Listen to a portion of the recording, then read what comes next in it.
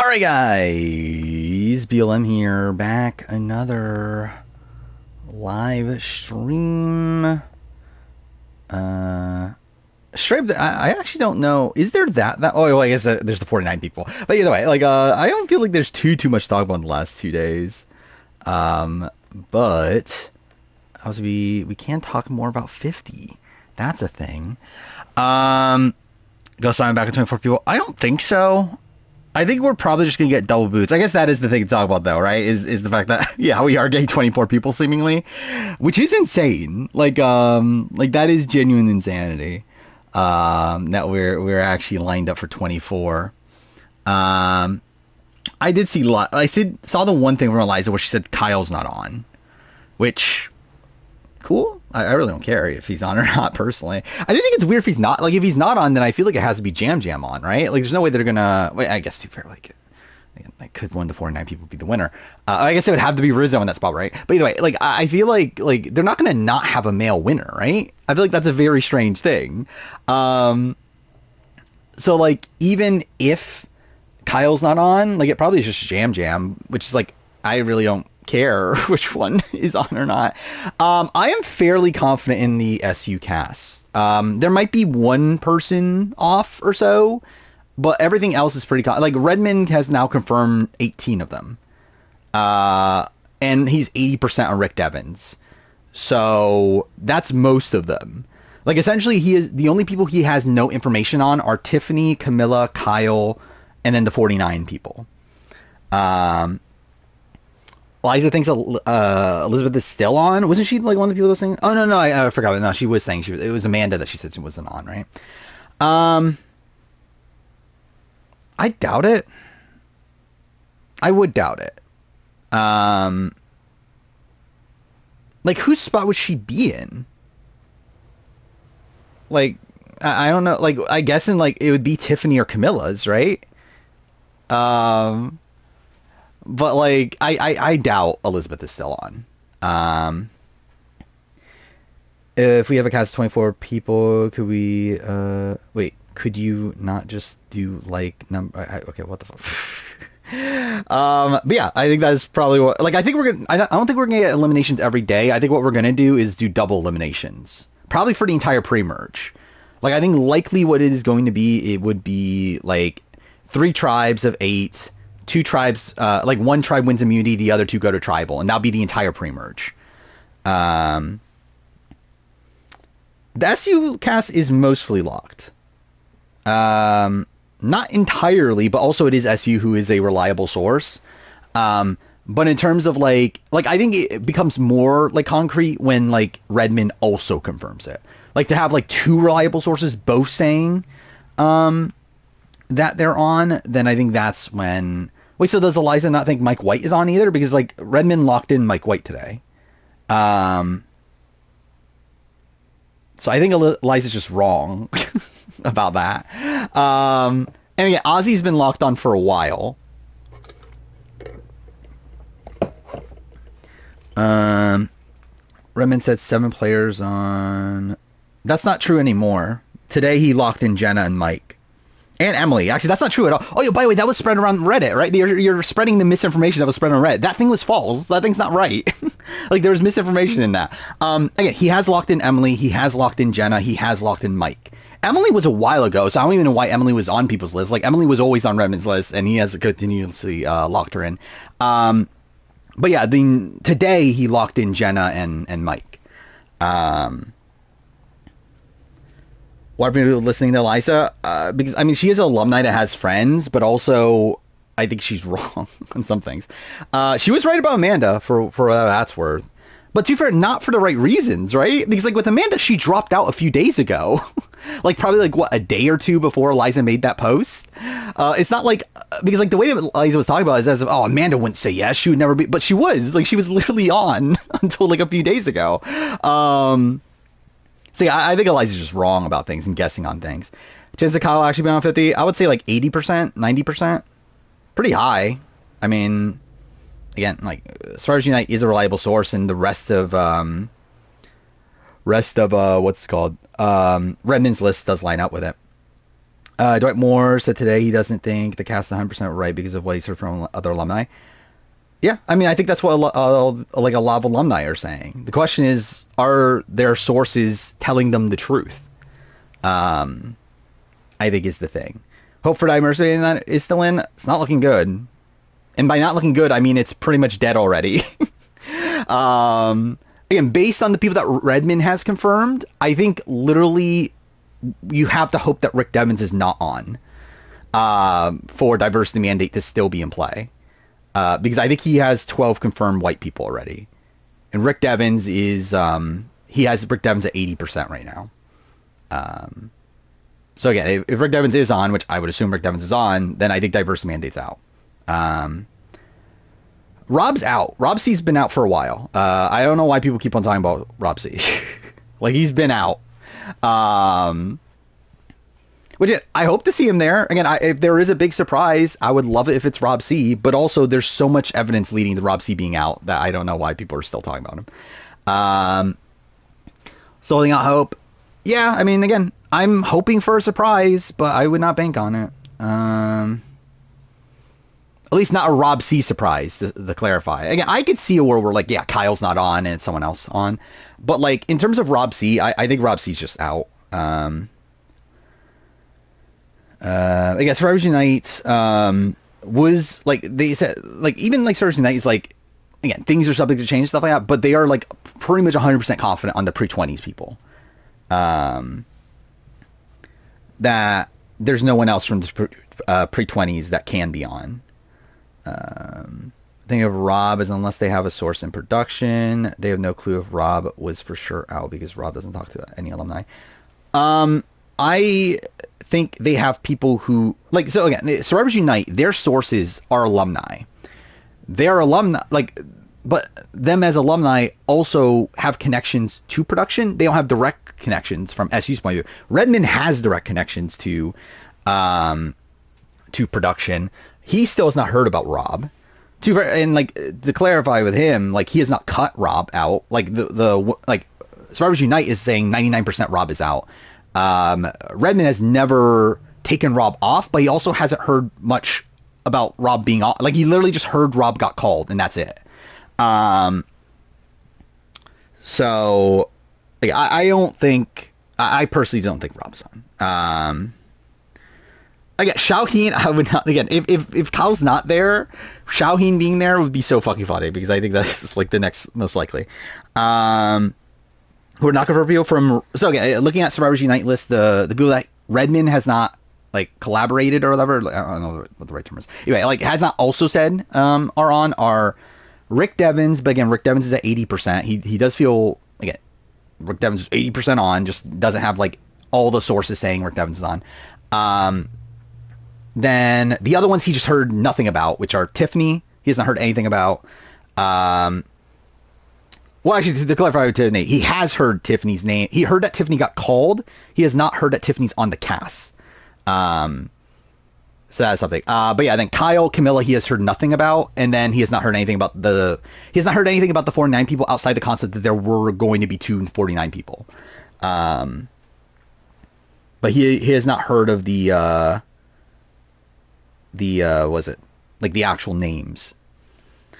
Did Jesse get cut early? Jesse got cut when everyone else got cut, back in March.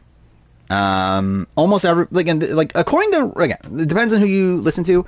From Redmond's point of view, this cast has been locked in for a while, like, really ever since the end of March. It's been locked in. There were like a couple changes recently, but outside of that, everything else was locked in. These people have not changed. It's just a matter of figuring out who the people are. From Survivors Unite perspective, they're on the opposite side of things. They think this has been a train wreck. They think people have been in and out, like, constantly. Like, people have been cut and called back. It's like, again, like, from their point of view, like, a lot of things are shifting. I think I lean, like, I think I'm kind of in the middle, but more so towards Redmond's side. I do think most of the cast was locked in at the end of March. I do think there has been some replacements. Like, obviously, again, Elizabeth, I still don't fully understand what happened with Elizabeth. We know that she was in the process. We don't know how far exactly, but there's that. We know Amanda dropped out 4 days ago, or 4 days ago before the cast. Now, like what, 6, 7 days ago. Either way, Amanda dropped out very recently, got replaced with Aubrey. Then we also learn, and again, this is like minor speculation, but from it seems like everything lines up that Marianne and Andy got cut recently, like very recently. And it's not, to me, it's not coincidence that they got cut and then all of a sudden 249 people are on. So I think that is what happened. I think Marianne and Andy got cut for the 249 people, which with that comes some speculation.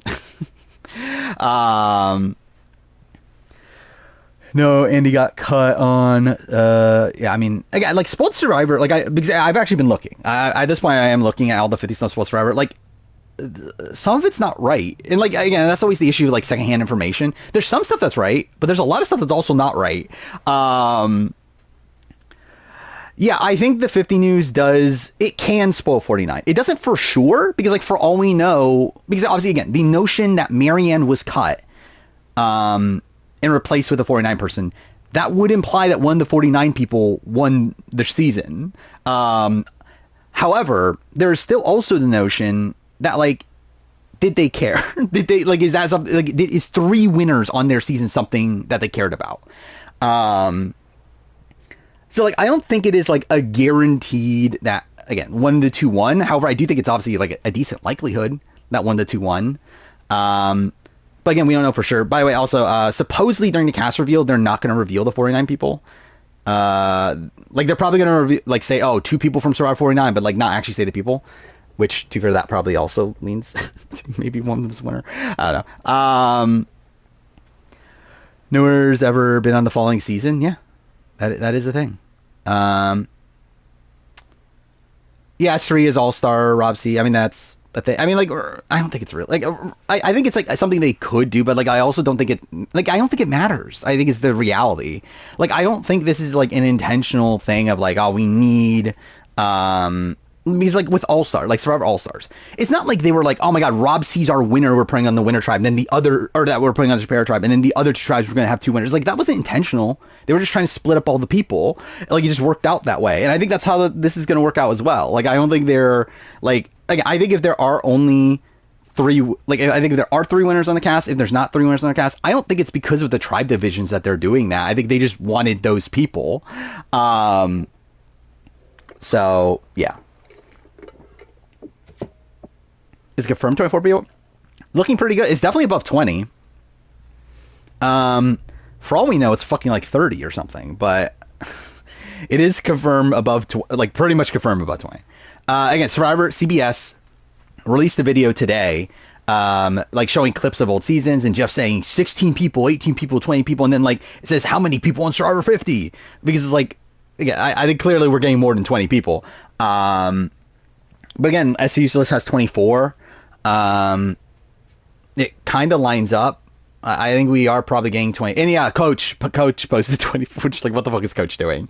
But that is also a thing. So yeah, I do think 24 seems very likely. I think 3 tribes 8 also, yeah. That sounds about right.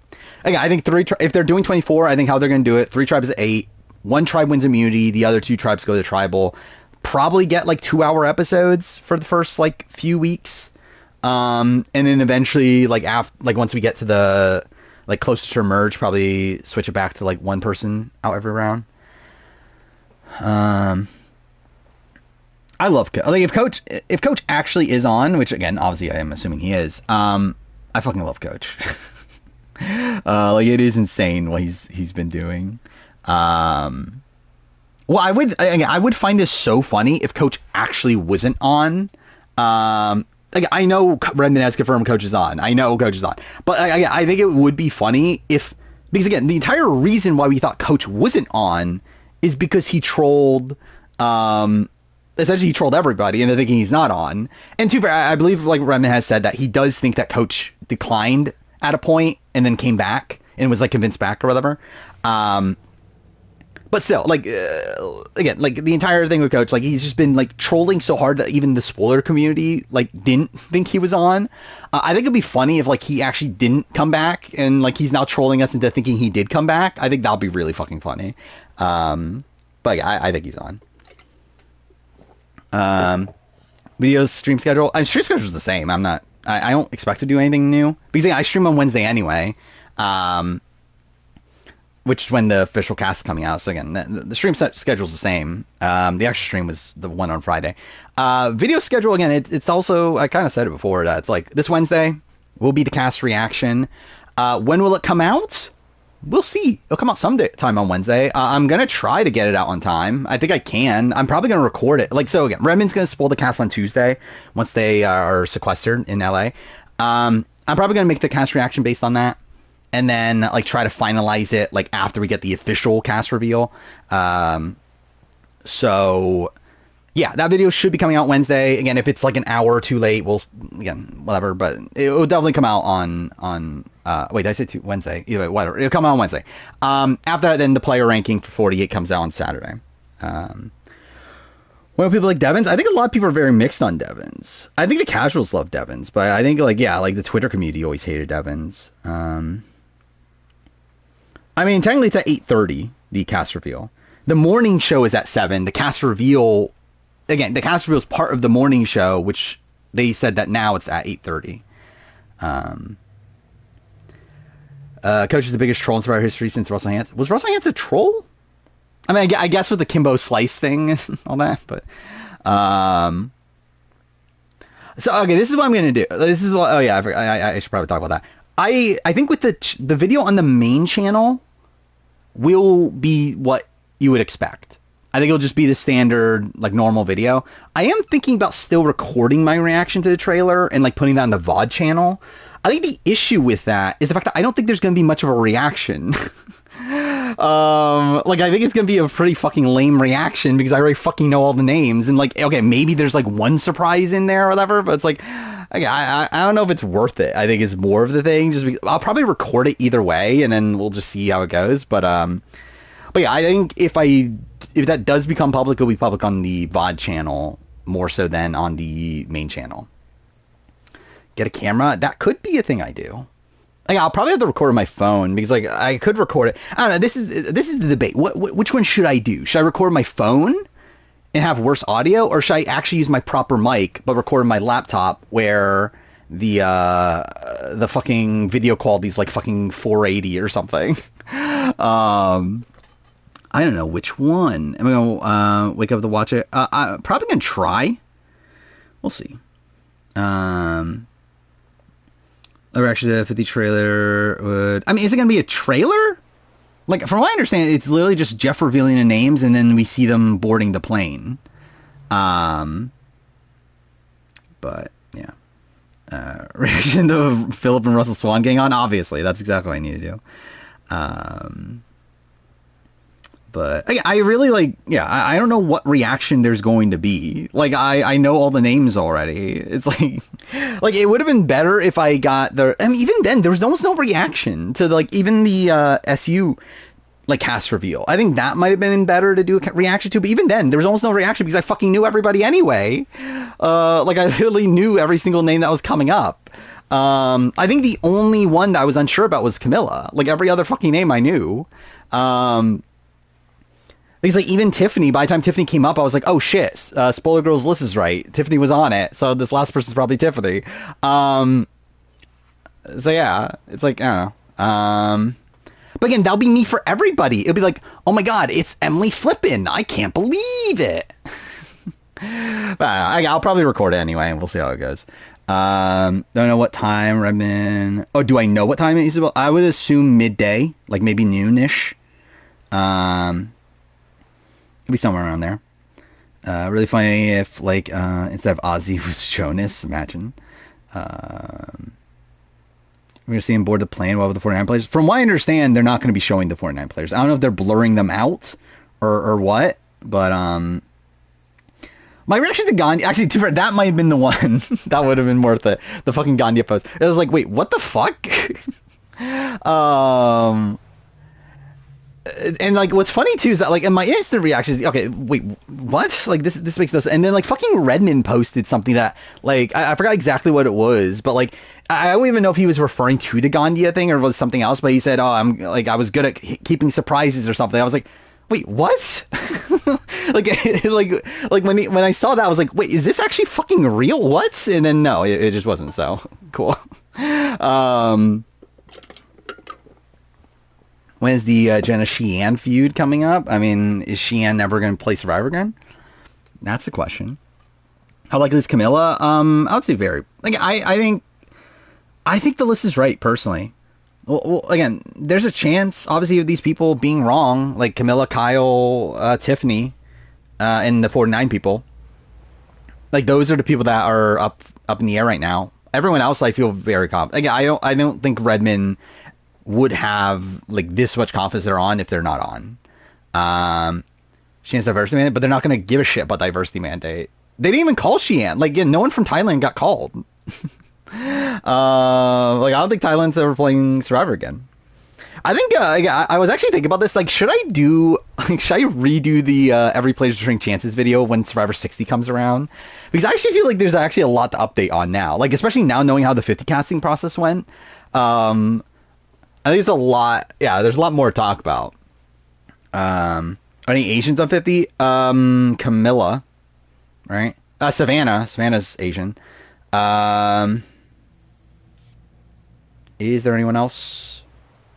Andy got cut, so not Andy anymore. Camilla and Savannah are both not confirmed by Redmond. They are obviously confirmed by SU. There's a 49 person that actually have a shot to win when no one has connected them. I think it's going to be rough. I mean, I think it'll be similar to like Nick on Winners at War. It'll be similar to like Michaela and Zeke on Game Changers. Probably more like Michaela. It's going to be tough, but not impossible. I'm pretty sure Savannah's Asian. I know she's POC for sure. I'm pretty sure she was Asian. Camille didn't replace Andy. Rizzo replaced Andy. Rizzo replaced Andy, Savannah replaced Marianne, is what it seems like. Yeah, I did see that. He confirmed he has not heard anyone for 39 got called. But yeah, I would not expect anyone. Like, yeah, like the only name for 39 that's on my list of potential calls was Lauren, because Brian Hikes Wiener said that Lauren was called. I don't know where he got that information from. And again, it's Brian Hikes Wiener, so it's probably not real. Is she Persian? I don't believe so. But I don't know. I think she's like half Asian or whatever. I don't know. It's my last stream being my most viewed stream. I mean, to be expected. I do find it funny how it's my most viewed VOD by like a lot. Like, it's already my most viewed video on the VOD channel, which is really funny. Like, it literally took like what, a day for it to be the most viewed video on my VOD channel. Yeah, 2.3 thousand views.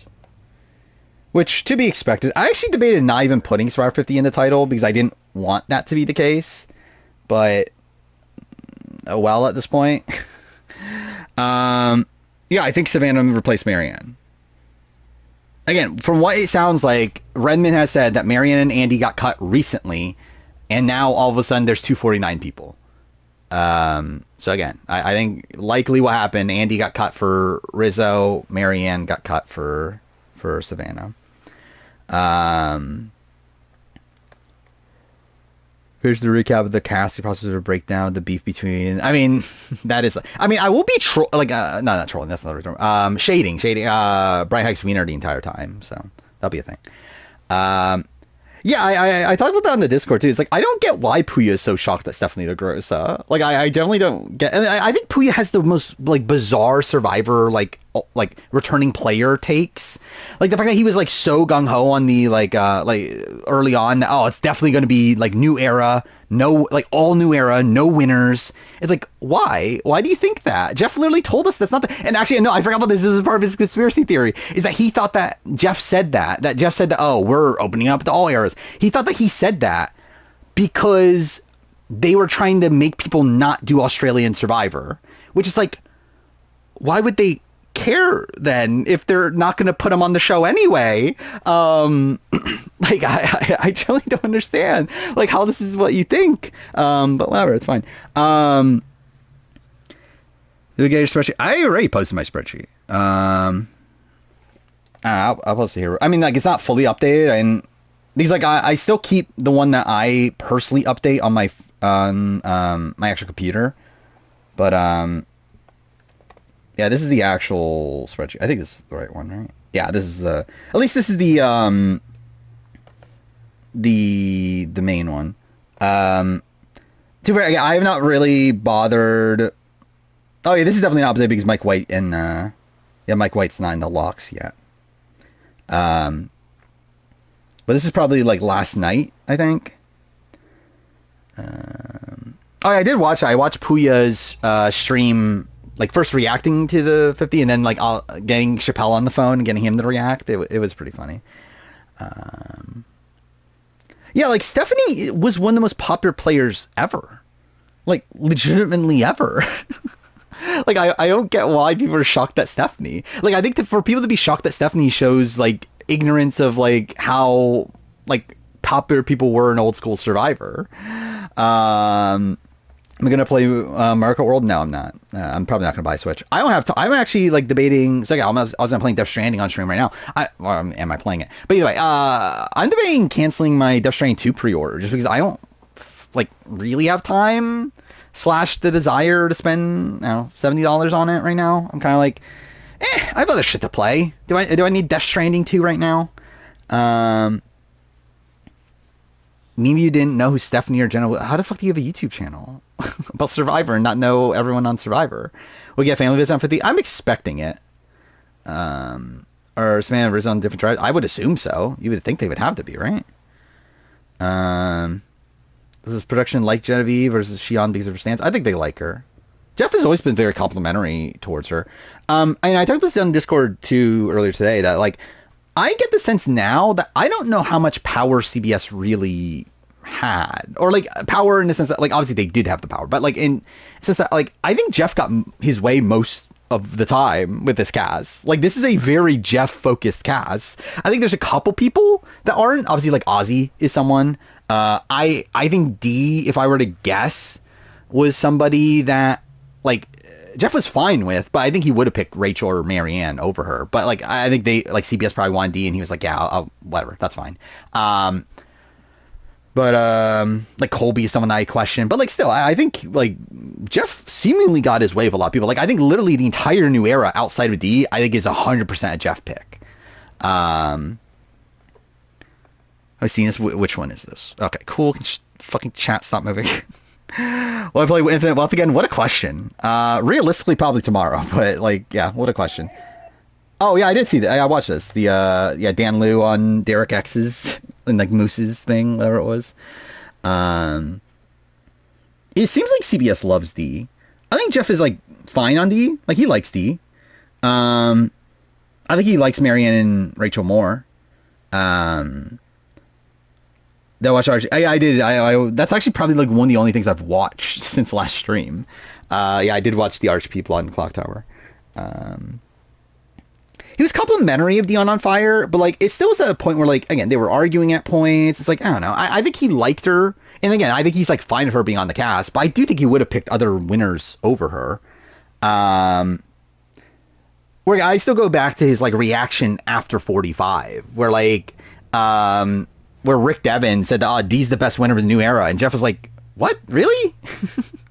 Like he was like shocked that was the case. So yeah, I don't feel like I don't think he liked D to begin with, at least. Or like he didn't hate D obviously, but like I don't think he was like I think he was definitely a bigger fan of Jam Jam and Marianne at that time. Where they argue, I don't even fucking remember anymore. But I know D did fight back a lot more. It's about where like Rachel and like Charlie just kind of give up and just got Charlie just fucking sucks up to fucking Jeff anyway. He's like he fucking like ends up agreeing with everything Jeff says. Rachel's like doesn't agree but doesn't fight back, like with the Sumo at Sea thing. Like she was like, why don't you bring back Sumo at Sea? And then Jeff goes on this big spiel and then she's like, okay, yeah, that's fine. But like D will like actually fight back of like, oh no, that's fucking stupid. Like, why do you think that? Um, Last of Us finale. I have not watched it. I really don't care, to be honest. I'll probably watch it eventually. I'm still doing the video on it, I guess. I'll be honest. Like, I'm kind of like, I don't really care. Like, I'm kind of just, yeah. I really don't care about the season. I'm kind of over it, but I'll probably still make the video eventually. We'll see. Just in general, like, I'm kind of far behind on shit right now, right? So I finished the review and player ranking last night. I got nothing done today. I still have 4 episodes of Gene's Grand Final to watch. I need to do that. Again, I haven't worked on Last of Us review at all, and I haven't, like, in the finale already aired. So that is something. I'm going to make my top 10 players in New Era video eventually. We'll see when exactly. Obviously, I got to make the 50 video. I am very excited for post Wednesday, though, because I feel like a lot of the reason why I've been like far behind is because I've been spending so much time like keeping up with the 50 stuff to where like obviously it's over on Wednesday. So, and then after that, like I'm essentially free until the beginning of Big Brother, which is like what, a month and a half almost. So hopefully I'm able to pick up time during that. But yeah, trying to Rachel no spine against Jeff on Fire. Yeah, I mean I think that's what you would expect. Jeff was eventually able to get his way for the most part. Does this make a returnee season less likely? I think it makes it more likely, actually. Because I think if Jeff didn't get his way and he was pissed about the cast, he wouldn't want to do another returnee season because that would give more power to CBS. Where, like, they're mostly hands-off with newbie seasons. And, like, CBS can force him to do a returnee season if they wanted to anyway. But, like, I do think Jeff would be more against the idea if they didn't let him get his way. Than otherwise. I don't know versus a POC, but it doesn't really, like, either way, it doesn't fit diversity. Even if he is. People are mad, Justin's higher than Tom. Why? I think that's an insane take. I fully agree with Justin. Like, I have no qualms with that. I thought people would be upset that Justin's higher than, like, certain other people. Like, the fact that Justin's higher than Thomas, I 100% stand by that. He's Albanian. That's something. But again, this is not anywhere close. This is I think the split is 14-10. Diversity wise. So, not looking great, especially considering all the question marks are POC right now. Also, like, I think it's Rick Devens, like, and Rizzo, I guess now. But, like, everyone, like, all the other people that we don't know for sure on the cast are POC. So, not looking great. Justin being higher than Mitch is questionable considering Mitch had to win equity. But I think Mitch played like shit, though. And, like, Mitch wasn't even in the majority for most of the season. To where Mitch, you could argue it. Like, I definitely, like, see the argument for Mitch. And actually, to be fair, I placed Mitch there before I knew he had win equity. But also, I don't fucking care. Mitch sucks. Catching up on Fire and its blah. The only thing that came out of it is the Q&A questions. Or the only thing you care about. Yeah, I'm essentially. And there's, like, random things he'll mention here and there that relate to, like, the current episode. But most of the time, it's not that interesting. Again, is Chrissy that good? Again, like, Justin is someone that survives 3 tribals. Was at the core, like, was in the core of his original tribe. Gets in a spot where he is the most screwed over player possibly in Survivor history. Like, literally has absolutely no agency in the round that he goes home. Like, literally comes into Tribal in a position where he should be locked safe. And obviously, again, you can qualm with him losing Cedric along the way. But still, that's a spot that it only happens because of everything else that happens that's wrong. Like, that's unlucky that happens around him. I think Justin is more screwed than Suri and Michelle Yee. I think Justin legitimately is the most screwed over player in Survivor history. Like, I don't think, like, what could Justin have really done to avoid the situation that he was in? It's like he was literally just, again, he was picked by the opposing tribe to go on a journey, loses his vote for that journey. Then at the, then even then, it wouldn't have fucking mattered if Mary didn't hit her shot in the dark, which is a 1 in 6 chance. And then we get to the point where, at that point, again, you can qualm with, like, how he handled the Cedric situation and everything. But again, there's so much unluckiness that happens there to even make him get into that position to begin with.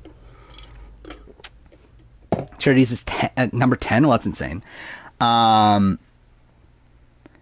Who's my winner pick for the? Right now I'm leaning Charlie, but um, just not say was voting him anyway, so I got lucky uh, that he was almost saved to begin with.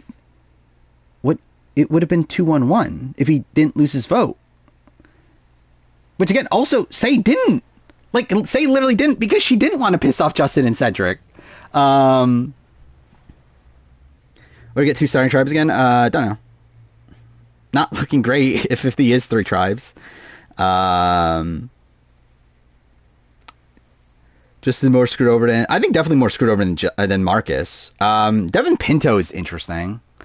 I mean, I think the thing about Devin Pinto is we don't know if he would have won. So it's like, is he really being screwed? It's like more so screwed of not being at final tribal. He probably does win though. So yeah, maybe Devin Pinto's more. But Joe below Eva because Eva's better position. Was she? Was Eva better position?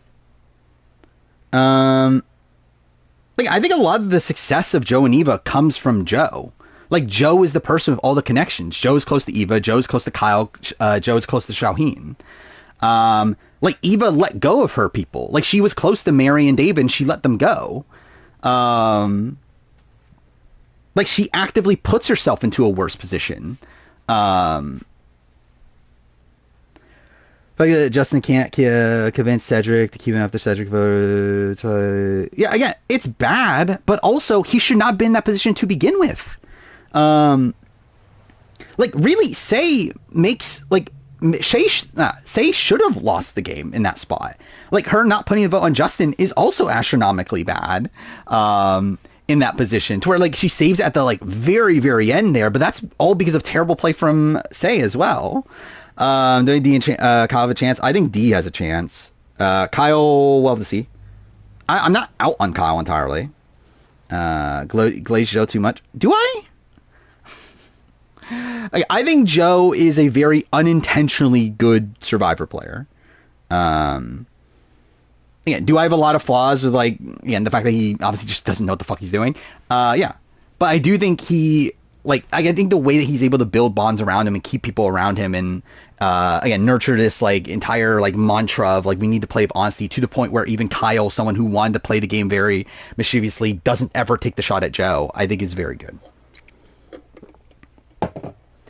How big is the jury on 50? No clue. Like if it's 24 people, I would say like I really don't know. It's like how I guess if it's structured 2 people go back to back, maybe they can get it down to like a 13-person merge, 10-person jury maybe. Cast was ideal for him. I think yeah. But we'll see how 50 goes because I think 50's also set up pretty well for him. Like the thing is like I think Joe would he be able to do some 47? No. Would he be able to do some 46? Maybe. 45? Probably not. 44 maybe. 43 maybe. I think it's like it's obviously very reliant on the cast, but like almost every player is very reliant on the cast, and I think it's a spot where like I think it's like most Survivor casts, I think Joe is able to do this, and I think it's really just the like more modern, like very game body cast that he's not able to do this in.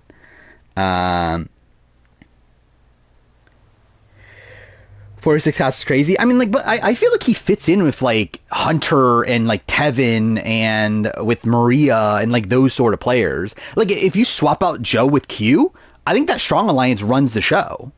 Like, I think a lot of the reason why it doesn't work is because Q was the person in the Joe position and he just blows up his own alliance. Where like I think if you have someone like Joe who's like a lot more stable in the game, then I think that alliance actually sticks together.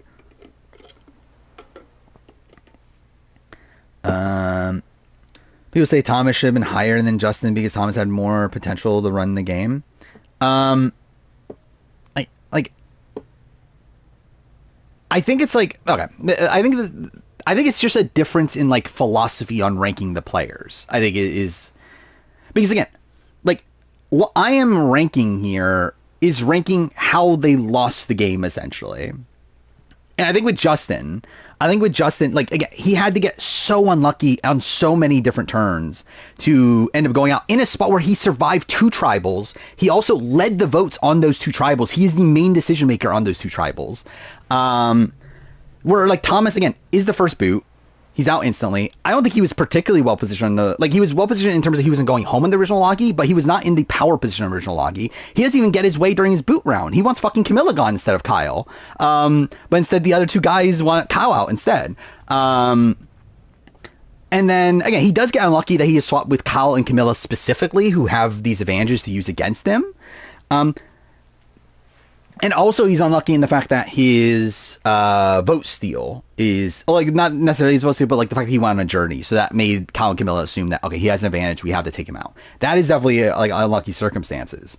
But I feel like Justin, again, like, was essentially running the original Vula tribe before that, which Thomas just doesn't have. What is this guy? I've not watched Quebec. I've barely watched anything since last stream. I literally talked about this last stream. Yeah, I agree. I like this entire season's like edit feels very fabricated. Like the entire Kyle and Camilla relationship feels like weird. The thing about Matthew also is that I'm wrong. Like Matthew should not be that high at all. But with Matthew, again, Matthew didn't get voted out. Like, Matthew, like, literally did not get voted out of the game. Thomas gets voted out of the game. Like, Thomas loses the game through, again, more natural means.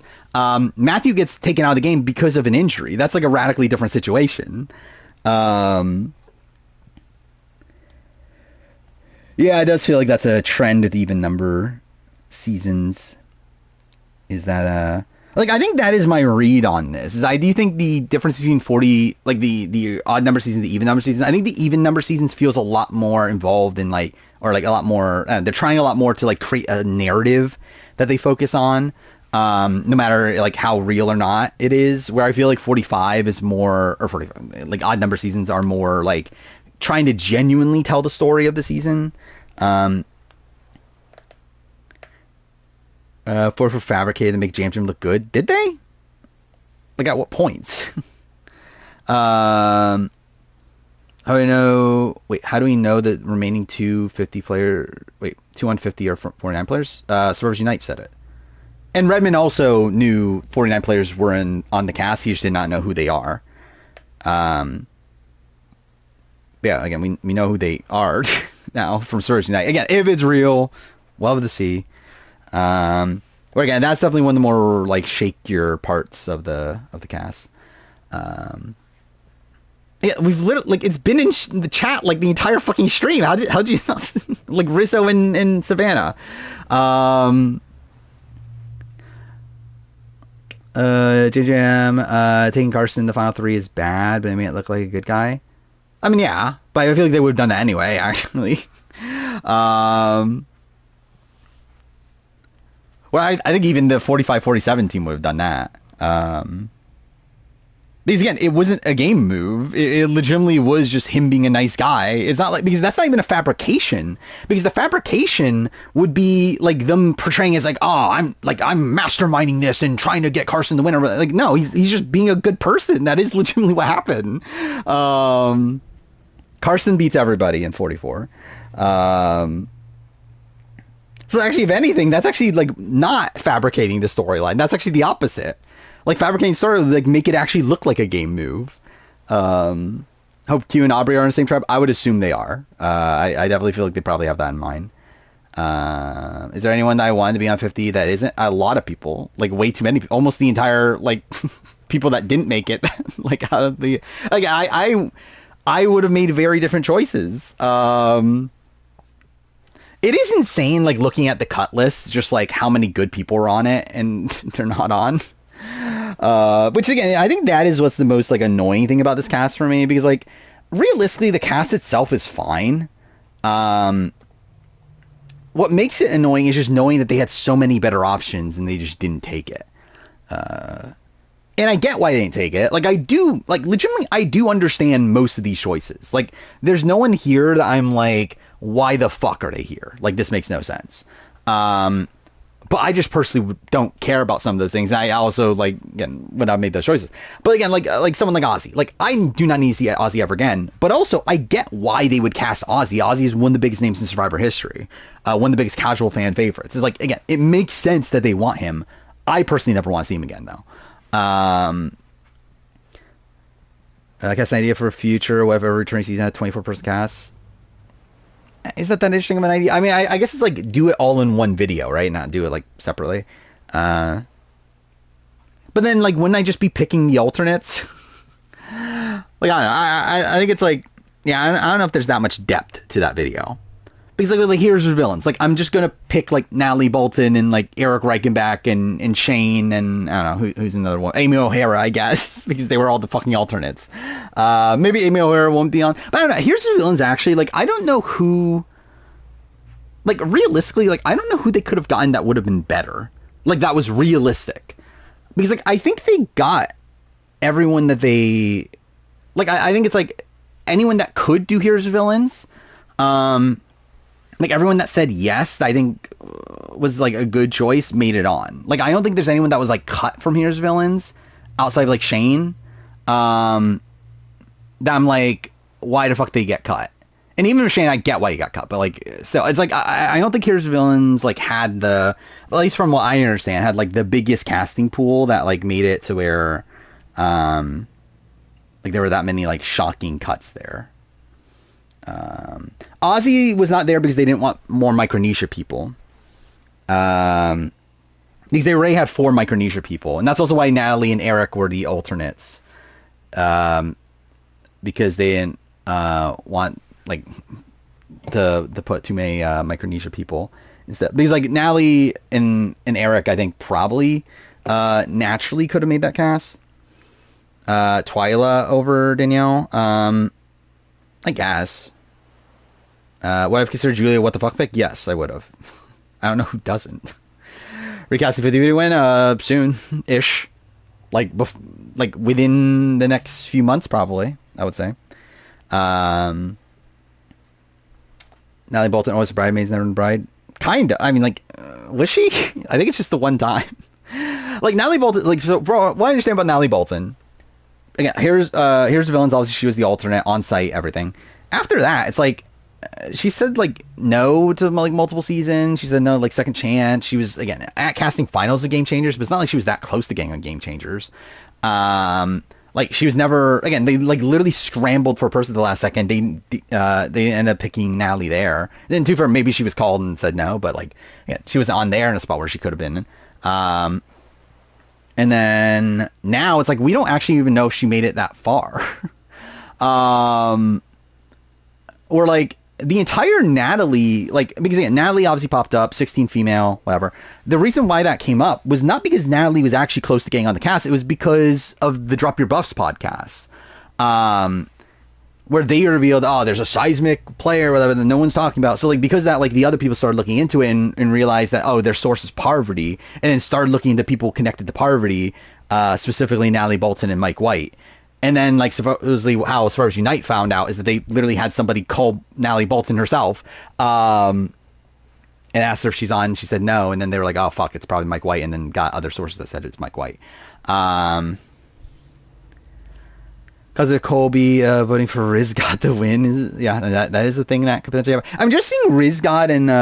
why am I calling him Rizgod? But yeah, Rizzo and Colby getting on the plane together will be funny. I haven't bothered doing it yet, but I probably will eventually of like figure out what the tribe breakdown will likely be. Yeah, Eric was alternate for Heroes and Villains, specifically a hero. Because I believe that's how they broke it down that season. They did have male and female alternates for heroes and villains. Where like the hero alternates were Eric and Amy O'Hara, which is funny, and the female alternates were Natalie Bolton and Shane. Who do you think the alternates for 50? It depends on like what we're doing here, right? Like the question is it like are these 24 people that we know? Is that the cast itself, or is that the cast with alternates? if it's the cast with alternates, like I would assume like probably Tiffany, right? Or maybe even like Genevieve or something. I don't know. I really don't see it on the men's side either. So it's like I would lean towards this being the real cast. Again, alternates. I think Ty still makes sense. He is on the older side of things though, which is an issue. Because like with Ty, it's like again we know he was cut and then called back. It's like that would make sense if he was an alternate, but also it's like he's 61. Is he 60? Like he's in the early 60s. Um, like the oldest person on the cast outside of him would be 54. So it's like that's a pretty decent like, I don't know. I think he's decently older than everyone else. So it's like I don't know if he would actually be he'd actually be it. I mean, again, there's a shot. It's Andy again. Like Andy and Marianne were cut the last second. There's a shot they just turned them into alternates. Like that would also kind of make sense. And there's like some weird shit going on with Sydney a while ago. Like my read before all the cast got finalized was Ty and Sydney as the alternates. But I think right now I would lean just Andy and Marianne probably were just turned into the alternates. I'm new to pre-returnee season, so I think they fly out before. Yeah, they fly out before the CBS announcement. Because again, like according to Redmond at least, they will like in the video will be them boarding the plane. Which I guess to be fair, does it have to lift off? I guess they could just board the plane and then not lift off in that film session, right? So I guess not necessarily. I guess there's a shot they don't fly out yet. But like you would also think they would want a shot of the like plane flying out, right? But also, how would that happen so early in the morning, though, right? That does feel weird. Like because again, the thing's airing at 8:30. They're flying out on Wednesday itself. So like, are they really like how quick of a turnaround is this? So actually, yeah, I guess I don't really get how that necessarily works out. But according to Redmond, though, how it is going to work out is that yeah, they're going to fly out. And have footage of them getting on board and everything. That'll be part of the video that gets shown on CBS Morning. We'll see how it plays out there. Why cut Marianne when you could cut Tiffany? Again, the winner thing is a thing, maybe. But yeah, I don't really get it. I mean, like, I do get it. Actually, no, because I think Tiffany and Q, I think is a major thing as well. I think they want the Tiffany Q dynamic. I think is a reason. But then again, you could have the Jonathan Marianne dynamic, which is also interesting. Not as interesting, but still. Would US Survivor adapt 24 player cast in the future? I don't think so. Especially for newbies. Like, I think it'd be a mess newbies. I think the only reason it won't be a complete mess is because it is returning players who we know already.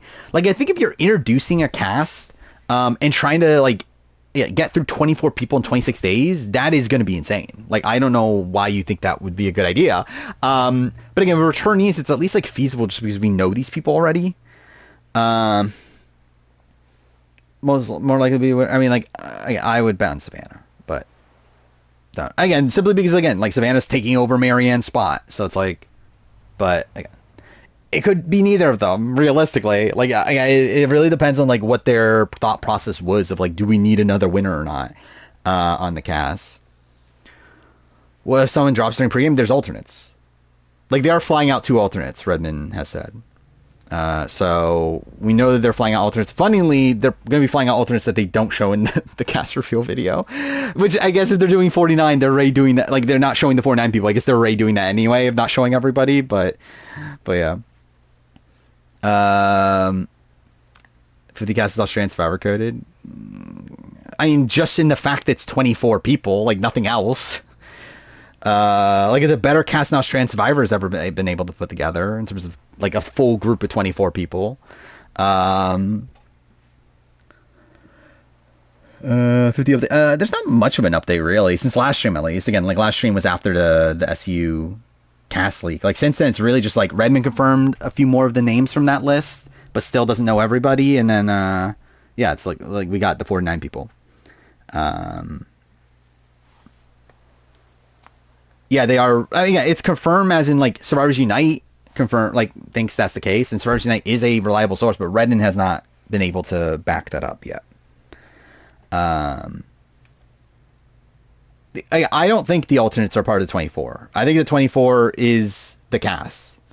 I think the alternates are outside that. Again, I could be wrong. I don't know that for sure, but that is what my read is. Just because I don't know who you cut from the men in particular. I think it's going to be and for Andy getting cut is insane in itself. So I don't know. We see him through the plane windows. That'll be funny. What was Oh yeah, I was watching The Genius. I watched the beginning of episode 9. It is funny how like when Poong enters the room or whatever, like they're trying to do it as like each person enters one by one, but like you can see in the background, Doohy and like just there, despite the fact that they're trying to like do it one by one. I did find that kind of funny. Do we know who they are yet? The 49 people? Yeah, we know who they are. It's like Survivors Unite has said. Again, Redmond does not know who they are and has not been able to confirm those other people, but Redmond does, like, Redmond before Survivors Unite was posting anything, was saying, yeah, I'm hearing that there might be like 1 or 2 49 people on the cast. And then Survivors Unite leaked the 2 people. Do I have an idea why I didn't cast 1931? I just don't think they're relevant in their eyes. I think the only one there that I could legitimately see them casting was Malcolm, and they cut Malcolm really early on. So like probably, yeah. I just think to them it's like, and again, I think that's just like part of the fundamental issues with this cast, that it is so like half baked seemingly. Like it feels like it wants to do 2 things, but doesn't really fully like do those 2 things. Like it wants to be a celebration of the series while also wanting to be this like return for a lot of the like more recent players that haven't gotten the chance to play again. And like it really fails at both, in my opinion. Not that it's a bad. I still think it's a fine cast. I don't hate the cast as much as like a lot of other people seem to. But like, I think it does fail at what it's trying to do. Like, I think the fact that you have like an entire like 12 seasons of the show with no representatives, like a 12 season stretch with no reps, I think is like pretty bad. I guess too for Coach in Aussie, obviously we're on South Pacific. But still, it's like, it's a good stretch of Survivor that's simply just not represented, which I think is lame if you're going for that route. Well, also, I think if you're going the other route of like trying to be this like, bring back the best of like recent years or whatever, and obviously, yeah, like we caught fucking Carolyn and Jesse for fucking like Ozzy and Colby and people like that. So yeah, I think it's like, to me, it's like, I don't love the like, lack of focus this kind of seems to have. Oh yeah, SU's crash out is weird, like really fucking weird. Like because again, like Redmond, like Survivors Unite have been like fine, right? Like they were like very friendly for a while, and then all of a sudden now Survivors Unite, like, and I think it's based on misinformation because there's fucking like again like because I think it was on Spoiled Survivor, or was it on Sucks? Either way, like people were talking about how like, oh, Redmond doesn't agree with Survivors Unite's list, or it's like, no, he just said that he doesn't have the information yet. Like I think it's like, to Survivors Unite, I think they're being fed information as if like Redmond's against them, when like that's not what's happening. Like Redmond's just saying, yeah, my sources have not said these people yet, have not said that they're wrong, but they just have not said that like the people that you're saying in terms of these newer people. And like now they have for some of them. Because again, like when he made those statements, that was before he had like Jenna and Mike White, and I think there was an Aubrey in his like 100% group, where now he does. So like he is now hearing those names, and they do seem to be correct. But yeah, like obviously he didn't at the time he made those comments, and like Survivors Unite seems to be bitter at him because of that. I did also see I've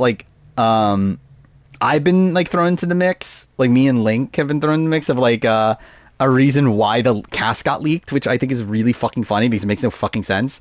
Or like there's like someone on Sucks that's trying to blame me and Link for like Kyle like getting outed or whatever, being on the cast, and then that like saying that that's what led to the like to the cast getting leaked on Friday night or whatever, which like makes no sense. Because again, like just like, because all Link knew and all that he told me was like the concept of that there was a new era male on the cast. Like that's what Survivors Unite told them. And like through that, like Survivors Unite then later said, oh, there's 3 people from the worst new era season or whatever. And it's like through all that things, again, like you could piece together, okay, they're talking about 48, and that means that Kyle was on the cast. But then people would like turn that around and be like, oh, this is why the 50 cast got leaked or whatever. It's like, no, Survivors Unite leaked the fucking cast. Like again, like even if I didn't know the knowledge of that, there's no 48. That there's no what was it? There's no new era mail. I would still assume that. I always fucking assume that. And then mixing in the fact that Survivors Unite again said 3 people from the worst new era season. Then said what was it? The other information, the old era, new era. There's more old era than new era. It's like mixing those things together. It is very likely to be 48 anyway. Like what would the other, like again, is Survivors Unite saying 45, 46, 47 are the worst new era season? Because those would have been the options at that point, or 42. But it's like, again, I would have assumed it would have been 48 anyway. Like, it just gave me more confidence it was 48. So, like, the entire thing of, like, oh, this is why the cast got leaked is fucking stupid. Like, they spoiled it themselves. Especially because there's other shit. They spoiled Aubrey, too, and whatever. It's fucking dumb. Yeah, Sucks is just a cesspool. It's a whole bunch of fucking idiots over there. Which also, again, suppose, because again, the story that's going around is that, like, because of how confident we were in that, like, Kyle and, like, again, 48 people were on the cast, then, like, people started spreading the cast, and, like, Spoiler Girl got the cast, and Spoiler Girl leaked the cast, which turned out to be right. Outside of Ty, they had 23 people, and Ty was on it, but everyone else was right. And again, like, supposedly that is the reason why Survivors Unite, like, leaked the cast, was because it was going around and like again people were gonna leak it anyway, so they were just like, fuck it, I'll just leak it myself.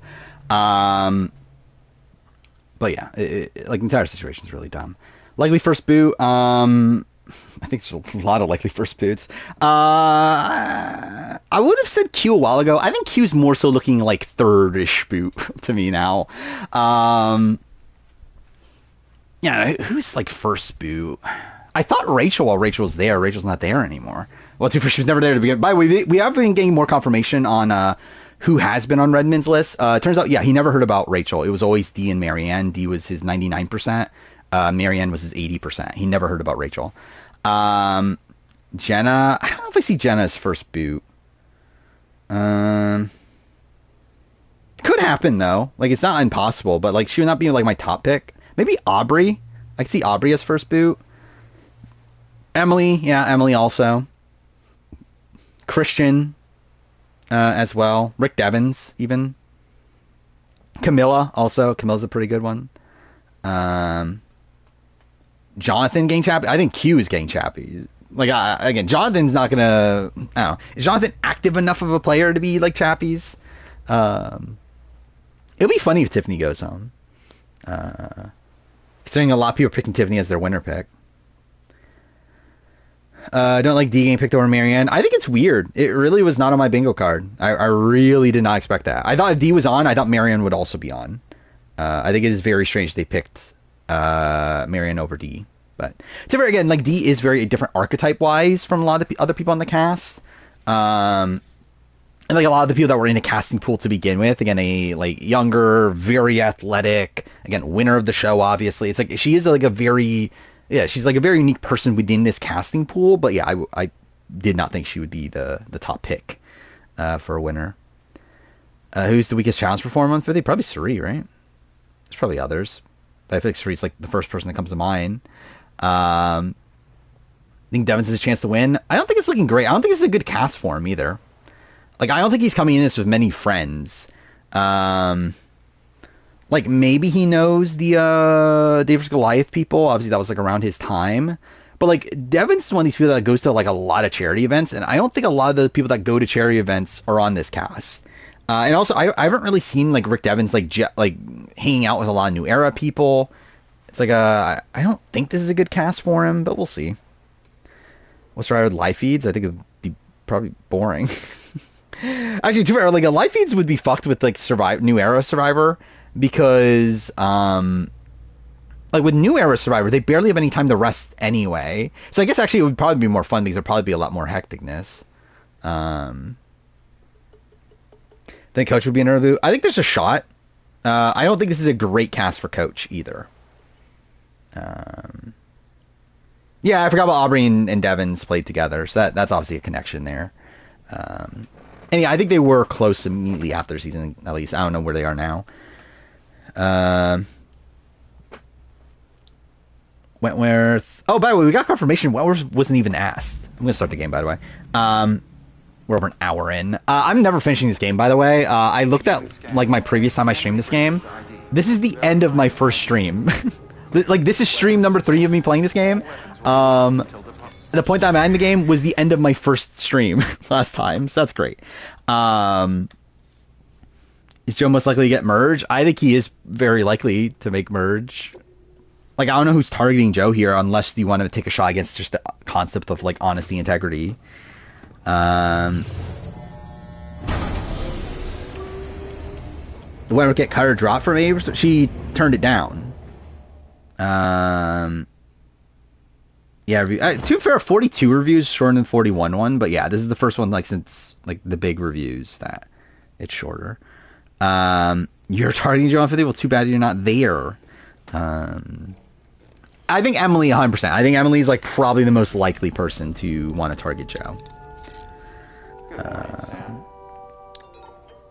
The people being shocked Tiffany is on 50 is dramatic. She was a huge player in 46. Yeah, I think like Tiffany, like for me, Tiffany was a lock if it was a new era focus season. I think the fact that it isn't and she's still there and like knowing who got cut is weird. But like, yeah, I think it's like, yeah, like Tiffany for 50 does feel weird considering like what the mantra of the season seems to be, but like it's not like again, there's weird W2F picks in the world. Like she's not that shocking of a pick. Rewatching Challenge 40, and I think it's actually horrible. Just how boring it is. I agree. Again, that was my opinion by the end of it. I think there's like a couple good episodes, but yeah, I think as a whole it's not great. When Jenna Lewis spearheads the Joe vote off, I think Jenna Lewis is working with Joe. Jenna Lewis, I think, will spearhead the Kyle and D vote offs. How much of a factor pregame alliances? Not much, but I think they'll probably play a factor in the first round of the game. Like long term, not much at all. Outside of like All Stars. And I guess too, they play factors into things, but like in terms of like it being like the deciding factor on things, it usually like it usually plays a factor in things in terms of like how people maneuver around other people, but not in terms of like who is voting together. Like it is very rare for like a pregame alliance to actually stick together, but there are times where pregame alliances like make people target other people because of the assumption that they are in alliance with someone else. Like again, like Courtney is voted out in Here's Villains over Sandra because they assume Courtney, and they're right to assume that, but Courtney had like pregame alliances with like Amanda and JT and stuff. Like that's what plays more of a factor into things than you actually like the actual alliance like actually working together. You'll be able to go wherever you want. Surprised they want Q and Tiff over Charlie Maria. I don't think they liked Maria, I think is the thing. Like, I think they like Tiffany way more than Maria. Tiffany over Carolyn first cast insane. I just think they're lower on Carolyn now. I do need to get boots. Actually, wait. I don't remember where everything is in this game. There we go.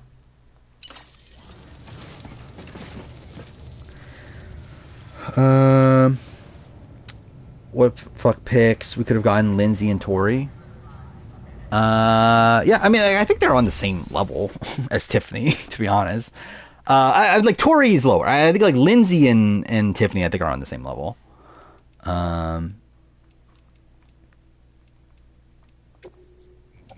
I have any boots?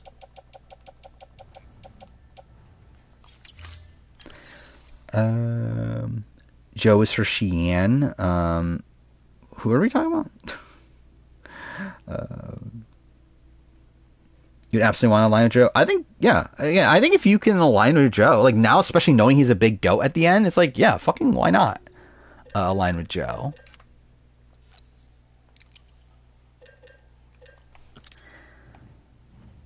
They got Challenge All Stars was good because I basically burned out the main show. Yeah, I'm kind of like I'm debating if I do want to cover 41 or not because I actually don't really care.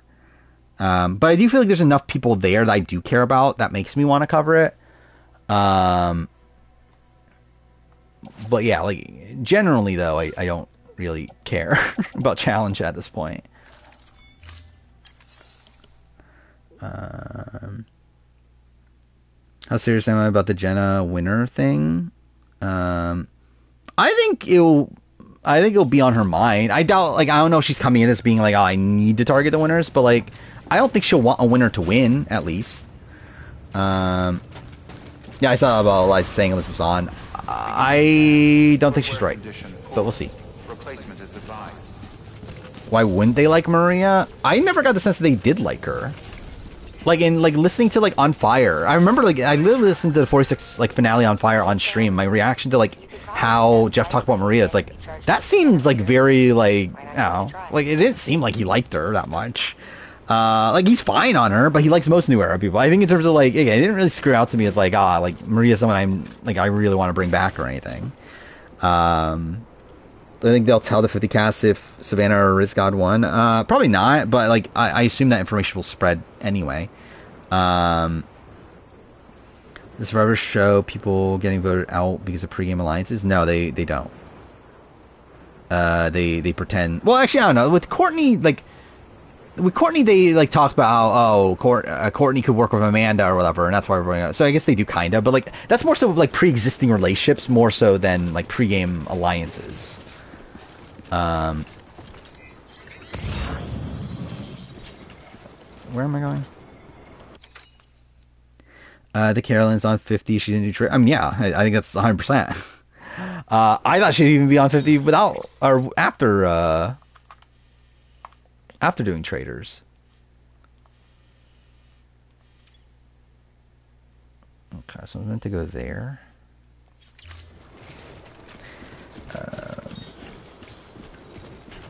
Let's see. I'm still trying to get caught up on chat. Yeah, I did see that Dee and Sydney Siegel were like hanging out with like with Leica, and was there someone else? Wait, it was like some of the 41 newbies. There's Van Rizzo easy targets, probably for first round. Beyond that, I think they'll probably find their footing to a degree, but like I think it'll be like Michaela in Game Changers, where like she was like being targeted the first round, like got saved because like Sierra was a pure threat or whatever. I think a similar thing could happen again.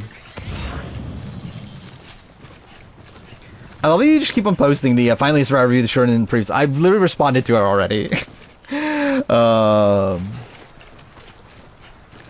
Carolyn moved on 50 if she didn't do a podcast with Carson. I don't know how much that played a factor.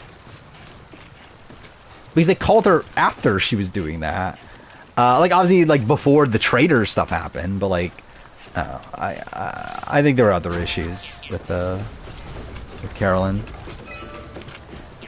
Oh, is Jeremy there? Is that a thing? Cool. I look away for like 2 seconds. I see Colby's run going. Not great, but not terrible. Like, I'm not sure, like, placement-wise how he's gonna go. But I think he'll be more in the game this time. But I just don't know if this is a good cast for him, though. I think it's, like, more of the issue for Colby. Oh, I'm an idiot. Why'd I go in the middle of the fucking thing? Okay. Expecting Jenna and Charlie work together. I mean, like, Jenna is reaching out to Charlie. Charlie, I believe... So someone posted a chart of, like, who's following who. Charlie is followed by almost the entire cast. And is also following the majority of the cast. Which is also playing a factor into why I think Charlie's probably going to be well positioned coming into this season. Where like I know Christian is following almost the entire cast, but I think he follows like almost every Survivor player. I don't know if he's pre-gaming, but I think like I assume he's pre-gaming to some degree. But like in terms of like I don't know if he's like the biggest pre-gamer, but it seems like a lot of people on this cast do want to be working with Charlie. I think there's a shot Charlie wins 50. I think the people that are pre-gaming the hardest are Q and Chrissy. These Q and Chrissy are people that like just start following people once they get rumored. Where yeah, the sense I get is I do think Chrissy and Q are pre-gaming pretty hard here. Angelina followed Elizabeth. I don't know how much pre-gaming she's like, how many like people she's like following out of the blue outside that though. And like Elizabeth's obviously like, is she even on at this point? Well, let's see. I mean, Jenna just like I believe Jenna is only following Charlie, right? I think it was like I don't think she's following anyone else. I assume Jenna would be pre-gaming hard, considering she pre-gamed for All Stars, but like I don't know if there's like actual proof to her pre-gaming hard right now. Is there a correlation between pre-gaming hard and being successful in returnee season? I think actually the opposite. Like I think the people that typically do the best are people that don't pre-game. Where like I know Tony didn't pre-game Winners at War. He obviously had pre-existing relationships, but he didn't pre-game. Same thing with Jeremy. Jeremy didn't pre-game at all for Cambodia. I don't know about Sarah. I know that supposedly she had talked to like Troyzan and maybe Brad. Definitely Troyzan though. So like yeah, that probably played a factor into things. All Stars is All Stars, so like everyone's pre-gaming. So like yeah. And then here's the villains. I actually don't know Sandra's. Like how much pre-gaming Sandra's doing. Sarah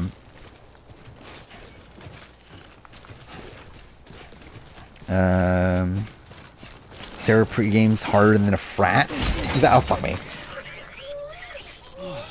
Get it together. I know she pre-games, but like I don't know if she's the biggest pre-gamer. I guess she was literally like the #1 target coming to Winners at War.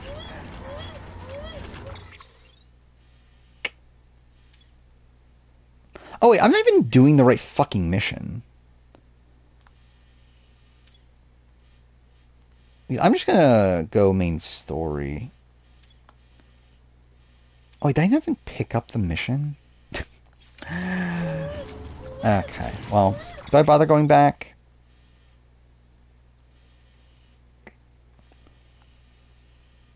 Yeah, I think I go back, right? Or I do this.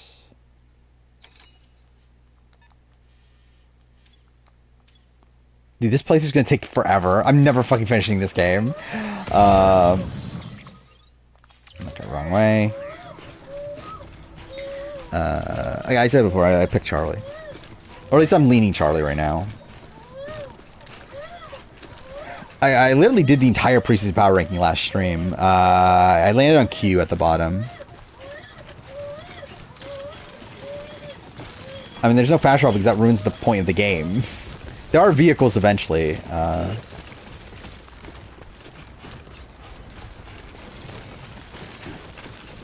There is fast travel eventually, isn't there? Like, not until, like, way later. Like, this is still the beginning of the game. Like, this is literally the... Like, this is like a tutorial section still, technically. That's just cast reaction. / assessment, to a degree. Preseason power ranking, I'm waiting until the, tribe divisions. But, like, I've made a list just in case I do get spoiled before that. Which I talked through last stream. Can we montage of Jenna Lewis being annoying? I mean, that's expected. Tell me one thing that occurred in episode 7 of Minecraft Story. I could not fucking tell you. I couldn't even tell you something happened in episode 1 of Minecraft Story Mode. By the way, I have to play that eventually, too.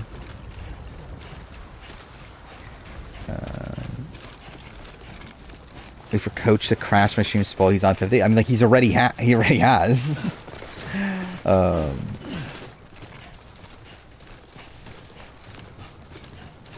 I do, like, yeah.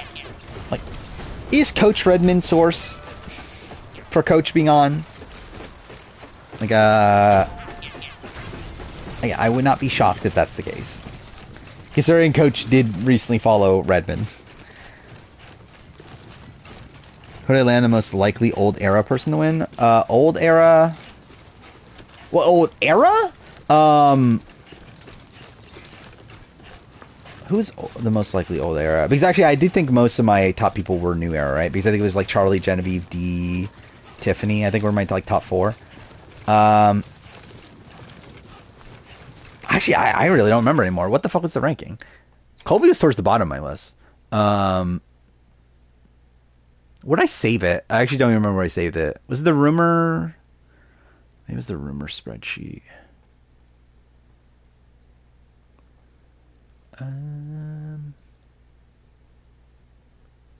Somewhere? There we go. Old era is actually Angelina. Angelina. Actually, I think Aubrey probably should be lower in retrospect.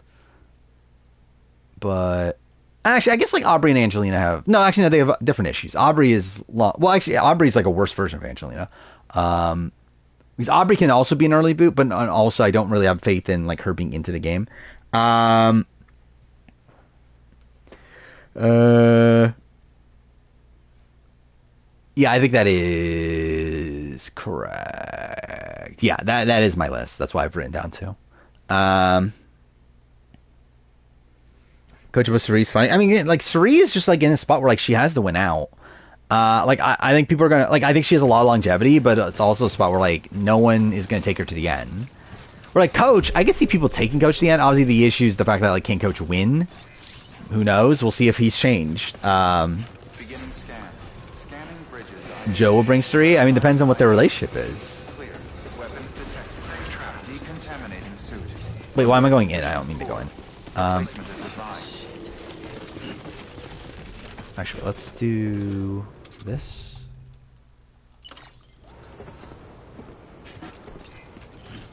Decontaminating Wait, suit. why didn't they change shoes?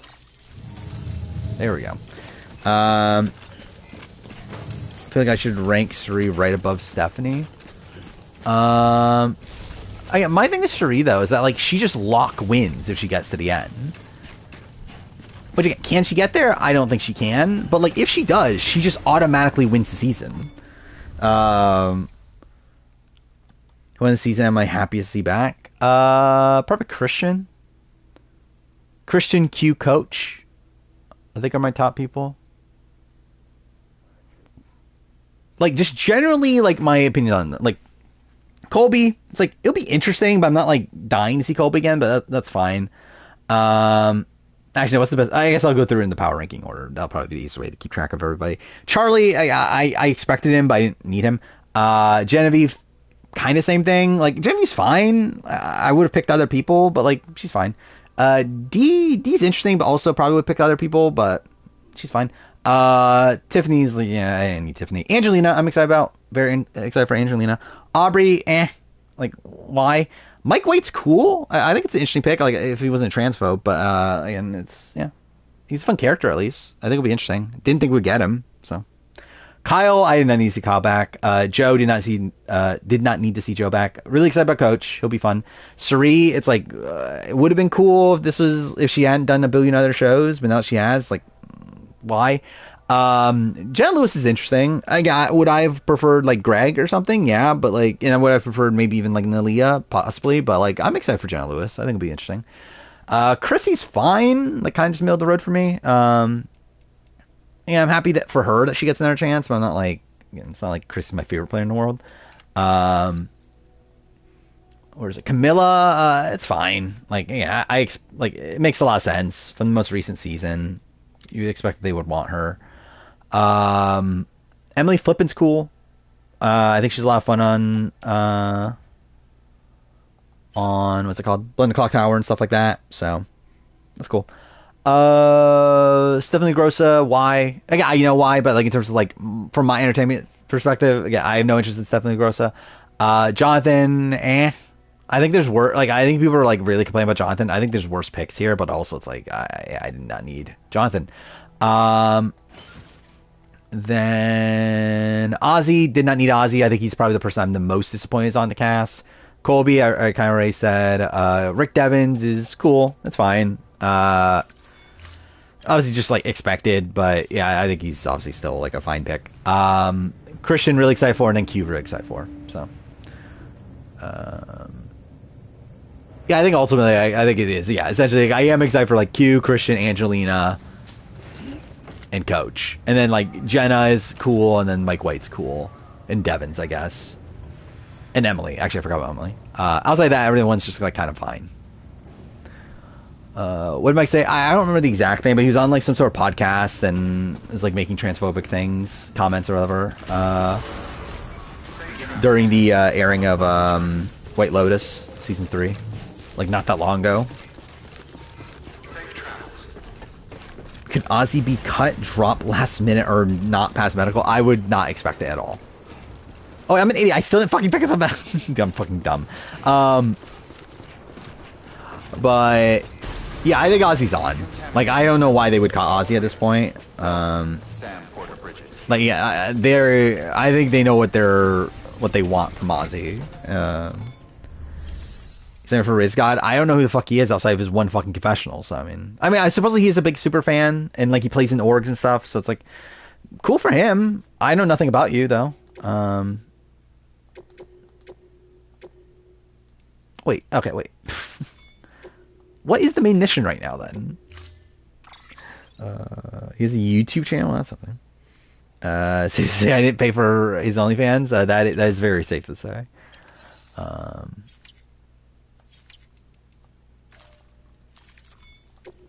Fuck me.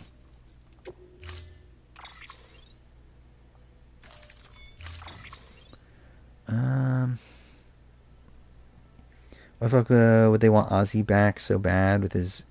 I mean, Jeff left it saying that I was wrong and that Ozzy should have been on Game Changers. But really, he was right the entire time. How does Ozzy have an STD? What the fuck do you mean, how does Ozzy have an STD? What the fuck do you expect? Nani started an OnlyFans? Well, good for her. What am I doing here? Like, why did I do this? Like, why am I doing this mission? It's like, there's no orders for Sam. So what is the main mission then?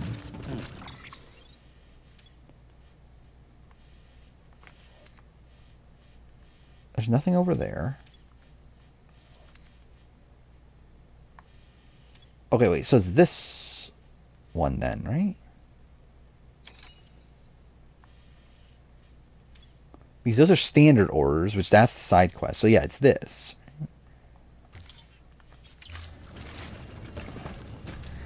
Ozzy's arc ended perfectly. Yeah, I said that like at the time of Game Changers that like I was just disappointed he came back because I felt like he had like such a great ending to his story. Sure, there's gonna be at least one purple player on 50. I mean, yeah, you would assume. I think Ozzy's a good pick for that.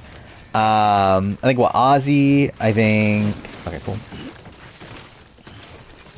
Okay, cool. Yeah. Yeah, who is actually the most... I think, like, Stephanie, I could see being purpled. Will Jen get first confessional? 100%. I am fully expecting that. I think Jenna will get the first confessional, and then they'll probably, like, cut to... Actually, I don't know. It depends on how many old... I think they'll obviously do, like, an old school thing, then a new school thing. So, like, I don't know if they do Jenna and Colby, and then, like, maybe Steph and Sri and stuff, and then cut over to new school, but... I think with, like, new school, they'll... Actually, will they start with a 49 person? They probably will, right? I can't imagine a world where Q gets purpled.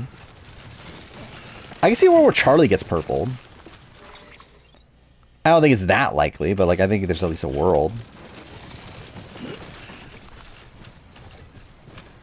I understand having high expectations for 50. I just always thought of 40 as the big celebration.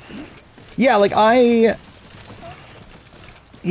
think with 50, like I think I came into it with a different mindset than what CBS seems to, which like makes sense, I guess. But it's like I was not expecting them to go this all in on like really making a big meal of it. Which I guess like at this point, are they really, at least like cast wise? Because obviously it is less like legend like focused than what we thought it was like a few months ago. But so I would not have like thought Colby would be on this season, or even Ozzy, or those sort of people. I thought we would maybe get some old schoolers, but I didn't think those would be the old schoolers we got. Like I thought like Sean Rector would be someone they would go with here. And like Jenna would have made like sense with like where I thought the season originally was. Like she wouldn't have been the person I personally picked, but like I think it makes sense for her to be here. Riz God's gonna win 49, and we'll have to see. I don't know what to do with 49 though now in terms of like cast assessment stuff, because it's gonna be weird because like obviously that's gonna play a factor, right? Like I can tell you right now, if I'm picking a winner pick for 49, my winner pick is Savannah. But like it's like weird obviously because like it is technically like based around like spoilery info. And I think she would have been a top contender anyway. But like it still is like I think like the fact that she is on 50 where in a spot where she supposedly took Marianne's spot like makes that even more like likely to me. I mean Savannah is like what 31. She's a journalist. She got a confessional in the trailer talking about how like I forgot what the exact words, but like played up like being a villain that she's gonna like rip people's hearts out or something like that. It's like I could see her being like the next coming of like D. How tall is this? Cool. And this playthrough's going so great so far. Do I regret using too much of outside the show to pick Joe as #1 contender? No, I don't. I still stand by that. I think Joe has the best edit of the season. Like, I think with Kyle, it's like so much of it is like retrospective to me of like the assessment of like Kyle's winning story.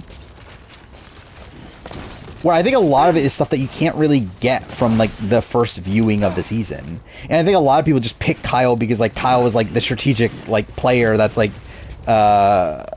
again given like depth on the show, which isn't like all there is to a winning like story.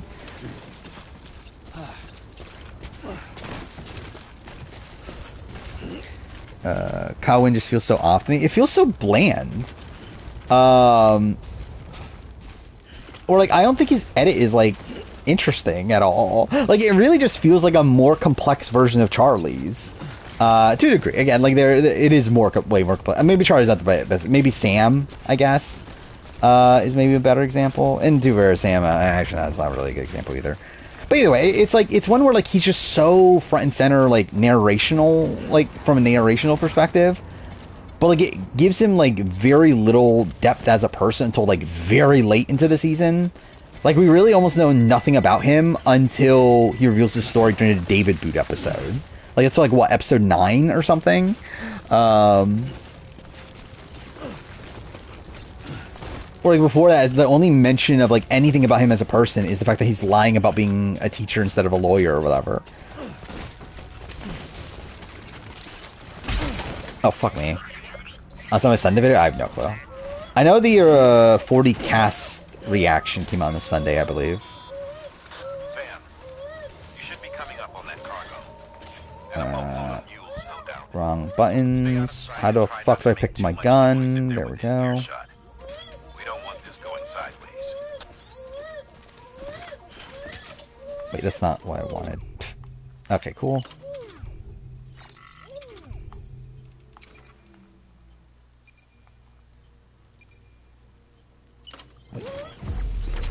Why? Okay. Pick up the gun. Thank you. Did I ever rank the winners based on the edit? No, but like I don't know what that like. I don't know what that really means. Like I guess just like based on how like how obvious the winning storyline is, or is like how fun of like like arcs they have or something like that. I know that's a video idea I have written down. Is like ranking the winner stories or whatever.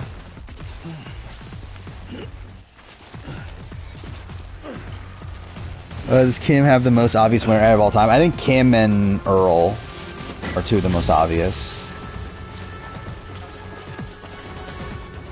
I can't even see him. Alright, there we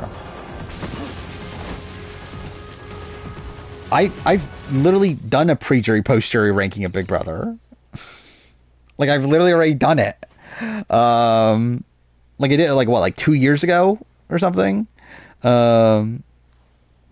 Oh, BB can? Oh, probably not. I don't think I care enough. Especially now BB can's gone. It's like, yeah, I doubt I'll ever get around to doing that.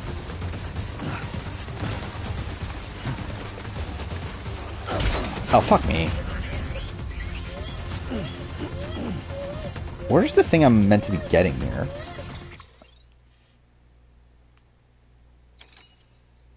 Cargo, wait, discovered in a ruined factory.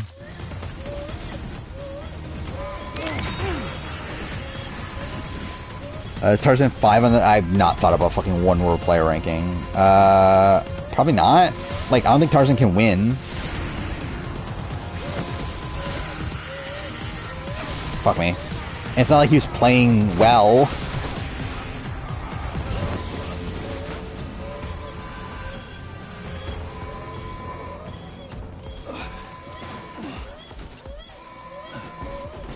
But yeah, I'm not sure, like, I don't know. It's like, everyone, like, a lot of people are just really bad. So it's like, I don't know, does Tarzan stumble to 5? Probably still not, right? Like, I think I have, like, Troyzan above Tarzan. So it's like, at least Troyzan, like, did something. Like, I think, like, Troyzan and Jay, where, like, Tarzan was just there.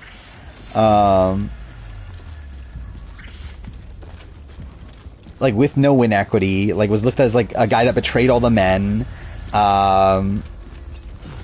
Like, he's essentially, like, the Chaos Cast, but didn't even make it to Final 3.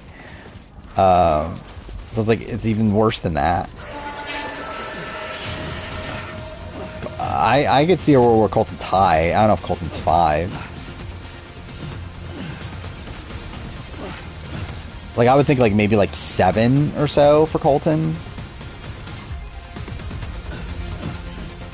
I literally don't even know where I'm going in the game right now, but that's fine.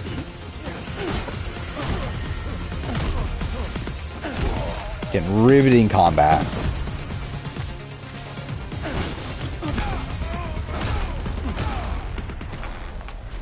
Yeah, Colton was lined up to be the merge boot anyway, so it's like, eh.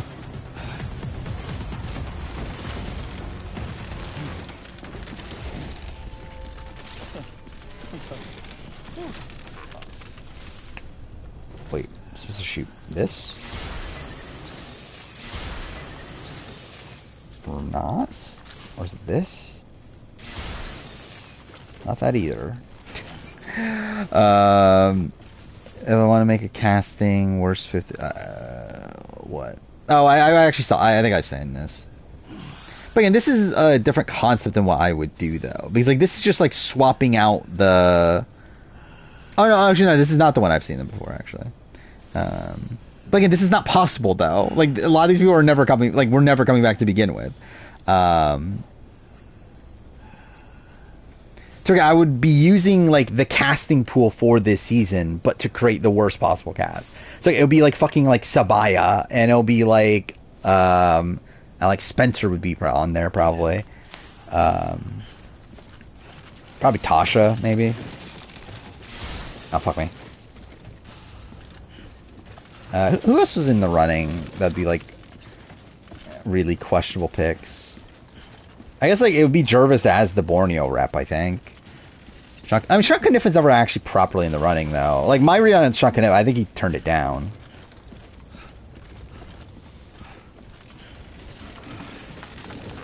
Elizabeth would be on, yeah. Which I guess, like, at that point, it's like, if I'm not allowing Sean Kniff, then am I allowing Elizabeth? But... because obviously, if they had their way, Elizabeth would be on. And Philip also was never actually in the running, though.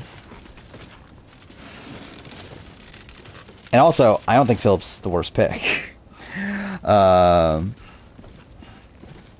Would Spencer be interesting? He literally said on his Tyson's podcast, his strategy was to not play the game. Like, his strategy was to do the Eric Reichenbach on Karamoan.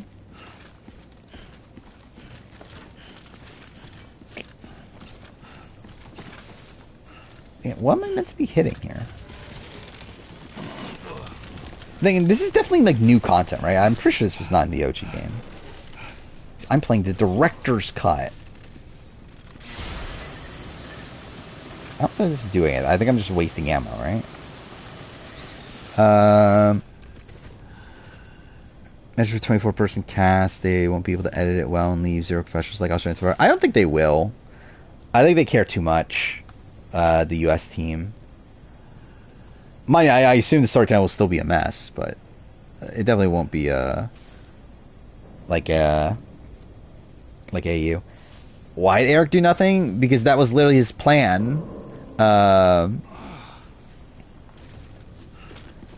Because Eric came out of Micronesia being like embarrassed, saying that like everyone just looks at me as a fucking idiot and everything.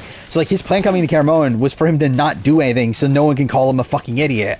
Even though I will call him a fucking idiot for not doing anything. But yeah, like his entire thing was like, I don't want to be embarrassed again. Which is like, at that point, it's like, maybe just don't go on fucking Survivor then.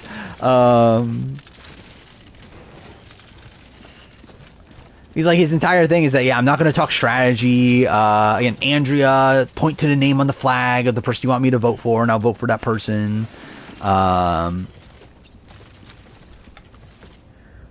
What's going on in the timeline of Elizabeth and Amanda dropouts? I'm not sure about Elizabeth. Amanda, I do feel pretty confident dropped out late. But Elizabeth, I think probably... Yeah, like my read on Elizabeth is, I think she probably has been out for a while.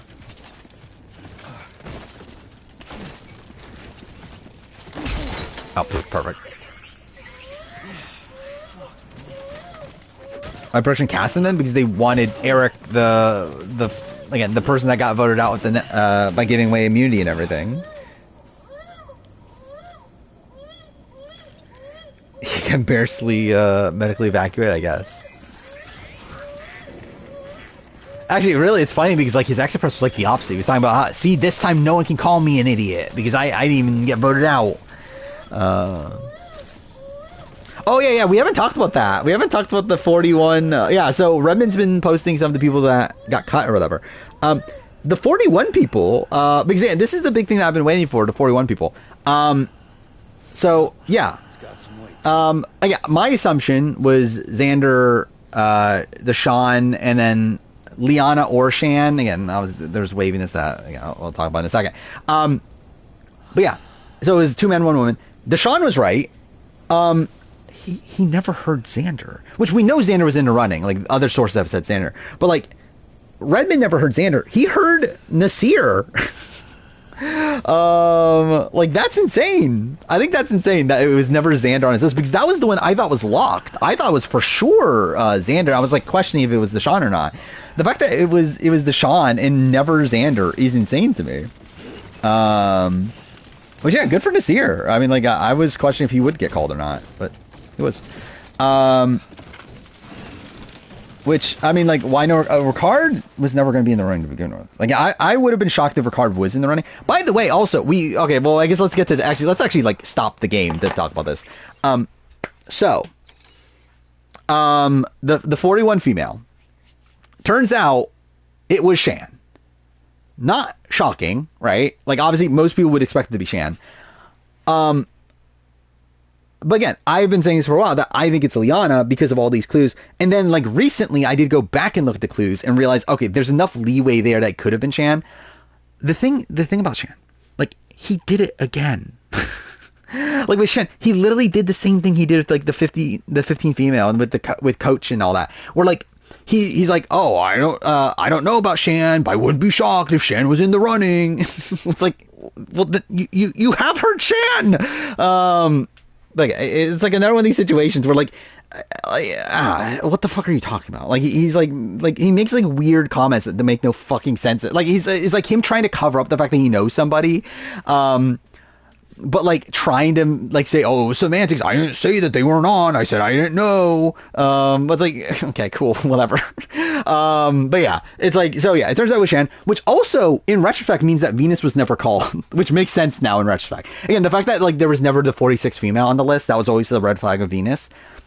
Because again, there was a point where he was like, Again, someone he was asked, is it Shan or Venus, or was Shan or Venus called or whatever? Like this was back in like March or whatever, beginning of March, and he was like, yeah, I heard of one a while back. And again, the assumption at that point was, okay, it's Venus because he said a while at the beginning of everything that like, oh, I haven't heard Shan.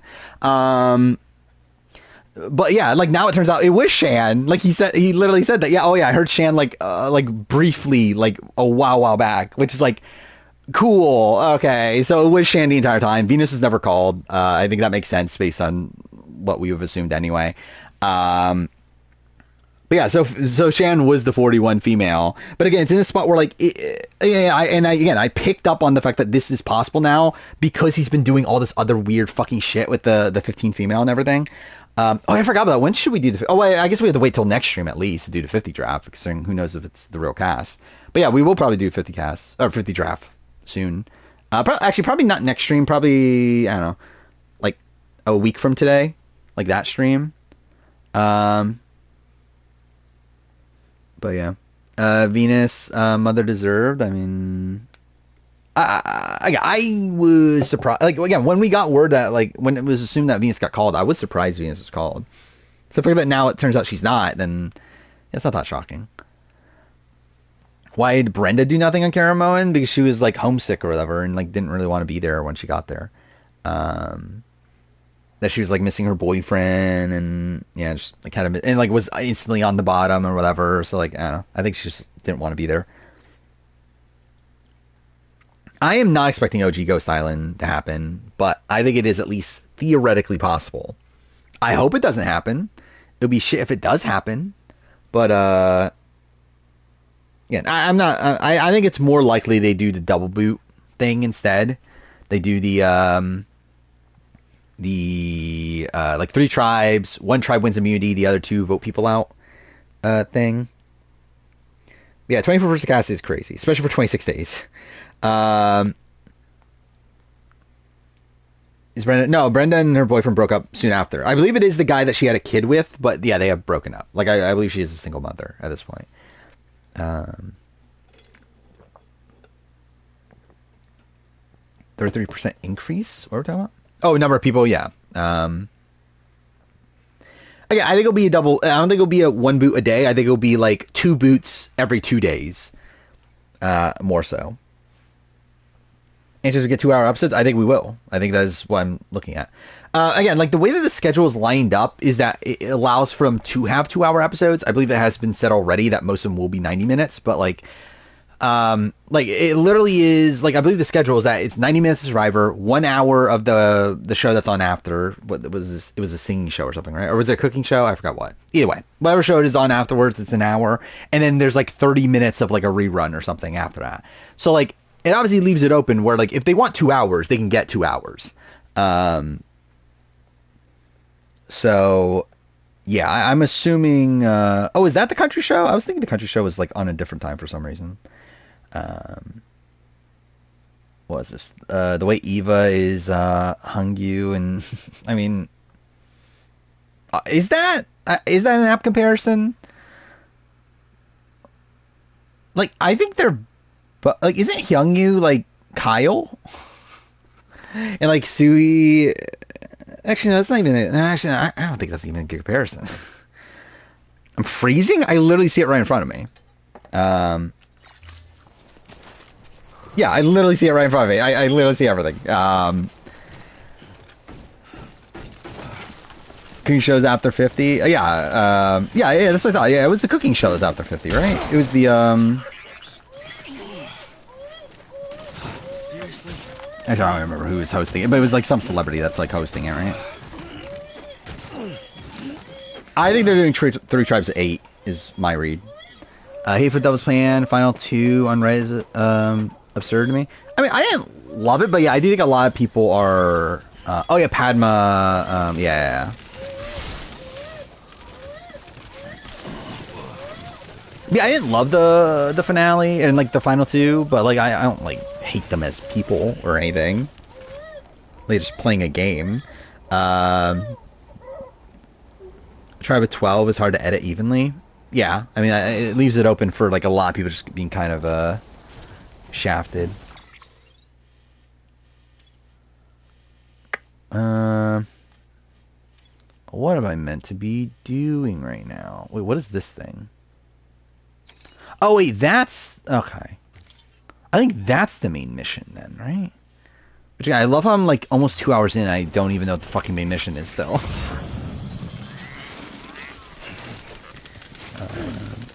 Oh fuck me. Okay.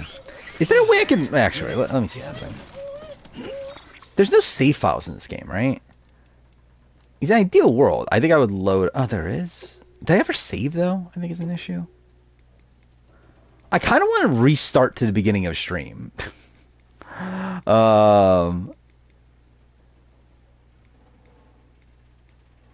So it's after. Okay, so it's this. This is the beginning of stream, right?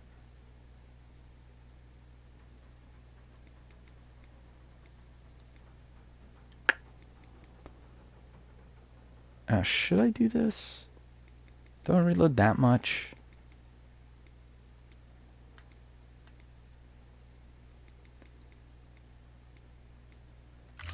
Fuck it. I really don't care. I haven't done anything in this stream anyway. Read a post on Reddit about how Suhi is why men don't think women can go. What the fuck is? Yeah, what the fuck? If we're deciding to make a thumbnail for, why'd you make the thumbnail this early? Like it's literally like what? Not even halfway through the year. So they didn't offer hands on heart. I am too. But to be honest, it's kind of expected for them at this point. Okay, I still want to buy shoes. Wait, no, let me buy 2. Thank you. Who has the most to lose on 50? Like in terms of what? Like legacy?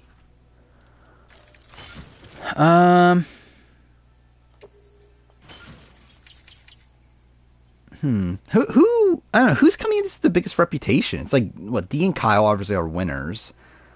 Like outside that, it's like I think Colby like only has up to go, right? It's like Colby. I think it was like left here's villains is such a low. I think he only has room to go up. Maybe Coach, but like I feel like we're not necessarily gonna. Maybe Charlie. Yeah, maybe it is Charlie. If we're going like definitely old or new school. He's like what? Like Joe, Kyle, Camilla. It's like I don't know. What are their legacies really? Genevieve. Maybe Genevieve can be purpled. I feel like for sure. If we're going back to the who's most likely to be purpled, I think Genevieve being purpled would make sense. Oh fuck! I have to go back to the fucking thing too.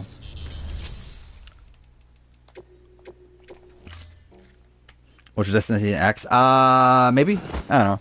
Probably not right away. I'm busy with others. Like I need to finish Grand Final. I'll probably watch The Last of Us.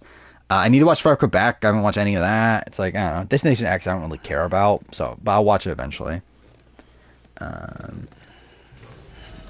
If Angelina is gone early, she's basically a better version of Sugar legacy-wise. I guess. I think probably leaves on a higher note than okay. I didn't mean to do this. Than Sugar does. Angelina was looking like she could be purple. That's why I mentioned this. I was like, yeah, it's like she was almost purple on that season. Like I think D is better in both probably. I think like player wise it's actually like really close. I would still lean D, and then I think game wise I think it is just D. I'm not buying for now the theory that there's a 49 winner. I really don't know if I buy it either way. Like I think it's like again, it's really just it could be the case, it could not be the case. Like it really is just like up in the air to where it's like I do think it's like it's more likely in the fact that obviously they took Marianne off for the 49 person. But again, did they take him off? Like, did they care about Marianne being a winner? I think is the question. And I don't know if they did. So it's like ultimately you really don't get much from it at all. Again, they could win. They could also not win. Who the fuck knows? Is Audrey playing the best faithful game? It seems like she's one of the most influential people. By the way, I've not watched Straight Quebec this last week either, I don't believe. Yeah, it's like I would not expect Angelina to be an early boot. Why am I watching this? I already watched this earlier. can Riz God and Colby be on the same tribe? Yeah, I would think so, right? Um, let's be real. We'll know if that's the case. I mean, I think actually that'll be the funny thing about it is that like with 41, then we are gonna have or 41, 49. With 49, we're gonna have to like focus a lot on or not have to. We're probably going to focus a lot on the edits of the 50 people, right? And like you would, and I mentioned this earlier on the Discord that like, again, there's definitely where Rizzo gets like 100 confessionals on the season, right? Or like more than 100. Like I think, like obviously, like Russell's the only person to cross 100 in the U.S. Like I could definitely see Rizzo like hitting that. How's spoiled for an MB? I think probably will be spoiled. If I were to guess, like considering. Actually, I don't know. Millennium X wasn't spoiled though, so maybe not actually. Like I was thinking because Samoa was extremely spoiled, but like it was spoiled because like Russell and Sandra spoiled it. I guess actually no, that was just Russell, right? Sandra was Heroes of Villains. Either way. Yeah, it's like with this, it's like yeah, I guess Millennium X wasn't spoiled, so maybe there's a chance it doesn't get spoiled. Um, doesn't Audrey letting Faithful getting murdered in the cage? I mean, didn't they do that in a? What they actually didn't they do that in Canada? Or did they? No, they tried and then failed, right? Or did they? See, I generally don't feel like I can remember like what even happened on Canada. I feel like I remembered as they did that, but maybe they didn't. Um,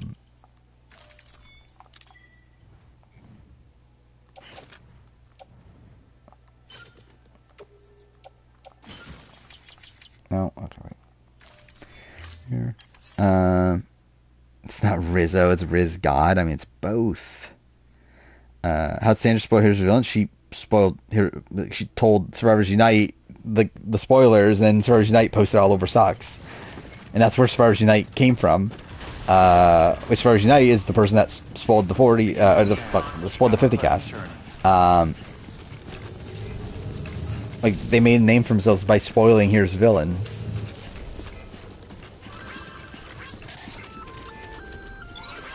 Hey Sam, you could probably get that bike running again if you charged it with a generator. Why not give it a try? Yeah, how do I do that? Do I have a... Restrictions lifted.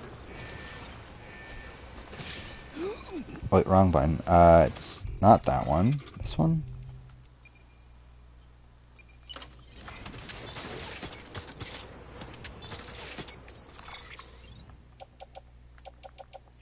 You know what? No, I don't care enough. Why would she do that? It's Sandra. She's like the sloppiest fucking person in the world. She tells people everything. Like she's like Sandra's like notoriously known for like spoiling her own seasons. Source Sucks page is unreadable. Source Sucks does suck. Like both as in like the actual site sucks and also the people suck. Audrey's the most mother of all reality shows. She's definitely up there. Will Big Brother ever two-time winner? Probably not. But obviously you never know. Thoughts on reality TV representation teams on Amazing Race Canada 11? I mean, what, like the Micah I think is really fun. Outside that, I really don't know. I don't fucking care about Amazing Race Canada. I'll watch it when it happens. Outside that, I don't really follow what's going on with it. If I was on Survivor and I get a DM from Survivors Unite, I'm definitely giving fake info. I mean, that's what happened for Winners at War. So again, like they've been correct every single time outside of Winners at War. Where for Winners at War, they were lied to and told Nick won instead of Tony. Like they were told the entire correct boot order except that they swapped Tony and Nick. It's like other spoilers like had Tony winning, and then Survivors Unite was like, no, it's Nick winning because like they were specifically told by like alumni that was Nick winning because supposedly, according to them at least, the story is that they were trying to keep the season unspoiled, so they told Survivors Unite the wrong winner to make it seem like that was actually real to like the greater fandom.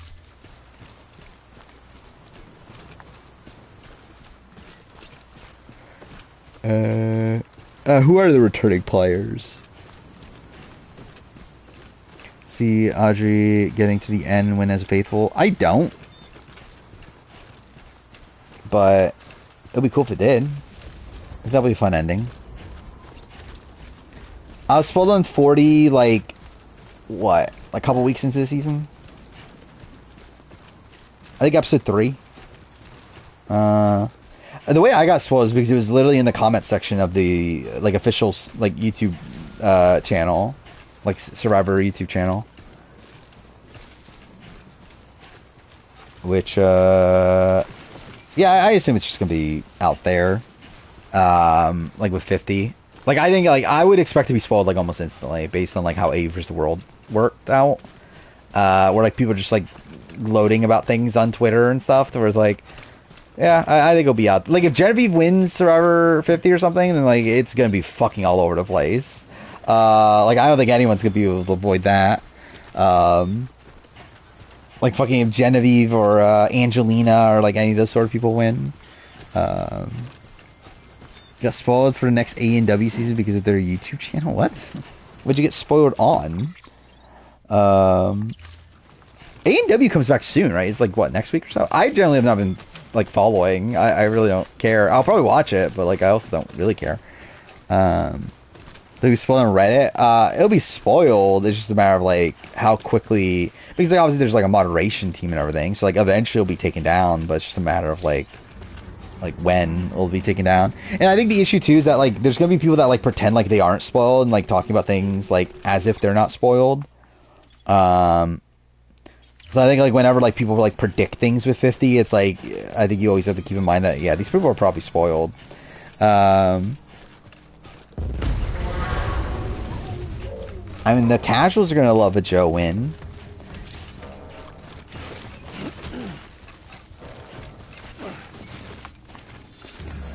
So Dave, yeah, essentially, it'll be like that.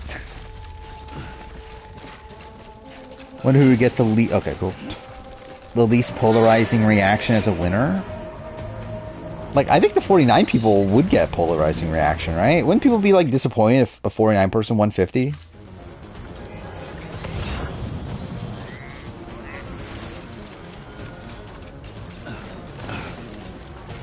This will be forever iconic. What is this? From what I've seen, Joe is very popular with casuals. Like, I think you ask, like, anyone's, like... Because I've seen, like, a lot of people talking about, like, oh, who's your parents' favorite? And, like, almost all of them are Joe. It was that Final Tribal. If I cussed you out or not, that's how I was feeling at the time. Oh. I think I'm a good person, regardless if I cussed you out. Which, that is a thing Sandra did a lot of on Pro Islands. Angelina, I think there's a lot of casuals that don't like Angelina. Like, Angelina was not particularly liked by the casuals during David's Goliath. I think Suri is probably the person that has the most, like, approval rating. The problem, though, is I think there are, like, a lot of people... Like, we saw that with Big Brother. Like, by the end of Big Brother, there were a lot of people that were, like, kind of fed up with Suri. And, like, are like, oh, why is she on every fucking show? Which, to be fair, I am part of that. But, like, I don't have any, like, vitriol for Suri, personally.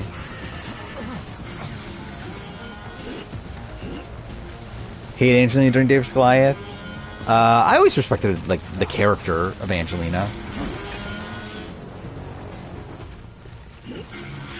I am pushing all the wrong buttons. Where's my gun?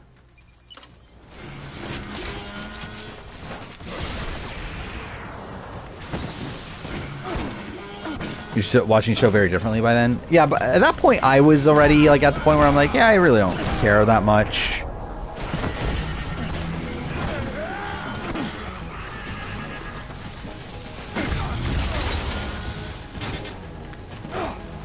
Mid-teens, you care too much. Yeah, I think I 100%, like 100%, like most of the people that are on Sucks feel like they're, like, really young, right? Which, like, is weird because, like, Sucks is, like, such an outdated site that you would think that most of the people there would be, like, old. But, like, the way that people talk on Sucks, like, is as if they're, like, literally, like, I don't know, like 15 or something.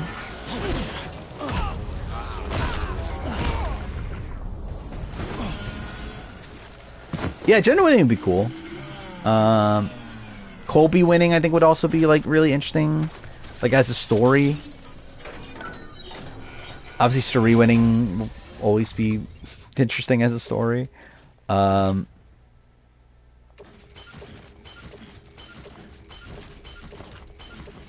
I carry all this? Oh, I can't. Well, shit. I'll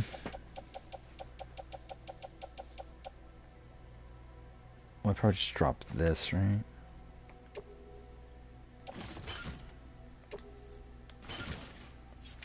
This is gonna be such a clusterfuck, but whatever. But yeah, I feel like all very immature people though.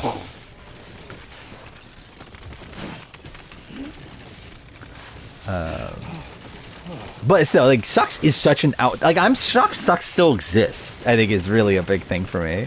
Like, I'm shocked there's still enough people on Sucks to keep that site going.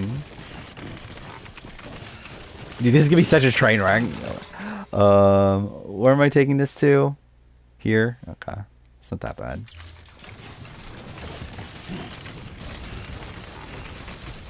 Oh, this Sucks. It's been around since, like, the beginning of Survivor, pretty much. Like, I know it was, like, definitely around... Cool.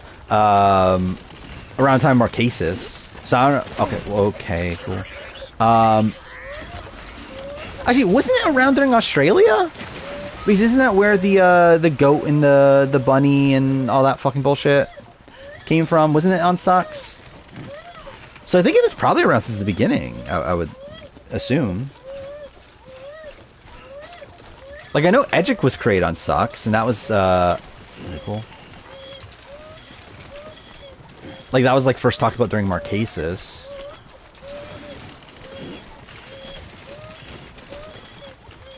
Then, yeah, the goat and the bunny and the fox and the other one, I forgot the four animals thing, which is, like, where the concept of goats came from. That was, I believe, a Sucks thing during Australia. So I think just Sucks has always been around. You know, they both was reverse Genevieve edit-wise? Kind of. I mean, like, yeah, I guess. In the sense that, like, Genevieve's invisible for the first, like, 3 episodes. Natalie's only visible in her last 3 episodes.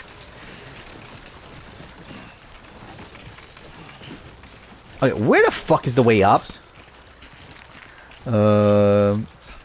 We're correct on the 48 winner, Edgic or the casuals. I mean, like, I don't know, like, was anyone? I mean, like, Edgic, like, was, like, split for the most part, but I think they did lean Kyle. Like, the subreddit, at least, I should say. I don't know, who is number one? I haven't looked at the unspoiled Edgic charts. I wonder who's number one on that. I remember Joe was not anywhere close, early on, but I don't know if that got, if someone posted, like, the finished one.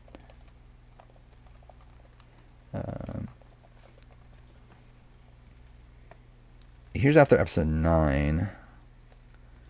Oh, they had Eva, Mitch, then Kyle. So I think they probably did have Kyle by the end, right? Yes, Eva, Mitch, Kyle, Camilla, Shauheen was their top 5. At the time of episode 9. Yeah, Joe's literally not in the top ever. So that's something.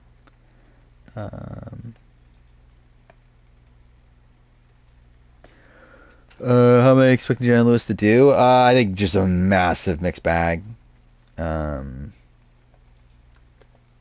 Like, I think it's like, could be first boot, could win, could also be losing finalists, could also, I don't know. It's like, I think just all over the place. I had her like, what, kind of like middle of the road, I think, on my power ranking. Which would actually be a great season. I mean, seemingly people are excited for it. I mean, production seems to love it. Sawyer, I saw in the Discord, was talking about how, like, he's very happy with it. I think, man, it's looking like it'll be good.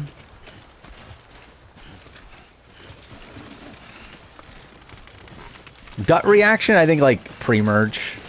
Pre-merge, like, flame out for Jenna.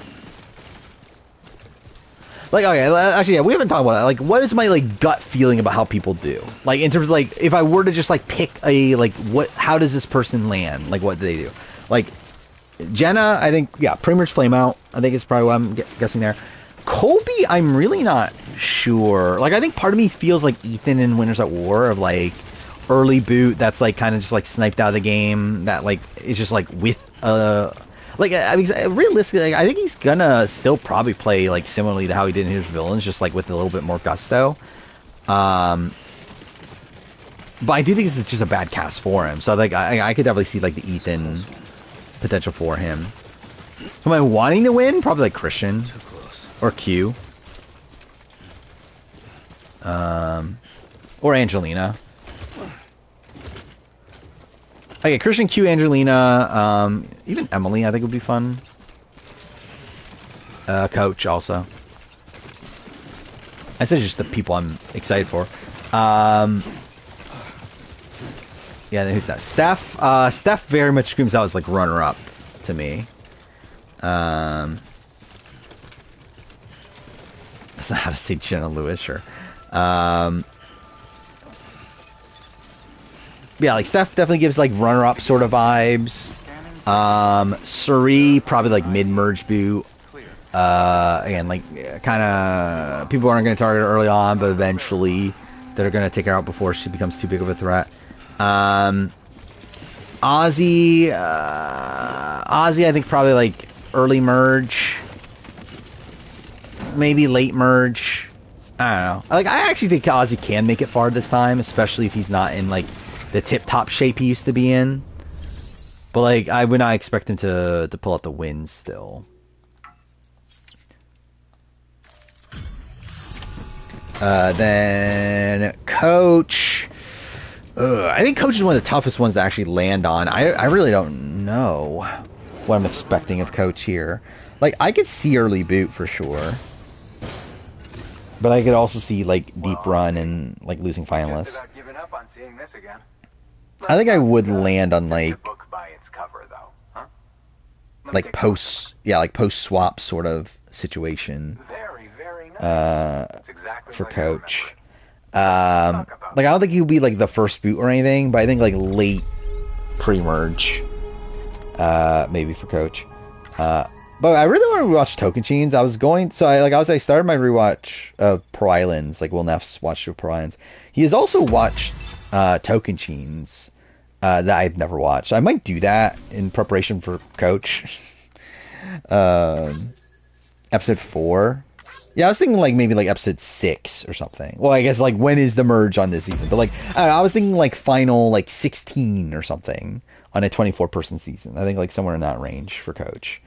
But yeah, then shit, we jump all the way to what? Aubrey. I think I could see first boot for Aubrey. Like I think I would lean first boot right now for Aubrey. There are few bona fide treasures left in this world. So Aubrey, then it's Chrissy.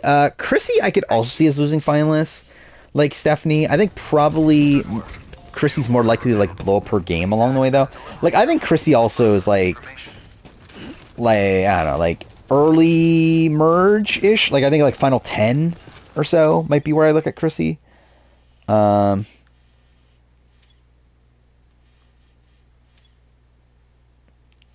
so where am I going now? Back here?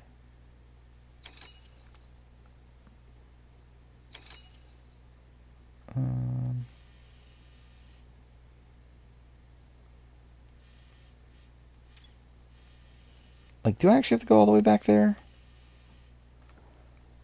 I guess so, right? It says have... Yeah, okay, that's annoying. The Amazonians eat Coach's ass. That is the thing he said. Yeah, Q immediately targeting Aubrey makes a lot of sense here, obviously. Who's next? Angelina. I don't know where Angelina lands. I just know, like, I'm expecting at least merge. I would not expect Angelina to be an early boot. But I don't know of, like, exact play. Like, I can see, like, fire making loser or something for Angelina. I don't know. I think, like, probably, like, a late game boot for Angelina. Like, I guess that's Christian. Christian, sadly, probably, like, one of the first couple boots. I would love to see Christian make it deep, but I'm not expecting it. Mike White is really interesting because yeah, I said this last stream and I probably stand by it. Like Mike White would be a winner pick had not been for the fact that he's Mike White.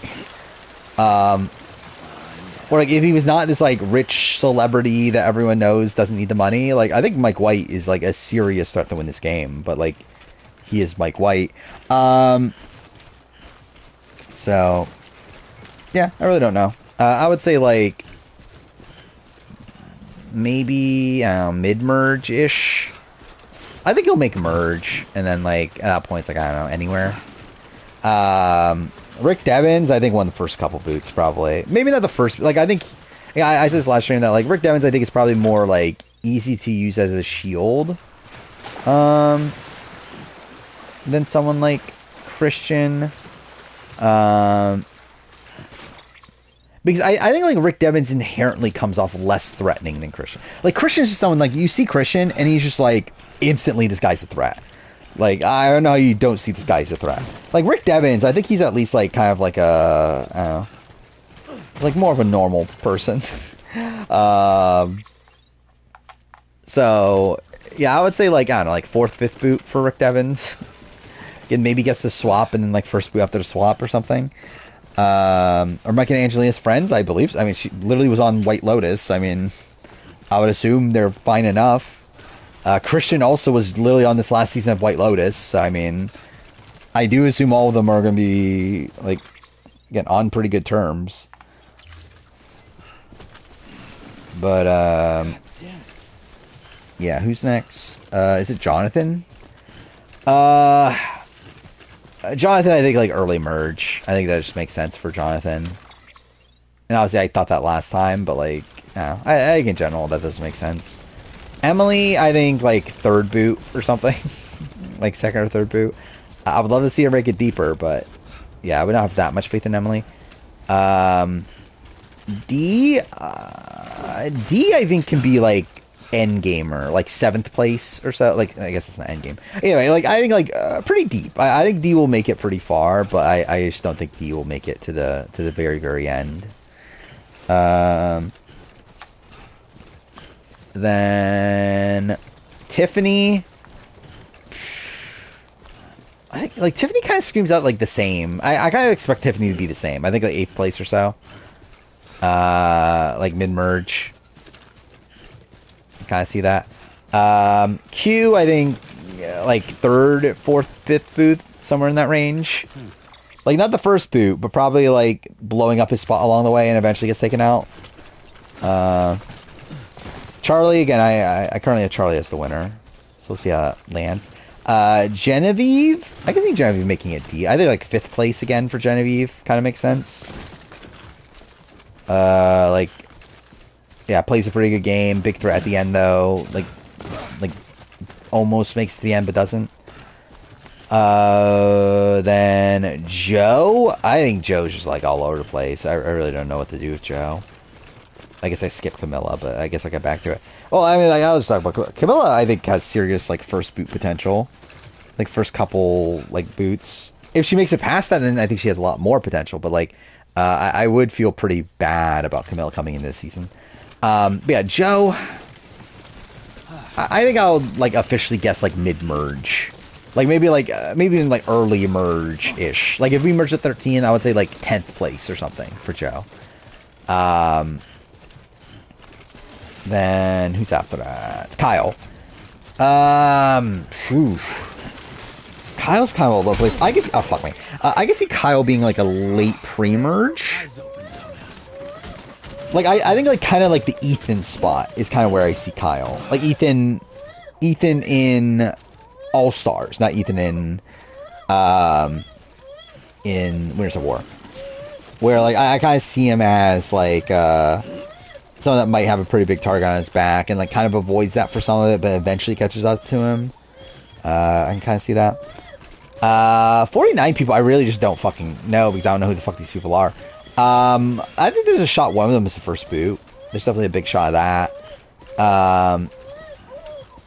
Beyond that, it's like, yeah, I don't know. Like, probably make it merge. Like, make it deep into the game. Probably not winning, though. Would be my read. Hope Camilla goes fully into the bus driver gimmick. I mean, I really don't care if she is or not. But like, what is? Oh fuck me. What's Camilla's takeaway gonna be from her first season? Though I wonder. Seriously?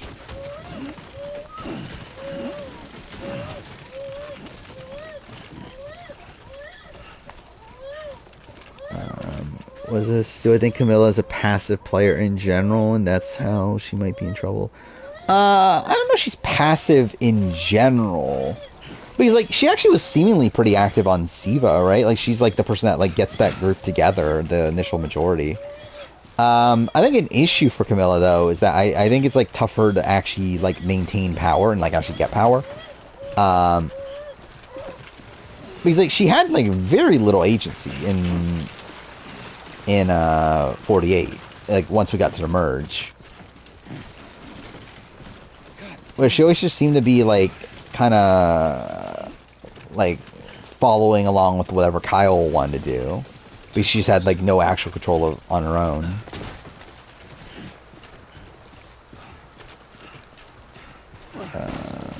Can I open your backpack shop? No, they have to. They have to cry. How dare you not allow a baby to cry?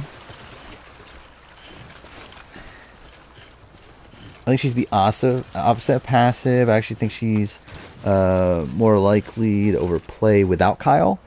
Yeah, I actually agree with that. Like, I think it's like a spot where, like, if she has power, then I think she would probably, like, because I believe that's like what she's known for, being like very like aggressive, right? Like in the, like, before she was even on Survivor, as the people found her like really annoying and all that sort of stuff.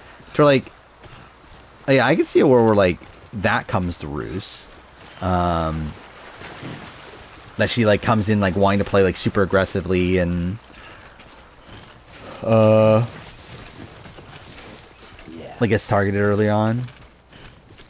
And like either way, like she's gonna have a pretty big target on her back. She is the like most recent like you should have won person. And also has like Kyle probably on another tribe that like you don't want them to reconnect. What's the next normal Survivor video, not including cast reaction? I mean, like, is the top 10 new era like included? If that's the case, then like, I don't know, mid-July or mid-June. I mean, I did have to rearrange the schedule and stuff for the 50 video. I think what's happening now, actually, I actually don't even fully know, because I don't know when the last video is going to be ready, because like essentially that video will come out the first opportunity post the video being done. Like the first Wednesday after the video is done is when the last video is going to come out. I just don't know when the last video will be done. But yeah, like next Survivor video after the player ranking will probably end up being the worst players in the new era. And then that will come out back to back with the, or not back to back, but like back to back Saturdays with the top 10 players in the new era.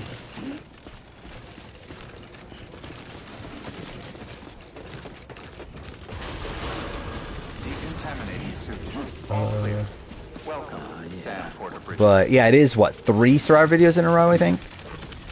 Because 48 review, actually no, 4, right? Because the Plow, yeah, but the Plow player ranking, then the Survivor 48 review, then the 50 cast reaction, then the 48 player ranking. Sam, first, Is Brad on it? On what? take on new requests. Worst players in the new era? Yes. Best? No.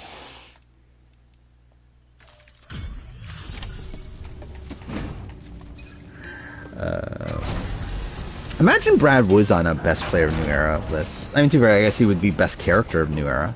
He'd maybe be on that. That was a video I should do, though. It is on my list of video ideas.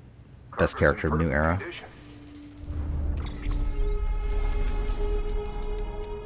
Who is the best character in new era? It's probably Q, right? At this point.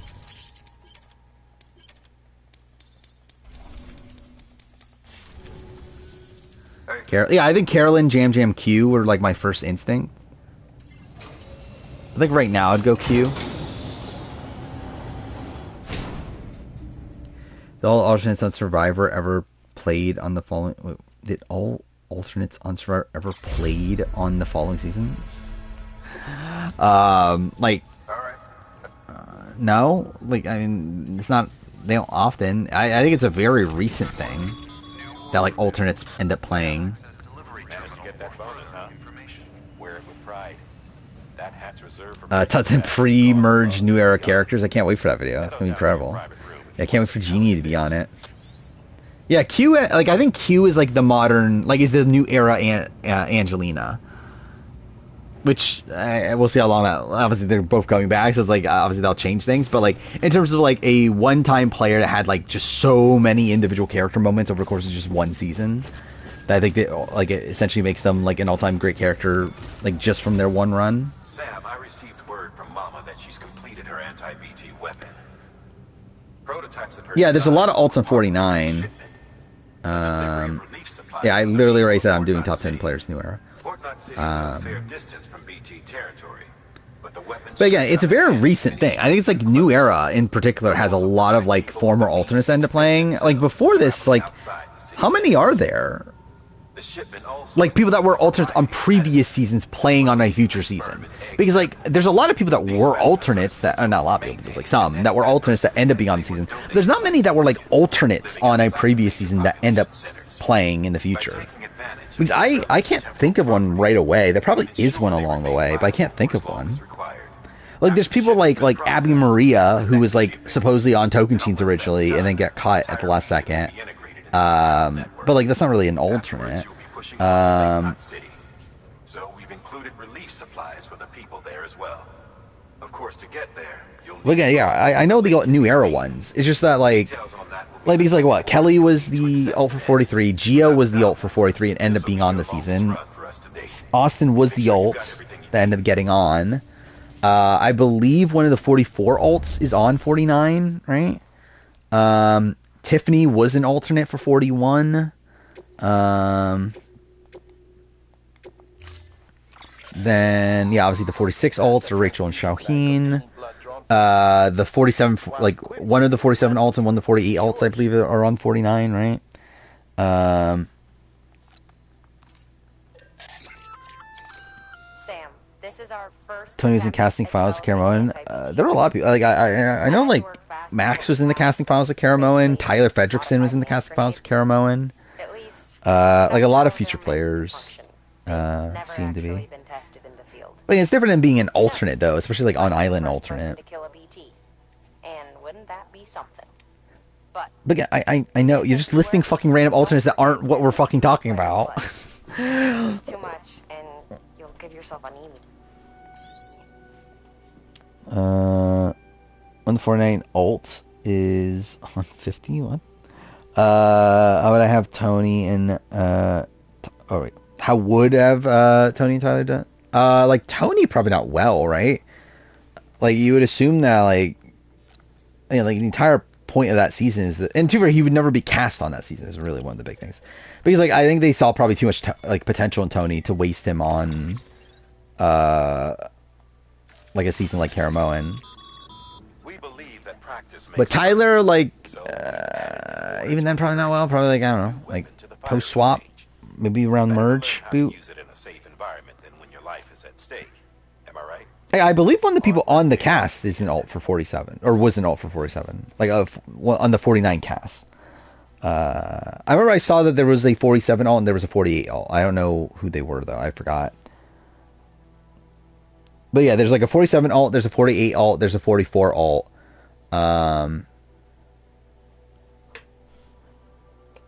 Can't imagine seeing Tony and saying, this season he'd Shamar.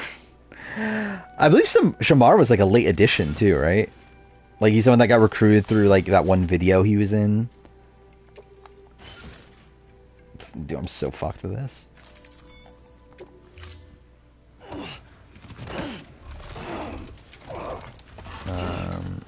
One of Sophie's was the alt, or like was the like previous alt.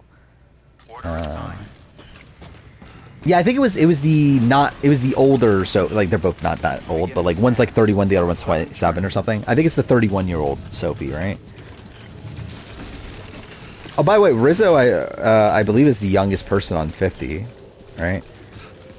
Because before that, the youngest I believe was Charlie, right, at 27, but now Rizzo's 25. So that's something.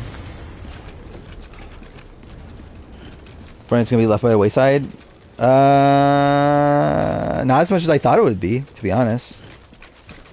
Like, again, they're getting 2 reps on 50, so I mean.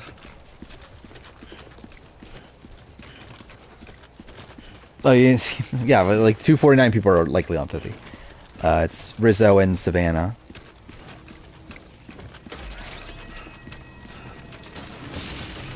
Who's watching Fortnite's gonna wish it's 50? Yeah. But I think that was always gonna happen.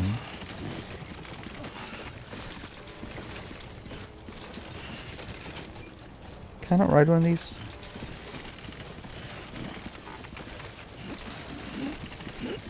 Apparently 2 people were caught on the island right before the game.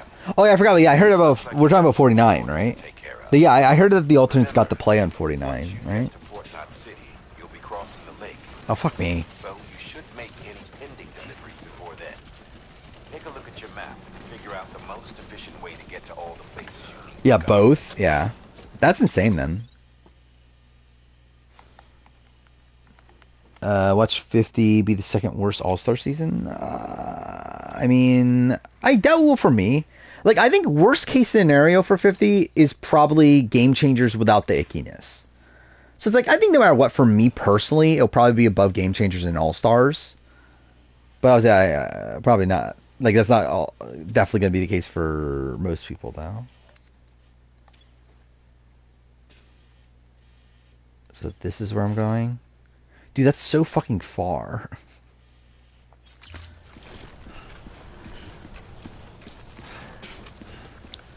Like, if I'm ranking the returnee seasons, it's what? Heroes, Villains... Oh, fuck me. Winners at War, Second Chance, Game Changers, then... All-Stars. Game Changers, I have, like, what? Like, in terms of the general ranking, it's probably, like, what? Like, around, like, 39 or so? 38 maybe. I don't fucking remember the actual ranking, but like it's around that range. It's towards the bottom. Not the worst season ever, but like it's not good. Chance of massive controversy. I mean, there's always a chance, but like I don't think this is a very controversy prone cast. Seemingly. Like who's the most likely to cause controversy here? That's like actually like not not just like this person, like I don't know. It's like obviously you got Coach, you got Angelina, you got Q, you got these people who are like wacky character stuff, but that's not really like it's not like fucking Jeff Varner. Where I'm like who's the most likely person to cause like a Jeff Varner situation? It's like I guess like I don't know, like Colby maybe, and even then I'm not really thinking that's gonna happen. There, check the comment section of my YouTube video. Not much. Like, I guess Mike White, if he is being transphobic. Jonathan, I mean, like, I think there's a chance he matches his 42 thing. But, like, I don't think that's, like, a thing that would, like, sink the entire season. Good. Colby quotes in, Jeff doesn't say guys. I can't wait. Ozzy when he promotes his OnlyFans. I mean, they're just going to edit that out. If that ever does happen. Actually, I believe, did he shut down his OnlyFans? Likely in preparation for 50. There's a hanging out with Eva today? Oh no. That's not good. For anything.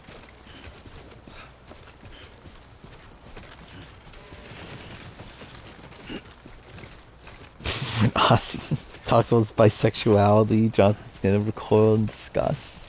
Sure. Zeke did not let production air the Varner situation at Tribal. How Survivor edit the Varner elimination? I don't know. Like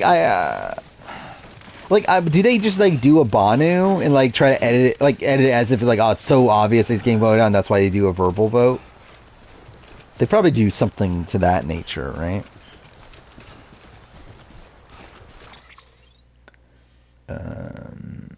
That being said, I don't know if they ever were actually not going to show it. I think they probably just pretended like they gave Zeke a choice. Where I think they're always leaning towards probably airing it anyway.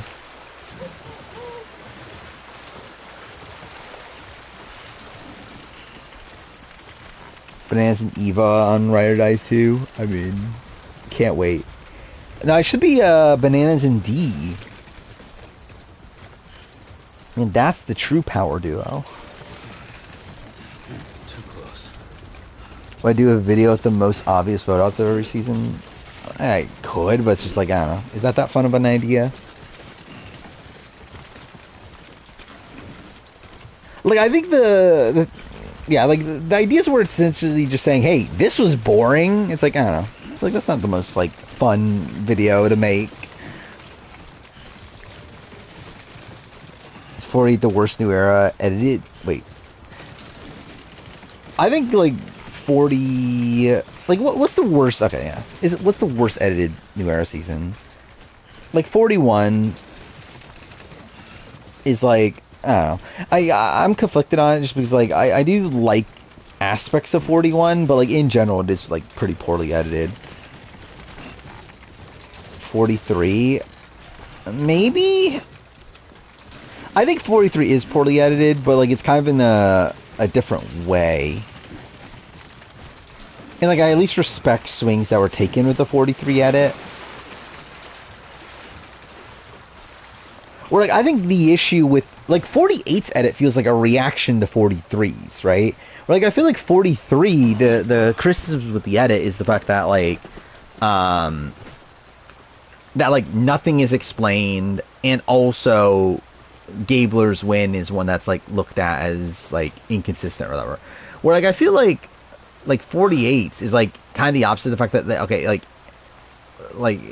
it's, like, a lot of it's fabricated. Like, it feels like they go out of their way to explain too much. And, like, Kyle, like, obviously, like, yeah, I think editing-wise, I think just calls Kyle's edit, but, like, at least Kyle's, like, so out in front in comparison to, like, Gabler. Oh, fuck me, dude.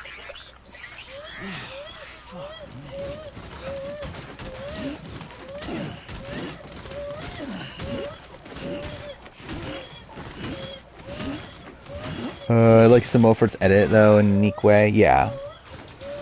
Yeah, it is at least a very unique season.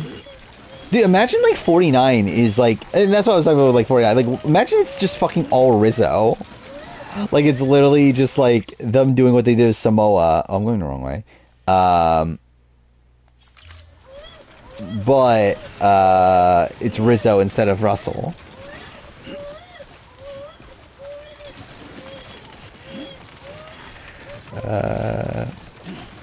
Breaks George's numbers, imagine. How much does George have? It's like 150 something, right? It's like 155 or something.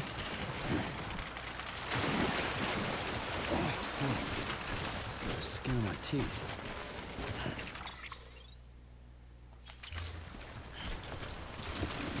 Wait, where am I going? There's no way I have to go all the way up there. Oh, I just went the, like, wrong path. I should have gone here. Oh, I'm going to the incinerator. Oh, that's, like, the complete wrong direction. Dude, I'm never finishing this game. Dude, I'm still in the opening chapter. Well, not the opening chapter, but, like, the first, like a chapter 2, which is, like, a big, like, prologue chapter.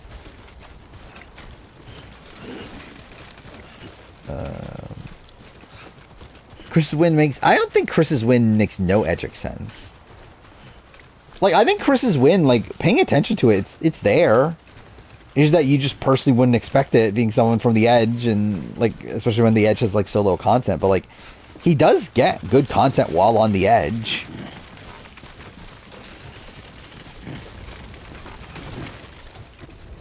Like, I think if they were to edit a third boot that goes on to win the season, I think they would edit them like Chris Underwood. Yeah, I know I did on stream before, which is what's making it even more fucking sad. Fuck. Yeah, I just don't stream like I used to. Yeah, last time I streamed this, I had, what, like, an average of less than 3 viewers a stream?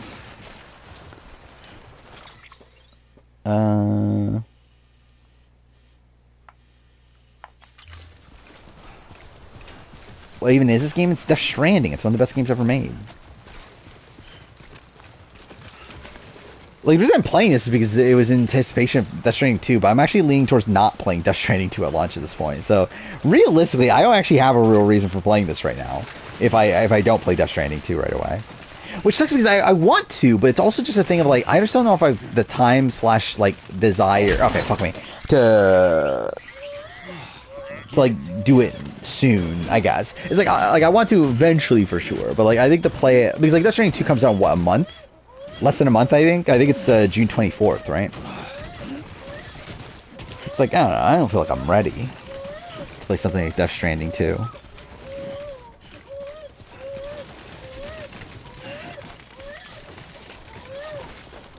I mean, there's more to a game than just enjoying it. You're in gaming? I have no clue. I delayed it to the first week of July right now in terms of like the schedule. Don't know actually when it'll come out.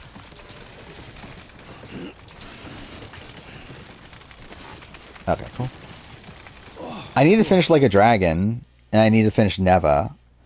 Also, I might stream, like, even if I do continue playing this, I might take a break from this to stream the My Morphin Power Ranger game. Because I bought a physical copy of that, and it's arriving...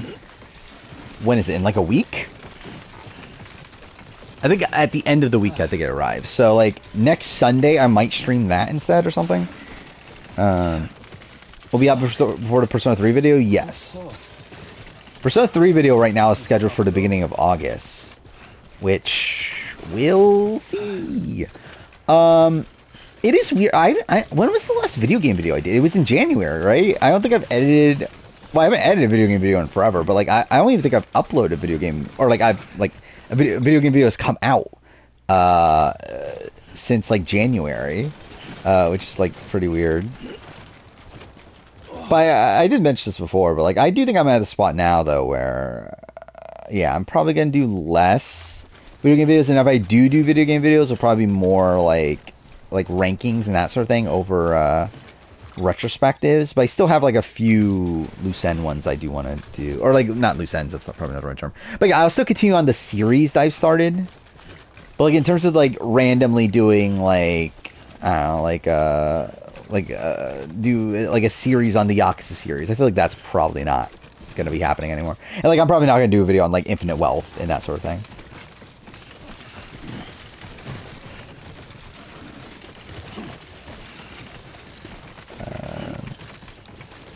Is Alexis number 3 in a Micronesia player ranking? I can see the argument, but probably not. I probably still would have Amanda above her, even though her boot round's like rocky. Maybe, I don't know. Would I? I don't know. You could definitely make the argument for Alexis. I think the thing about Amanda is that like, yeah, she needed an idol, but like, I don't know, it's kind of a weird situation where she needed an idol.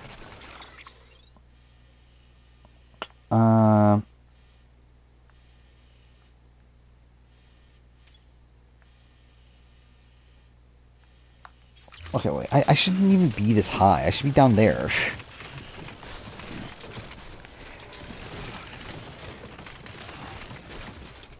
Yeah, if Alexis like doesn't get out there, then yeah, there's like a decent chance she does get to the finale and does beat her.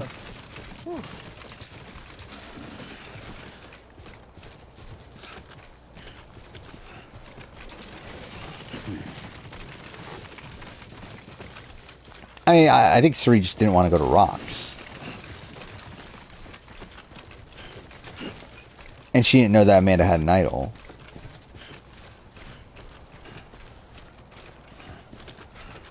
Like, I think Suri's, like, planned Final 3 was Amanda and Parvati, which is actually really bad. Okay, cool.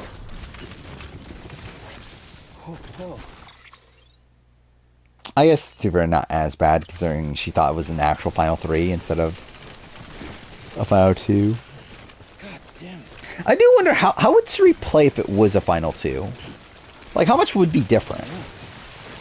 Because, like, I don't know if she does do anything different, realistically. I think she would consider it, but I don't know if she actually does do anything different.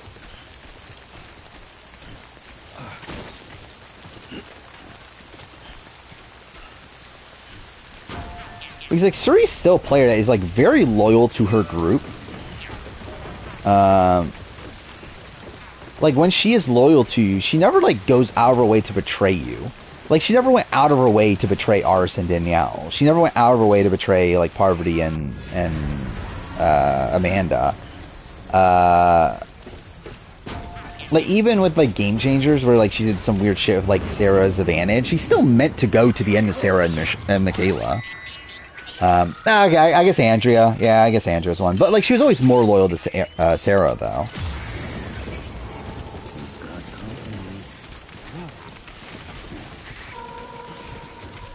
But yeah, Andrea's definitely... Yeah, I would say that probably fits, actually.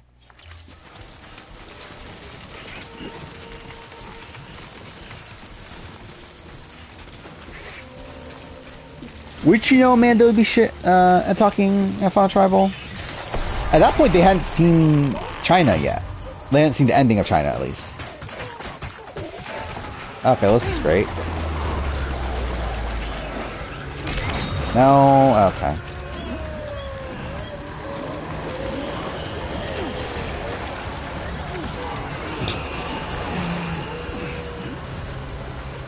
Pick it up. Pick it up, please. Okay, cool.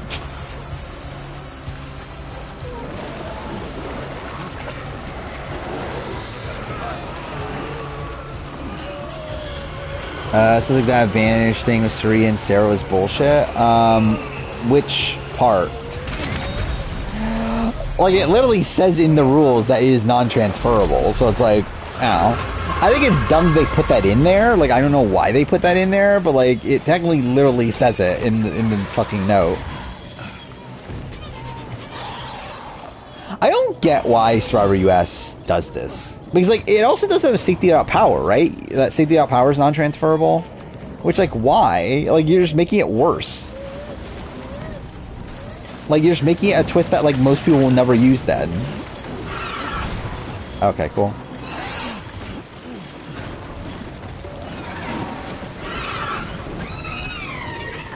Pick that up. Thank you.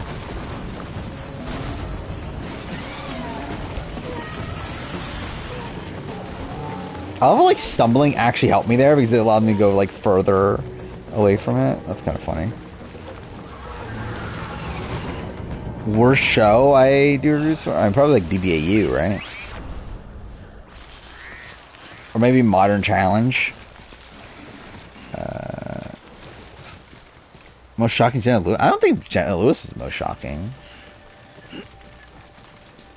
I mean, yeah, obviously I have a very different perspective though because I've been like following everything. But like by the time it happened, like we knew Jenna Lewis was on for like a few days before the cast came out. The most shocking to me was like it was Tiffany and Camilla.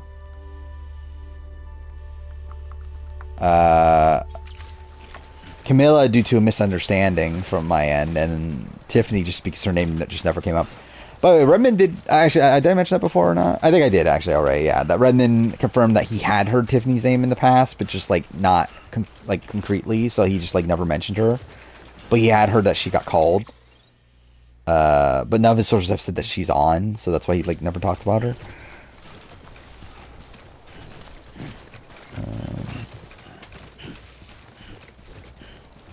Well, non-transferable, like, you're allowed to give somebody it just to hold on to, but they can't then use it. Like, non-transferable is, like, referring to, like, the usage of the power, not who just, like, holds on to the power. To,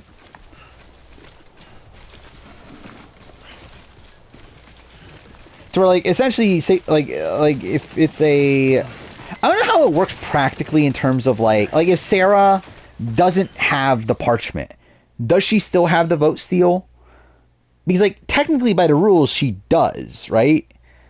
Like if she loses the vote steal, she should still technically have the vote steal if it is truly non-transferable. Chance to loss of power is on 50. I would assume it's on 50. Did Jeff gain some control over 50 casting overall? I think he just maintain, like, so the sense I get is I think probably the notion that CBS was like so in control is probably a little bit overblown, and also I just think CBS didn't get their way with a lot of situations, so it kind of leads this cast still being pretty Jeff centric. I think the only picks that aren't like very Jeff centric are like Colby, Ozzy, and like and it's probably it. Like D is someone that guy. I think he would pick Marianne over D, but like it's not like I think he's fine with D also. But yeah, I think like Colby, Ozzy. Oh fuck me.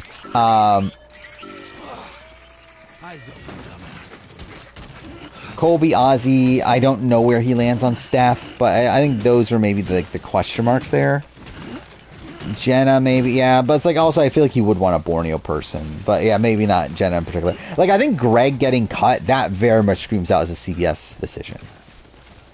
Because like Jeff literally talked about Greg like 2 months ago as like one of his biggest white whale. He was like asked like who's like the white whale that like that you've never been able to get back, and he was like, oh, Greg, and then like correct himself, maybe Colleen. Because like I think at that point he was probably assuming he got Greg for 50. Okay, I picked Charlie last stream. I'd probably stand by that still.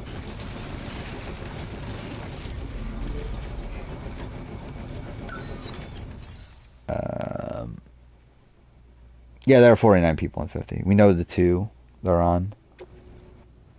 Yeah,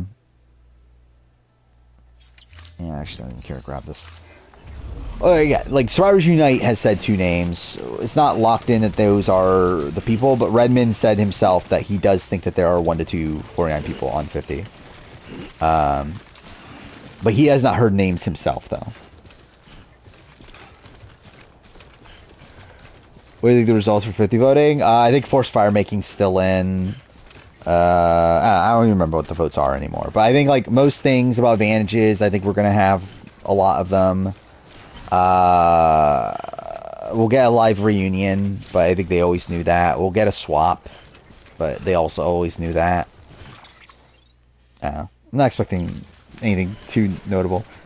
Like Charlie will fully win. I mean, like he's my winner pick, so like I think he is the most likely to.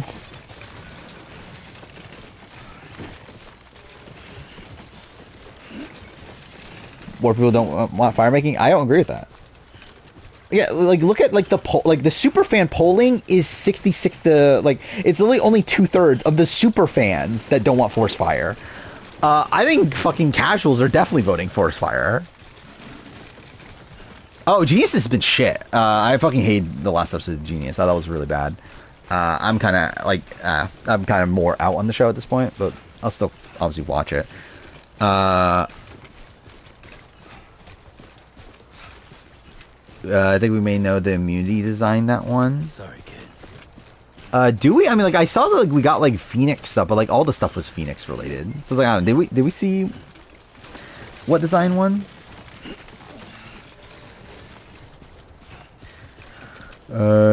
So he the best player in Genius Like Show. I mean, she's pretty like solid.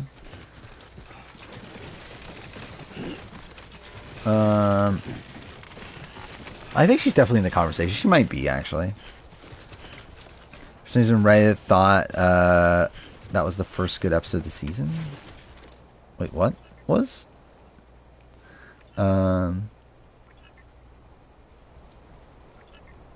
Where are Survivor and Trace Quebec on my ranking? Like Survivor 48? I think I had like 5 or 6 or something. Trace Quebec. Oh, the Genius? Oh, why'd they fucking like it? What? Like it was shit. What was it called? Because like the main match is essentially just horror race. But like a worse version of it, like a horror race with like no depth to it. Or like at least the players didn't play it with any depth. I should clarify. Like the game itself is like mostly the same. On a smaller scale though, because there's less people. But like, yeah, like no one played it in an interesting way. It's literally just like, oh yeah, we have the majority, so we can just do whatever the fuck we want.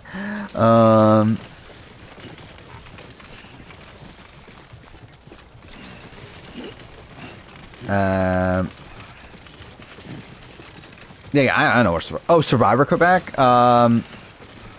It's probably like around where 48 is, just like probably a step above it right now. Just again like 5 or so.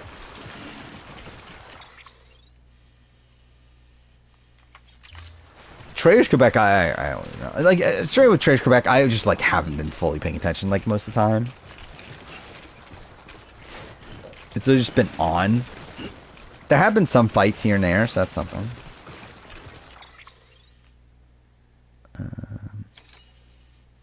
Like, I don't feel like most of the cast is, like, sticking out to me, though. I think it's really just Nick and then Audrey.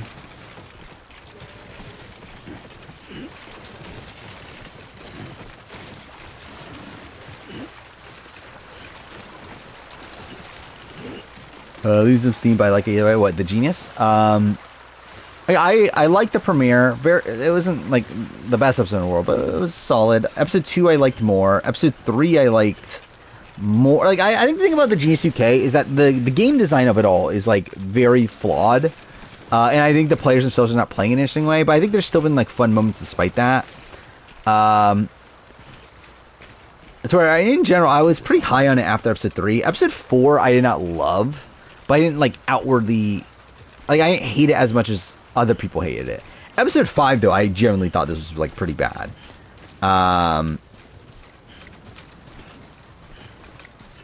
Where even am I right now? I think all the way over there. This is the end of the chapter, right? I feel like. I think Charlotte's my winner pick right now for Genius UK. Church Quebec 2 is very good. Do the Mother Audrey? Yeah. Genius UK was nothing from the beginning. I thought it was fine at the beginning.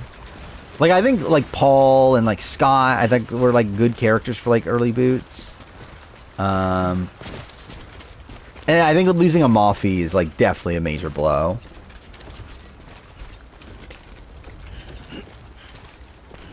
I think do I have Traders or AU? Australian Survivor, number 1. I think I have Traders. Then AU, then Devil's Plan, I think is my ranking. And I think it's $1 Million Secret, and then it's maybe 48. I think that's something like what my ranking is. I took notes on the first 4 episodes. I gave up this last episode. I was just like, yeah, at this point, there's no fucking way I have time. Yeah, there's no way I'm finding time to make this like a Genius review, so I'm not even gonna bother to take notes anymore. Like, it's just not even worth it. He's also obviously wasting time taking notes. Also, oh, I forgot Challenge also is higher than that. Yeah, Challenge also is above $1 Million Secret. Below Devil's Plan, so I think it's 4. 1 year retrospective. I'd love to see. I would not bank on it though. I did talk about this, right? I feel like I barely talked about it, though. I did rewatch Genius Netherlands, like, a couple weeks ago. I thought about that'll be funny to do a video on. I'm not going to, but, again, what a fucking shit season that still is. I still stand by my opinions on Genius Netherlands. Like, Genius UK is still better than Genius Netherlands, for whatever that's worth. Yeah, they did, for some reason. I forgot they did that, by the way. I forgot they had the token of immortality or whatever. Like, the hidden one.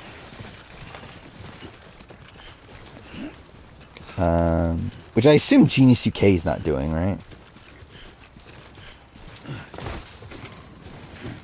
And, like, I love how, like, it was even used, like, in an interesting way at all, either.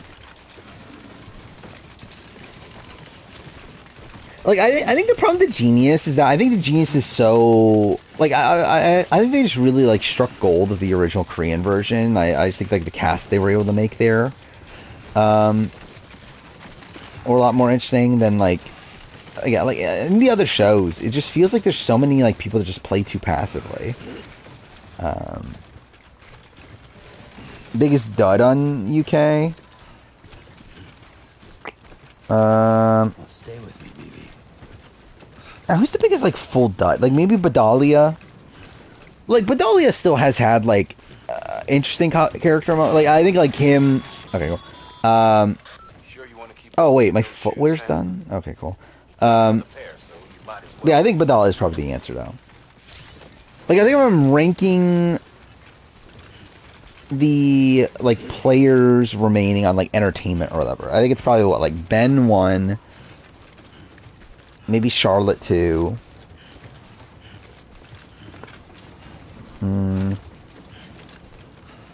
I guess Bex 3?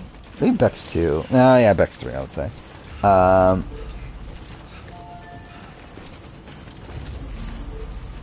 Yeah, Paul was a great character. But obviously, like, game-wise, yeah, he didn't know what the fuck he was doing. Yeah, it's like, I feel like that's kind of where I'm landing at this point. I feel like Genius just, like, everything just worked so perfectly for that show to where, like, I just don't know if I even want to see people even attempt to, like, yeah, like, attempt to do it. Like, it's like, I guess, like, Genius US would still be interesting. But, like, I think I'm kind of just, like, content with, like, Genius was all we were going to get. And again, I'm happy with, like, Devil's Plan, like, a modification of the original format. But, like, I feel like I don't really need a, an actual, like, full-blown, like, Genius, like, redo at this point. Like, I would actually generally not want a Genius Season 5. Because even there, I would not have faith in them to make a good season again.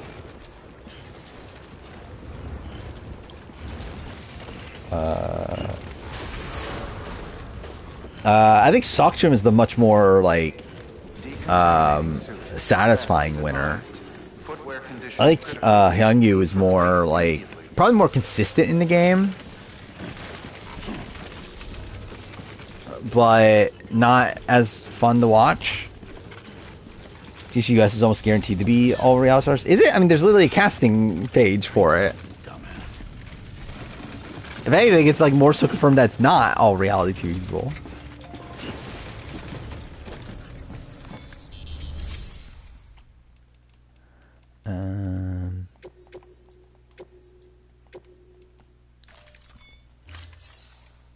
I think Hyungyu could be a better player, but basically he was given a free ride to the end. I mean, but like also like he earned that free ride though. It's like he had the relationships that gave him that free ride. But yeah, I guess.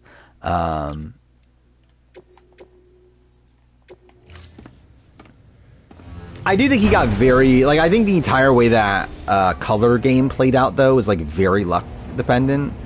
Like the fact that him and oh I want to blank on her name now. Second place. Like they were like sitting right next to each other, which like definitely benefited them. Suji, right?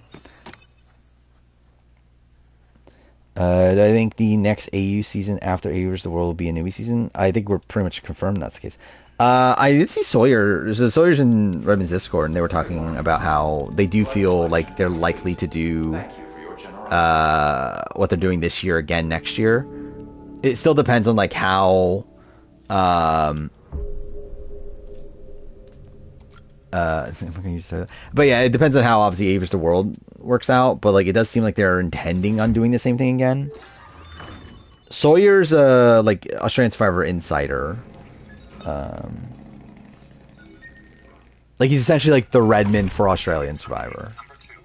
I don't know if Redmond, probably more like the Survivors Unite actually than Redmond. But like still, yeah, like the Survivors Unite of Australian Survivor.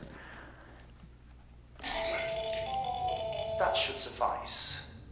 Glad to see everything's in good working order. The latest Who I expect to be on season 2 of what AU vs. the World? I mean, we'll see if it's even AU vs. the World. It might just be like a second chance season or something. Because I believe that's what they were saying is that yeah they're gonna do like a newbie season and then a shorter returnee season, and that's like what they're thinking about now doing. So like, yeah, it doesn't even necessarily like have to be AU vs. the World. I look forward to your feedback. But yeah, if it is AU vs. the World, like, who to go? I think Jeremy. Jeremy's been like asking for it, so like I assume they'll get Jeremy. What's like a really big name from the get? Like Kelly Wentworth obviously was in the running for season 1, but turned it down because because she found out other people were getting paid more. Maybe they'll pay her more this time. Maybe. Giving the first spoiled Survivor US season, like I don't know, was Africa spoiled? Like the first season I know right away that like was like so spoiled by like everybody was like was Amazon. I don't remember Marquesas in Thailand. Like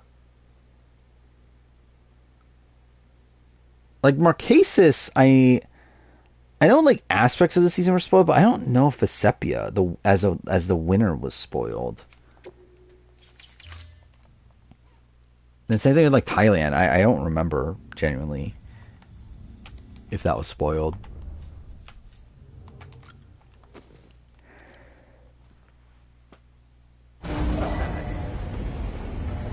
Chaos should go for Avers the World. I mean, it's not shocking.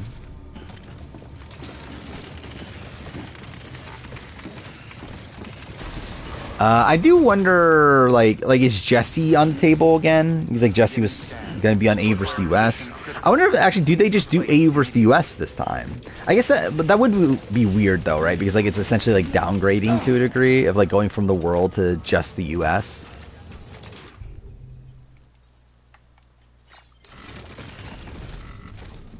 But again, that's what they wanted to do to begin with. So I mean.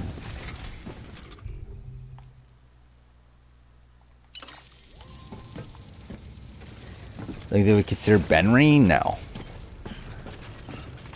Like again, the point of A versus the World and like these shows is to get like big names. It's like they're not fucking picking Benry. Like even if he has a fucking connection to AU, and even then he barely has. Like it's literally like what Flick is married to his brother. Like I've never seen Benry ever make a single mention of Australian Survivor. If anything, it's like more like that Flick and Benry's brother go on like Blood versus Water 2 if they ever do it, which they probably won't. What am I doing here? I'm trying to make shoes. God damn it.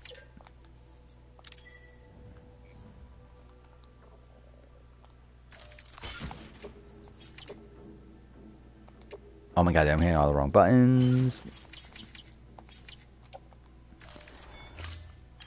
Am I saying Benry isn't a legend? I am saying Benry isn't a legend.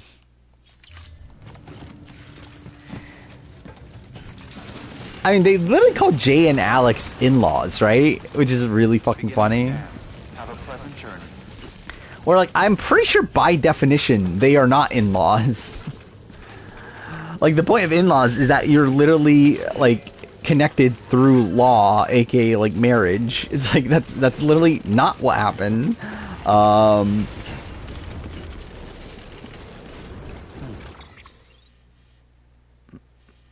so I need to go this way.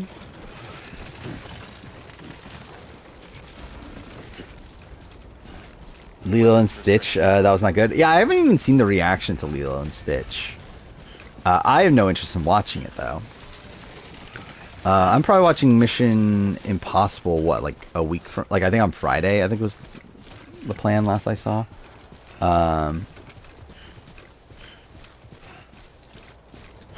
So we'll see how that goes.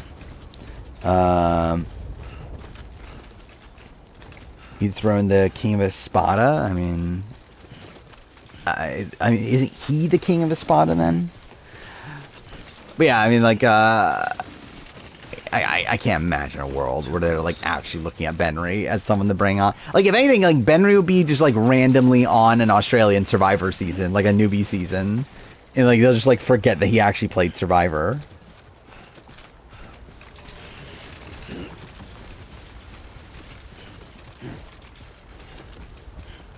I don't know, but at least with Croc and Chrissy, they actually are in-laws.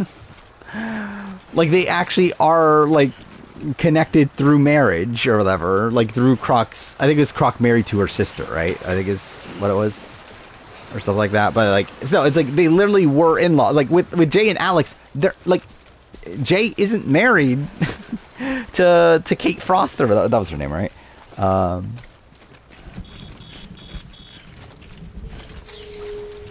I don't believe Benry lives in Australia, but I don't fucking know. Sam Fraud, that's what they have it. Just so boring in the new one. I was kind of happy she left. What were we talking about? Oh, we're talking about Lilo and Stitch. Wait, it ends with Lilo being given up so Nani can go to college. I don't. Is Nani the sister or whatever? That sounds weird, but whatever. Yeah, Jordy is now married, I believe, to Sam Frost, right?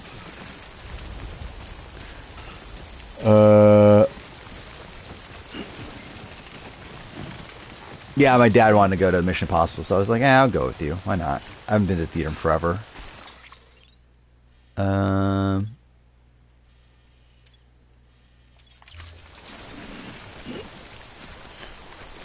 It'd be funny if Greg Buis went on Strand Survivor. I thought it'd be funny if like Greg Buis went into Traitors. That's what I think would really be funny. If he went on like the opposing network show. I've always liked the old Mission Impossible movies. I thought about doing a ranking. Probably won't because I have to rewatch them, which I probably won't do. But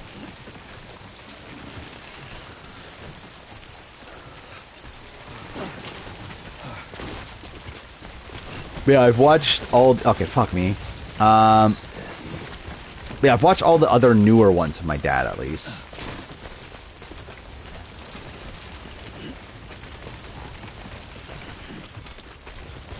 So, I guess I'm watching this one too. I don't even think I watched this. Yeah, I didn't even watch the 6th one in theaters. Well, I literally watched at their place with him, but where the fuck am I? Okay, cool. Let me fucking open the map. Thank you. Where the fuck is this? Okay, I'm just going the wrong direction. Wait, so I need to climb up this no matter what?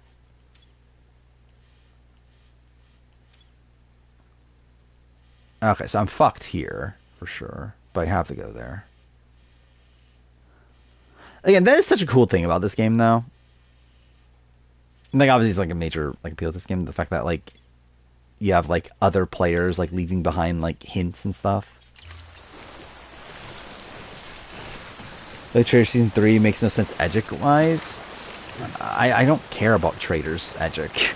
But, like, I don't know, it's like, Traders is Traders. Like, the fucking ending, like, because, like, I think that's, like, a major issue with Traders, like, from Edgic perspective, is that, like, anybody can win.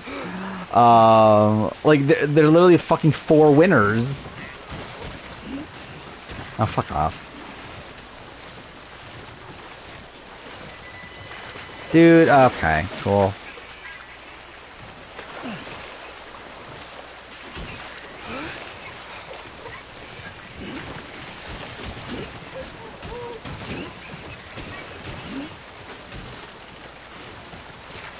Choose you on Edgic was so apparent. I mean, again, it's easier to have Edgic, or like, it's easier to like read the edit when there's 1 winner, not when there's fucking 4. Dude, what the fuck? Just let me stand for like 2 seconds. There we go. Fuck me.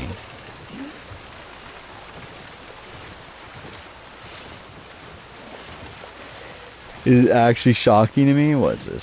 See, it's Mario Lanza.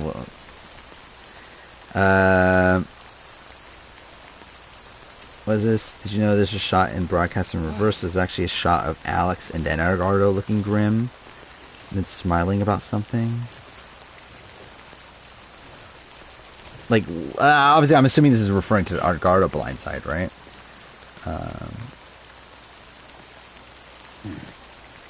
But yeah, I'm not sure the exact context of it. Like, I don't remember the precise editing of how that scene was edited together. Outside of, like, the like, grin thing from Earl.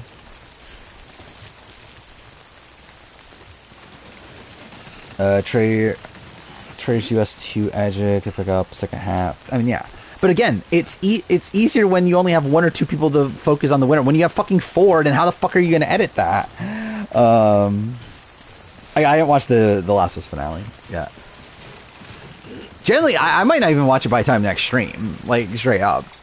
Like, I have too much other shit I have to watch. I'm not making this Last of Us video right away anyway. But we'll see.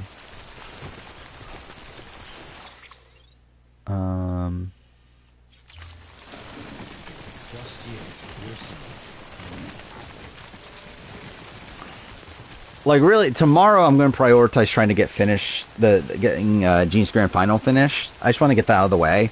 The fucking the Genius, like, I forgot how long the Genius Grand Final is. Like, every episode's like an hour and a half. It's like, fuck me, dude.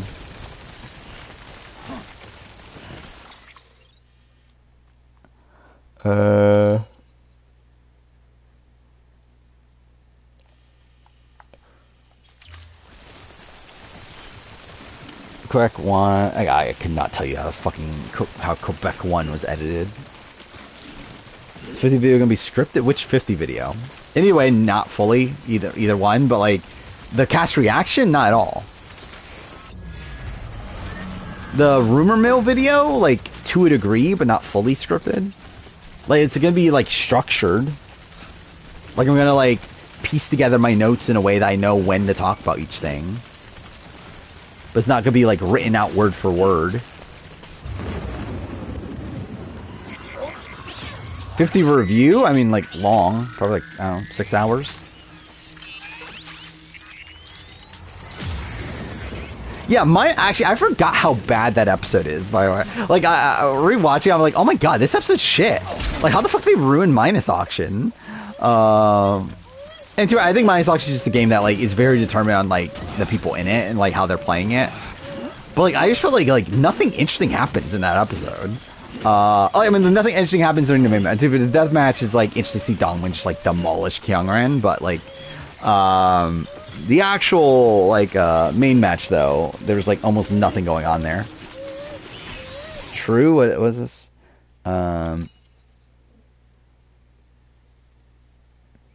The fact that she was in the final three literally parallels Joe, Eva, Kyle.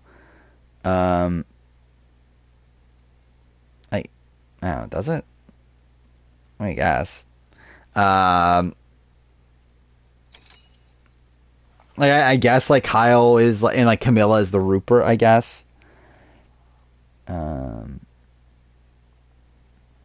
like Netherlands Auction more because it's short. Yeah, I mean, I think, like, again, credit to Genius Netherlands in terms of that. It doesn't overstay its welcome, at least. Oh, fuck me, I'm fucked.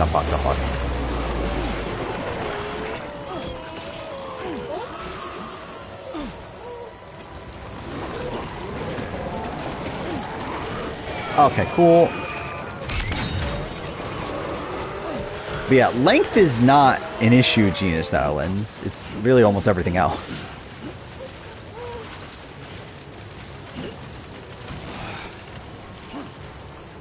Did I pick up what I need? Oh. Okay. I thought that'd be worse.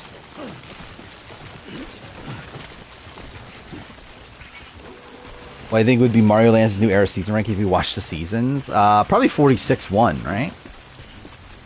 Like, I feel like Mario Lands is definitely a 46 guy.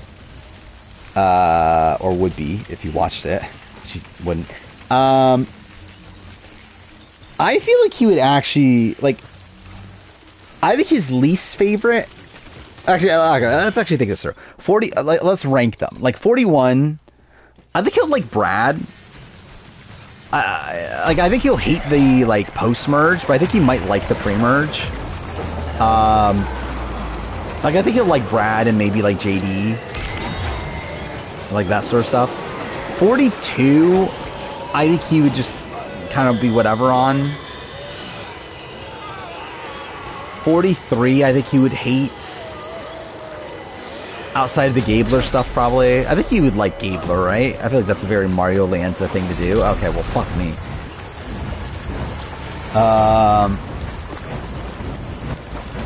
Jelinski getting 7. I mean, yeah, that's 100% something he would do. 44... I'm not sure how we would assess 44. I mean, the thing about Mario Lanza is that Mario Lanza, like, I think he would hate 47. Actually, no, he might like Rome. I think he'd like Rome. I think he'll hate everything else about 47. Yeah, I could see him loving 48. I don't know. No, actually, no, even then, though, I think because the thing about Mario Lanza is that he likes, like, things that are funny. He likes humor. I think he would like, I think Mario Lanza would like Joe. like Joe and Kyle and like that sort of like them grappling with the like humanity of the game and everything. I think he likes that sort of stuff. He hates gameplay though, so I mean, I think he'll hate 47 because of that. Okay, cool.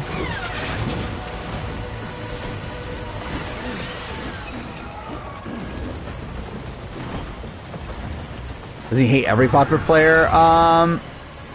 Kind of, right? Essentially.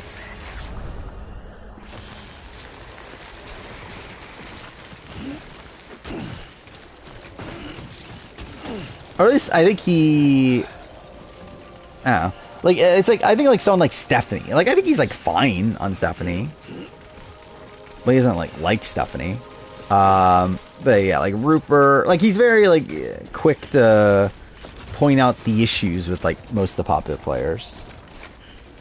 Probably subscribes to the Aussies OnlyFans, obviously. Who doesn't? You like David? Yeah, I think he'd like David. I think so. Like new era wise, like he'd definitely like David. He'd like Q.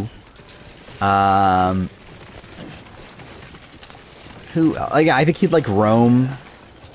I think he'd like Say, right? Actually, maybe not. I don't know. Would he like Say?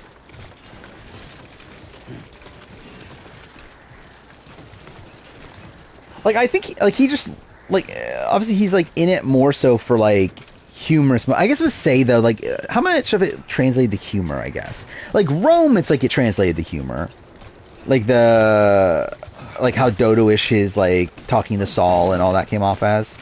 But I guess with Say it never really did translate the humor, right? So maybe he wouldn't like Say. But yeah, I could definitely see him loving David though. Like if we're going like who is his favorite players from every season? I think 48 is David. I think 47 is Rome. 46 is Q. With maybe a chance of like Liz. I can see him liking Liz too. He'd definitely hate Charlie. Ready to tell you that. 45. I think I don't know who is 45. I think Bruce probably, right? Oh, dude, if he watched Survivor nowadays, he'd be like making like a billion articles on like why Bruce was misunderstood and stuff like that. I feel like that would definitely be a Mario Lanza thing to do. Then what? 44. I'm not sure. Like, would he like Carolyn? I'm really not sure.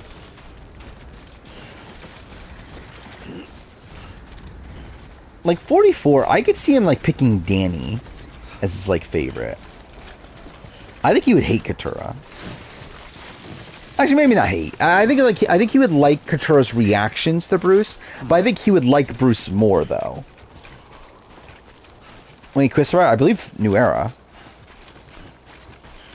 I believe he watched Winners at War, right? Maybe he didn't. I don't know if he watched. No, he definitely did watch IOI because he's like a big proponent that Dan Spilo's misunderstood or whatever. Would he hate Drew? That's what I was thinking. Like, would he like Drew or would he hate Drew? I'm not sure. I can see it going both ways. Yeah, was it during 41? Because I feel like I remember he did watch some New Era, but I think I know he's definitely stopped by now though. We got some music. So I'm actually about to progress the story after 3 streams.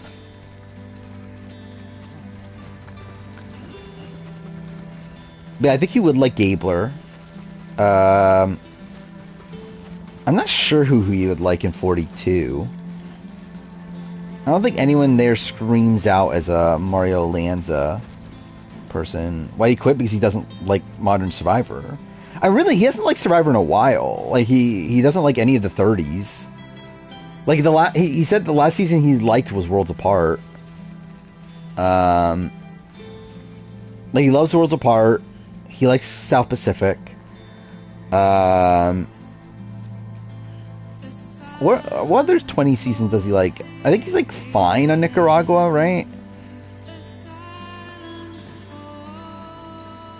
Likes Angelina, does he? That would make sense though. Mike Turner. Did Mike Turner bring like much humor to the show? I'm not really sure. Does he hate watch Survivor? I mean, he used to. He doesn't. Now he just actually stopped watching Survivor. But I think during the 30s, yeah, I think he was hate watching.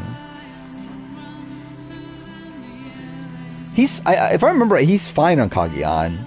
It's not like one of his favorite seasons, but I think because he released a like season ranking of the 20s. I believe he had Cagayan like third or something. Like it was like Worlds Apart, South Pacific, then Cagayan, I believe.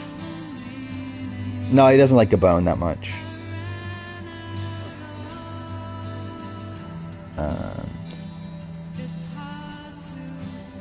If I remember right, I think he's like fine on Nicaragua. He doesn't like Redemption Island, but doesn't think it's as bad as people say. Doesn't like South Pacific, or like South Pacific. Doesn't like One World. I don't think he feels anything about Philippines. Don't think he likes Karamoan. I think he likes Brad Culpepper on Blood vs. Water, but outside that, I don't think he likes Blood vs. Water. Again, likes Cagayan well enough. Like I know he's a big Cass fan, right? I don't believe he likes San Juan del Sur, but I really don't know. But then he likes Worlds Apart. Was we copyright struck? I don't believe so. At least not to a point where like it would be an issue. Like, I mean, like, it might, like, lose monetization or something, but, like, I really don't care because I don't make money off this. Speaking of that, really funny that, like, that... So, again, my emergency stream or whatever from last time is my most viewed VOD. If only that was on the main channel, I would actually be making money off it. Instead, I don't make shit. But, oh well. I think all of the stories from... Wait, Love Pro Islands? Yeah. For most of them, I think Pro Islands is, like, the best season. Like, almost all of them. Like, I know Mario Lanza says Pro Islands is the best season. I know it's definitely up there for Jay. Mike Bloom, I believe his favorite season is Pro Islands. I don't remember what Paul's is, but yeah, I mean, obviously that's why they're Survivor historians, because they love old school Survivor. Yeah, I know Jay stopped watching, like, even further back than Mario did. I think Paul still watches Modern Survivor, but I'm not 100% on that, but obviously Mike Bloom does.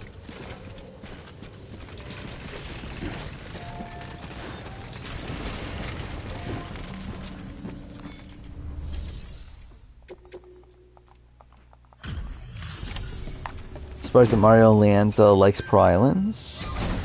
I mean, why? I think that's exactly what he would like.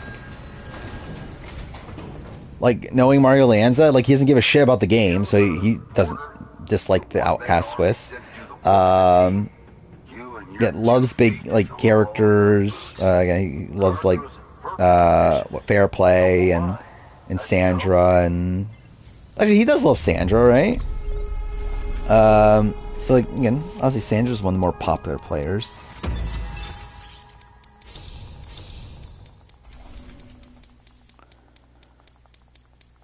But I know he's a big Chris Doherty fan, right? He's a big V fan. Hell yeah, go for it. Been waiting forever and a day for this.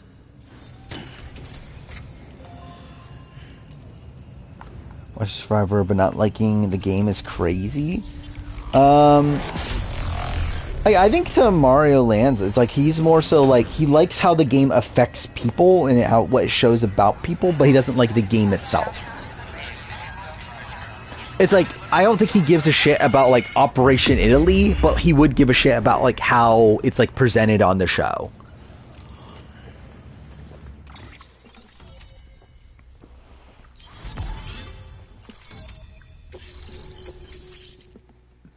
Can I do a prediction on the tribe flip?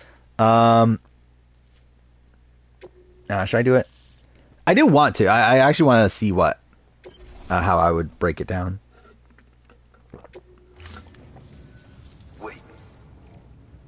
Probably not going to be the easiest thing to do on stream, though. Where'd you get that? That little It's like journey edits, to a degree. Same as mine. Where the hell did you get it? I think people who started with the show from the beginning connect more to the social experiment. Yeah, I think that's 100% what Mario is into, is the social experiment side of things. And who'd you get the pod from? Igor, from Corpse Disposal. Obviously, he's a big Coach fan. My little brother. Actually, maybe Mario Lands will watch 50 for Coach. So, what? He just gave I can see that, orders right? to you. What's funny is that he's not going to know who the fuck half the cast is. I was there with him at the end. We were moving a body. Things went to shit. There's BTs everywhere. Big Bird players like Derek X don't know Survivor. I mean, I assume this is just the Dan Liu thing, right? Yeah, we've talked about this like three different streams now, I feel like.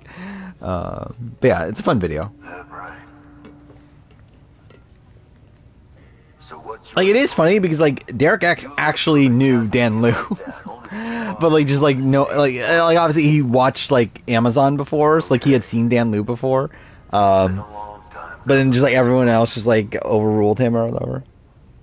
You take good care of that little guy. He belongs with the expedition. Yeah, I do think like obviously like what you're looking out for in Survivor, like what you want from the show, I think does largely base around like where you started and like what got you into the show to begin with. Can't think of anyone who could use it more. I think Sri and Stephanie will start in the same tribe. Likely not, right? Because I assume like they have to know themselves how close they are. You've done it. Port Yeah, I've seen that. Well, I mean, yeah, I was in the video. community, a part It's yeah, of the UCA. it's Their something. data, a part of Like our there's a history. phoenix on it. With an I love how like my theory went like nowhere, right? My entire theory is that it's a phoenix because it's gonna contain no winners. It's all like it's a story about redemption. But no, it's just a fucking phoenix for some reason. Isn't always good. Any city that I think it'll be Colby, Stephanie, and then Sri and Coach. But we have to accept the dangers and Will move it? on. Like Colby and Stephanie worked together last The rest of time. America is waiting, Sam. Waiting for Let's you see. to I'll take the try to first step create and tribe connect divisions to real the quick. chiral network. Need to find the entire cast again you on can reach here. them. There we go. Us whole again. I would love to make her whole again. That would be a great thing to do. One more seat Um, in the UCA, huh? let's So, see. you fixing to cross the lake and head west? Yeah. We Oh, I forgot. This doesn't include. Oh, I mean, yeah, I forgot about. I never include for the 49 players, did I? Everything bridges that floats. Only boat So, in town belongs to a private courier. private. What do I even add them to the power ranking? It's either they'll probably be back to back just because I literally know nothing about them. Spoke with their rep. Yeah, actually, I'm not even gonna bother. Some of the supplies you brought us. Okay, so yeah, like tribe divisions. Pig to see someone come into port. Like I assume they're gonna split up all the pairings, right? Like there's what 3 seasons with 3 people on it. Like I assume they're all gonna be split up if they're doing 3 tribes, which I'm assuming they are. Port not never So like I assume, yeah, like 1 tribe for Kyle, 1 tribe for Joe, 1 tribe for Camilla.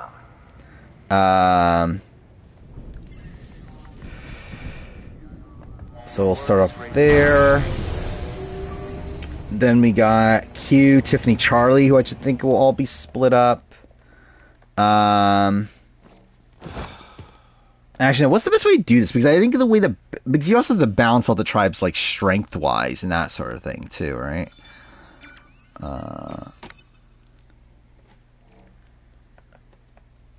But yeah, I am assuming they're going to be splitting up all the pairings.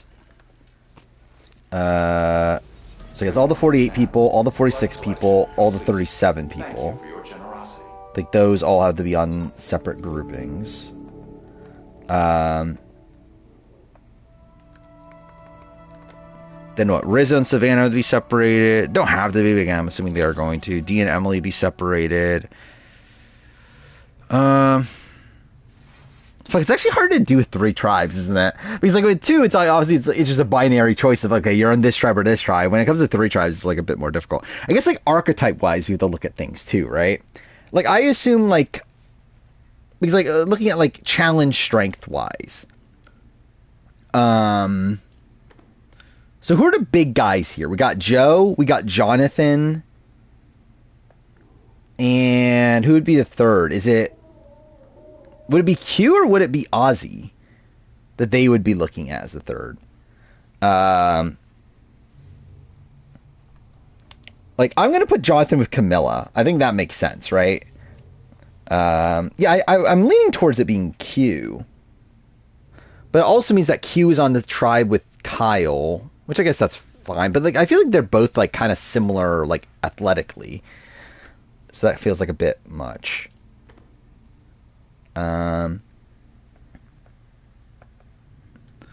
Let's see. So if I put Q with Kyle, okay, that does feel weird though.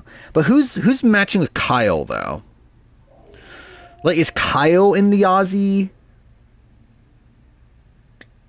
Actually, the men of this cast are a little bit weird. In terms of like creating 3 tribes with them. I think okay. So Tiffany.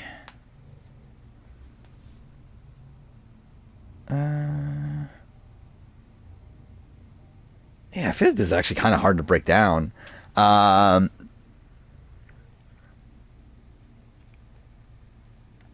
Okay, I actually think it's better. Actually, okay. Again, it's also weird because like obviously you're not seeing anything that I'm seeing. Actually, you know what? Wait, I'm a fucking idiot. I could literally be doing this on a Google sheet, so like people can be following along. Actually, let's do this. Actually, I will do this real quick. I'm gonna do it in the tribe predict or in the 50 prediction thing. I'll post the link in a second. Yeah, there. I'll do it there. Let's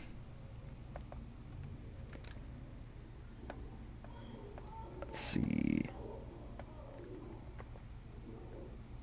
Okay. I'm just gonna call them all green because it's gonna bother me if I don't.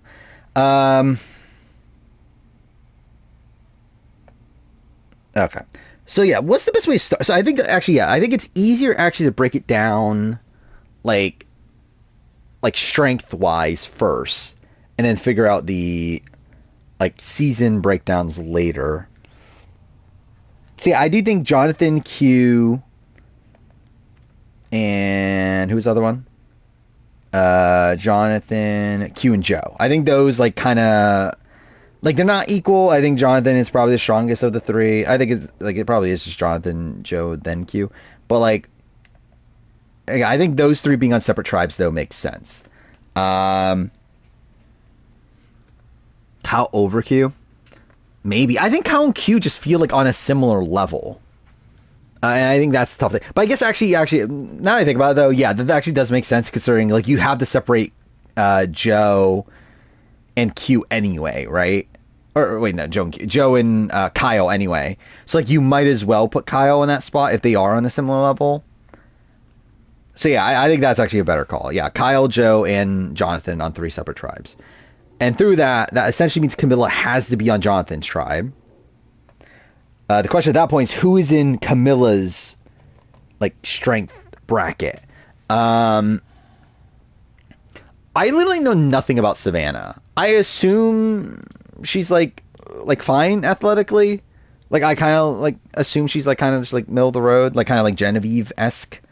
But I really don't know. Yeah, I think Emily. I would say Camilla, Emily makes a lot of sense, and then maybe Jenna. I don't know. Who's the third in this kind of grouping? Like, should Suri be in this? Is Suri like, because like I feel like this is probably the weakest grouping physically. Probably, actually, I feel like, but yeah, I think Suri and Angelina probably are more together, right?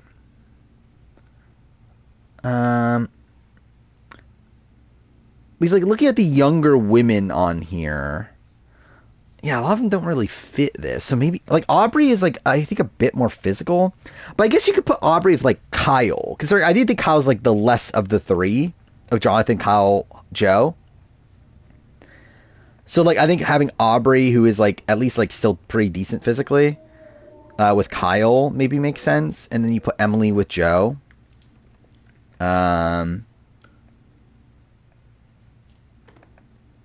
I think that kind of makes sense to me. I guess I should I should be coloring these. I'm just gonna go red, blue, yellow, just for the sake of it. Obviously, I'm not expecting this to actually be the tribe colors. I actually don't even remember what we voted on anymore. Like, I generally don't even remember what the options were for tribes, but whatever.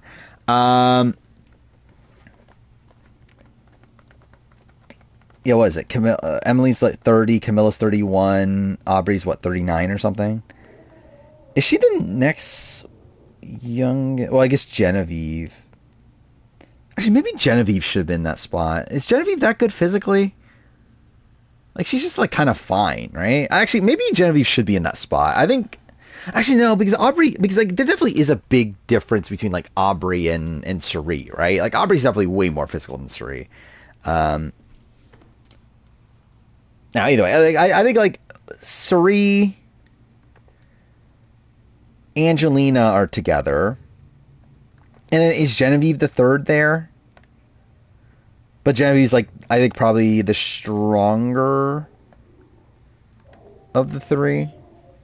But then Mike, so Mike White and Christian, I want to put on like with either Genevieve or Suri. I don't know who they're with yet. Is no, Devins is So okay, let's see other breakdowns. So I think like who are the other older women left? So Chrissy and Stephanie definitely are like in their own sub tier, right? Like they're together, and then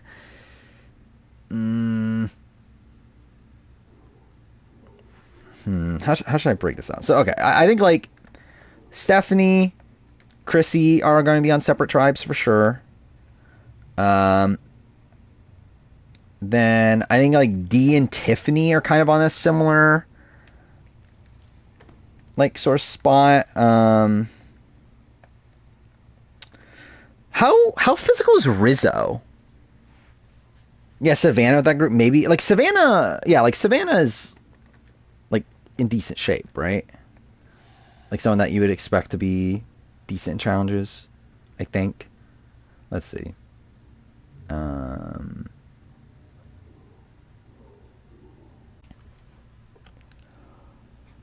Rizzo looks small. It seems like Charlie tier. Looks like Drew 45. Actually, where does Coach land anymore? I kind of forgot about that too. Okay, so I mean, if that's the case, then like, should it be like Mike White, Christian Rizzo then? If like he's a Drew? No, Mike White's older though, right?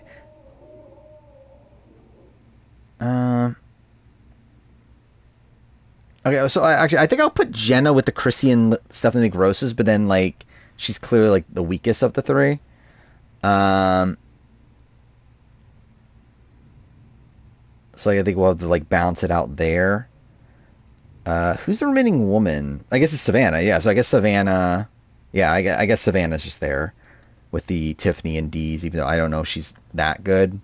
Actually, I guess we'll order these. I think Genevieve, like in terms of Genevieve, Angelina, Suri, I think physical strength, I think it's Genevieve, Angelina, then Suri. I think in terms of Stephanie, Chrissy, Jenna, I think I would go Jenna last, obviously. I don't know. Is Chrissy or Stephanie better?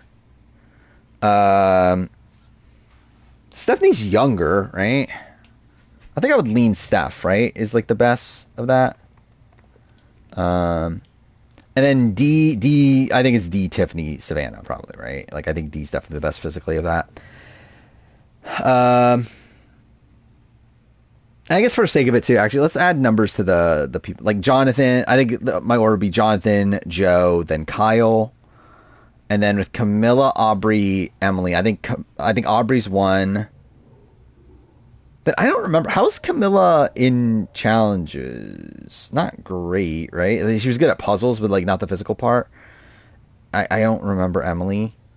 Yeah, I think I'll go Emily 2, Camilla 3.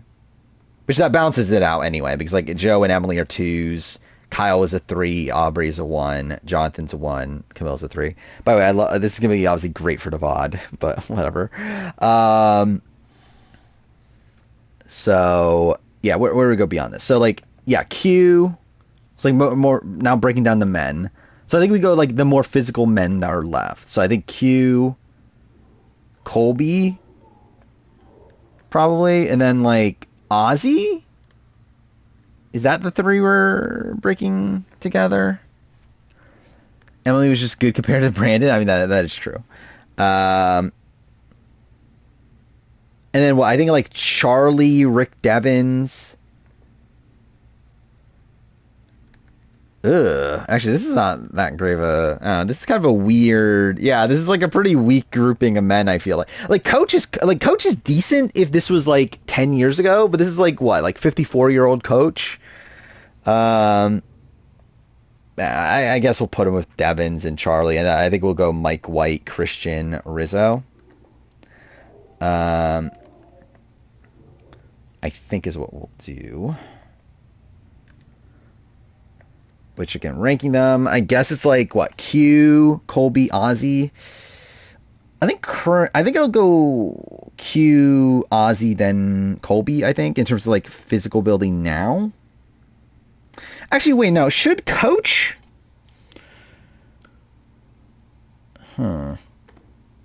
Should Charlie? How good at physically is Charlie? I actually don't remember. Like he's good at like endurance challenges, but how good is he at like the obstacle course stuff? Like should Charlie be with the Aussie Qs of the world? Or does it really? I don't think it's really gonna matter that much, realistically. We'll just see by the end, because like, I actually think Colby and Coach should be together. But then again, I feel like Q just feels like a standout amongst these, though. But anyway, all right, let's just continue, and then we'll figure it out. Rick Devens or Charlie? Like I think Coach, I'll probably put 3rd just because he's old now. I'll put Charlie just because he's young. Why not? At 1. Then Rick Devens 2, and then Rizzo, Christian, or Mike White. Even Q is well. To me, I guess Q did lose a lot of challenges early on, right? Yeah, I think Rizzo seems like the best there, and then I guess Christian, then Mike White. I don't think this men group breaks down very well, but oh well. Okay, so where do groups we need to split up again? 46, right? So okay, like how do we piece this together?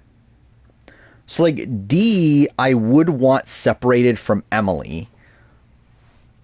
I think D, to me, feels like she should be with Kyle and... Well, no, but that's a winner. Fuck, I need to separate the winners, too. So if that's the case, then D needs to be with Jonathan, but that seems OP, though. But I guess, like, D... Like, I guess it is with Camilla, who's, like, not great. But I don't know, that feels like that feels pretty powerful. I guess we'll test it out though. Put D there. I guess Savannah. I guess we'll act like Savannah's a winner and put her on the other one. And I guess Tiffany is with Kyle and Aubrey then. Then so again, the red group feels strong. Give them Mike White. Yeah. I think that's probably a good call, right? So Mike White. Then I think no, I can't give Rizzo to them. Shit. Okay, so that means Rizzo has to be on blue. Christian has to be on yellow. Because I don't want to put the 249 people together. I think I have to give yellow someone strong. Yeah, I definitely have to give yellow someone strong because now blue's feeling a bit too OP. So I think I give them Q. Can I give them Q? Yeah, I think I can give them Q. Yeah, so I give them Q. Where do I put Ozzy? I think Ozzy I put on blue with Kyle, right? I think Ozzy with Jonathan and with D, that feels a bit OP. So give Colby to the Jonathan tribe. Oh yeah, where's Aubrey? Oh fuck, Aubrey and Q aren't together. Shit. I don't know. All right, let's just piece it together first, and then we'll do some rearranging after that. Okay, what other groups do we need to separate? So Angelina needs to be on blue at this point because of the 37 people. So where does Suri go? I think Suri. I don't know where Suri fits here. Like where Genevieve fits. I think it depends on how strong like Savannah is. Yeah, I think I'm leaning yellow for Suri, and then I'll go Genevieve on red. Then okay, so the question is, do I want Suri and Stephanie together? I think I kind of do. Even though they've played together before and that sort of thing, I think it's still an interesting dynamic. And like, I think no matter what, I think you're. Wait, are we no matter what getting? No, actually, I know. I guess we're not. I was gonna say no matter what we get, here's villains connection, but I guess we don't. Yeah, they did traders too. Which again, is that too much? Like, I generally don't know like what production is thinking. Like, would they want that or would they not want that?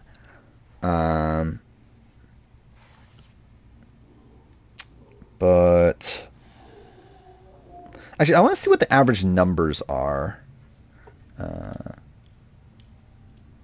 So like Red Tribe has an. Well, I guess I'll do some just because it's easier that way. Sum of 12. Which I want to be low, right? Sum of 11 for blue. And a sum of 13. So it's not that bad. It's only off by 1. So I think I need to give yellow. Yeah, I think I give him Stephanie. I think I have to give him Stephanie then. I have to give yellow Stephanie. So that means Stephanie and Suri together, but that's fine. And then I think that means I have to give Chrissy to red.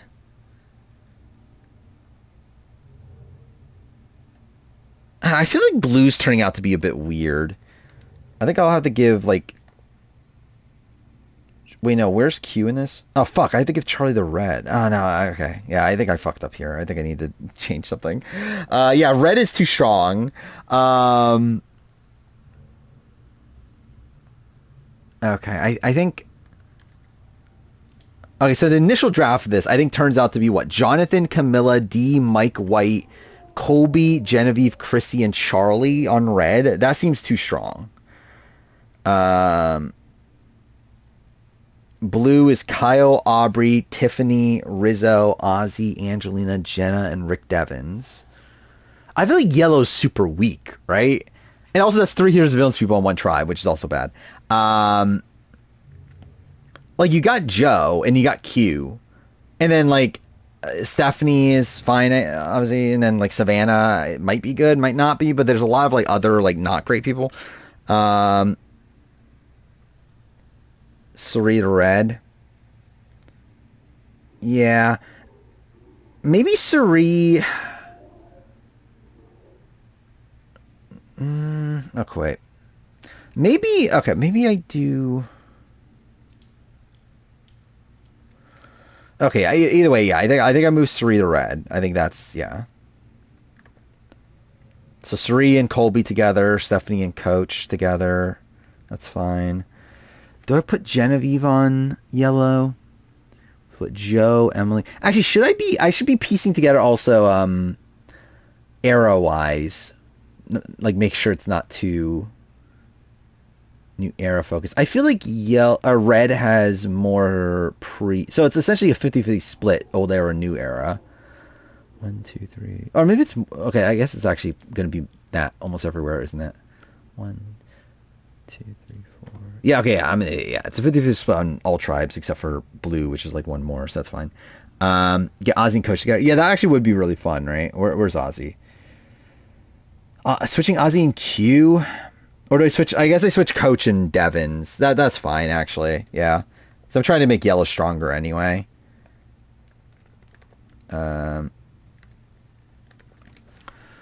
Let's see.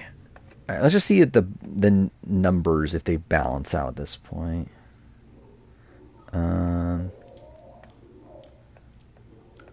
feel like red is like low number wise, or like high, I guess number wise.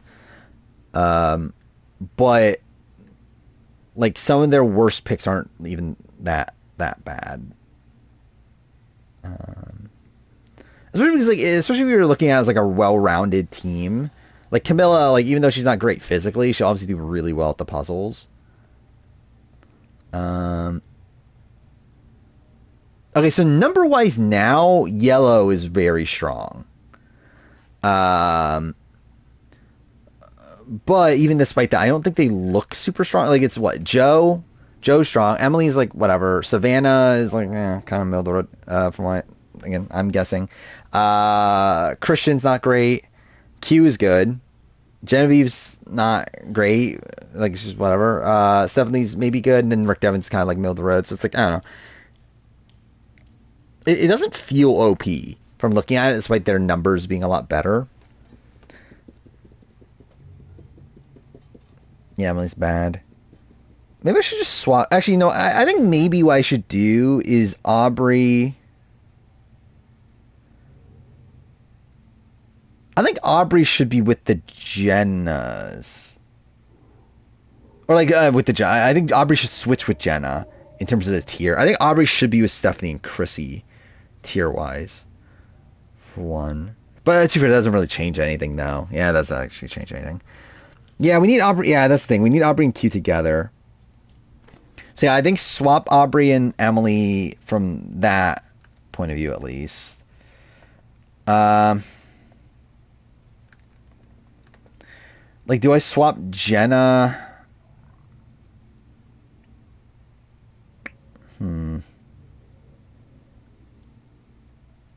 Who else to swap? Like, do I swap, like...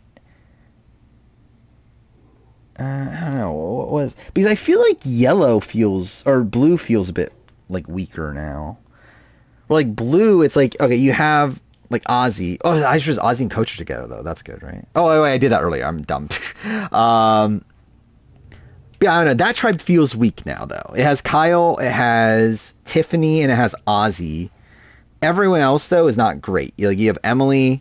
You have Rizzo, who again, I generally don't know, but then you have like Jenna Lewis, who's like near 50. You have Angelina, and then you have like Coach, who's 54. So it's like Coach and Colby together. But I feel like Coach and Colby, I mean, like it would be interesting, but like I also feel like they should be on separate. Like they're both like 54-year-old, like like. Still in decent shape, but like not. I don't know. It's like I actually feel like they should probably actually be in the same tier, realistically. I think in retrospect, actually, yeah, I think I should swap Colby. Like I think if we were doing the tiers properly, I think Colby and Charlie probably should have flipped tier wise. Because like even though Charlie's not the greatest like physical person in the world, like he is still like a fucking like 27-year-old in comparison to Colby's 54. Which I guess with that, we'll rearrange the numbers. I think Charlie's the weakest of Ozzy and Q, right? I think Colby's probably...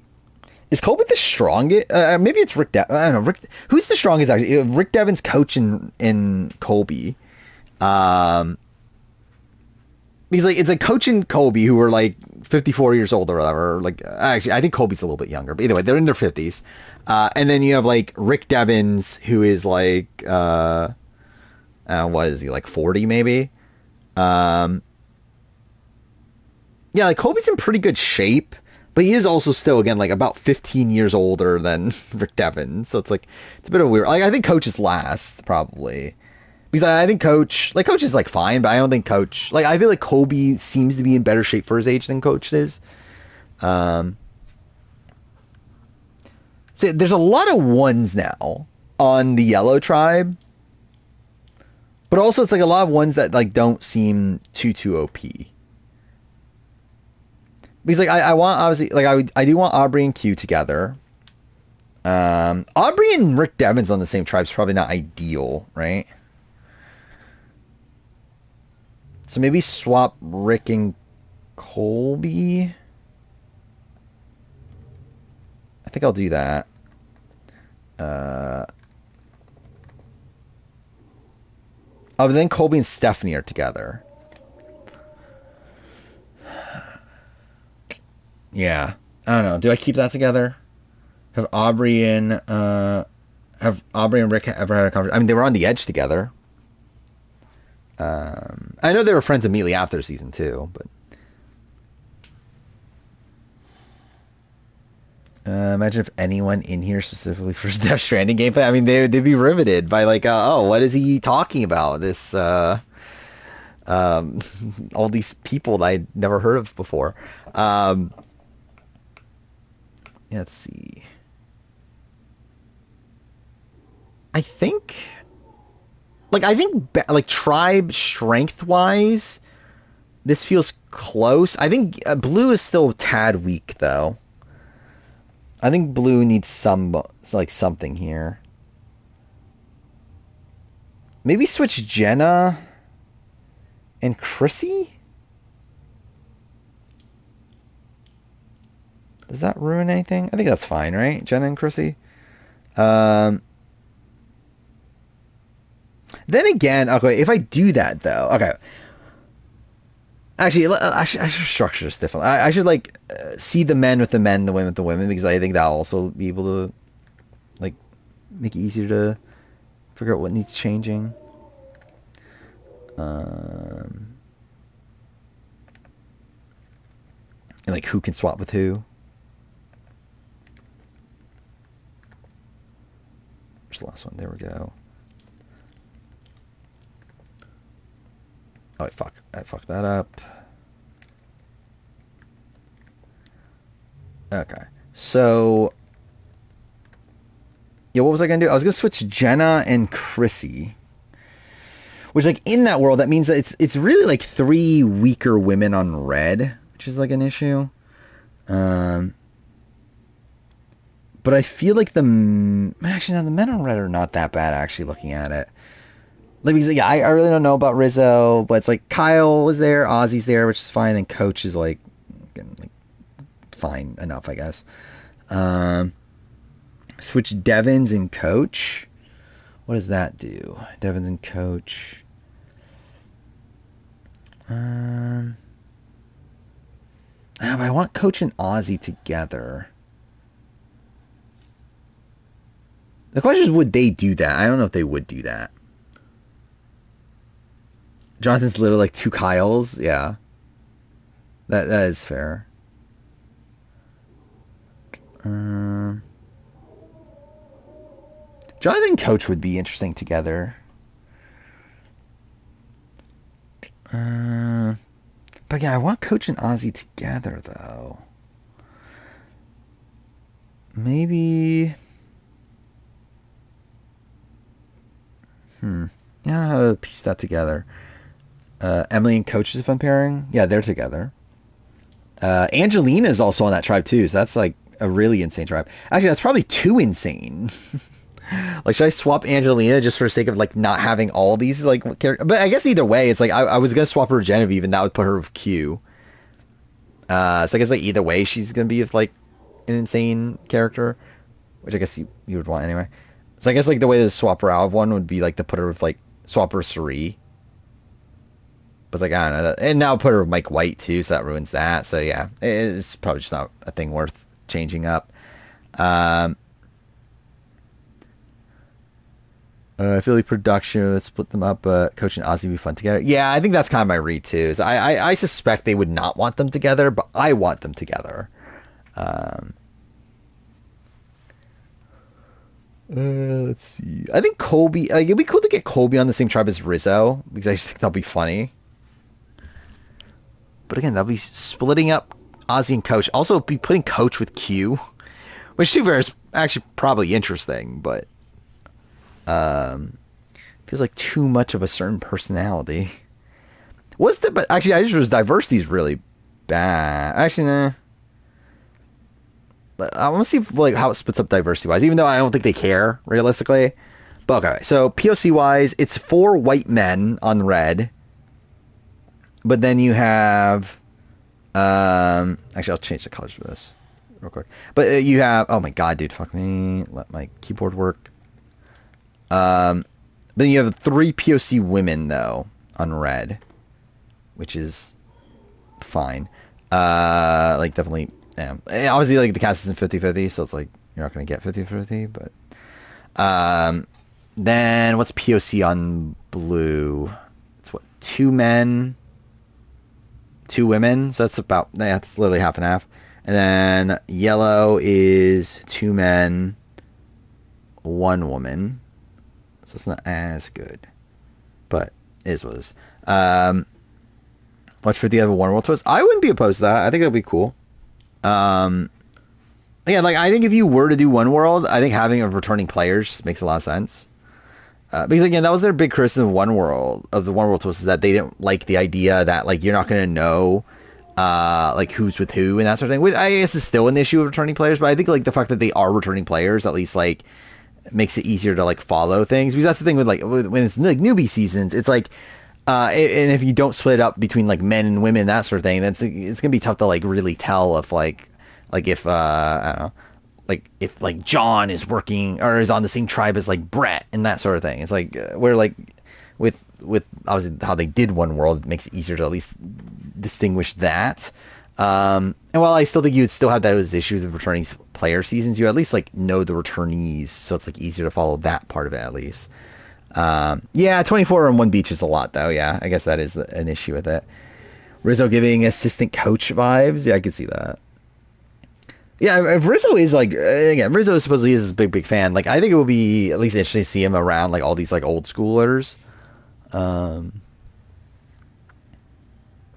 Is there anything else I want to change here? I probably should change like some things, but I think this is like fine enough. I feel like most other changes are just like changing things for the sake of it.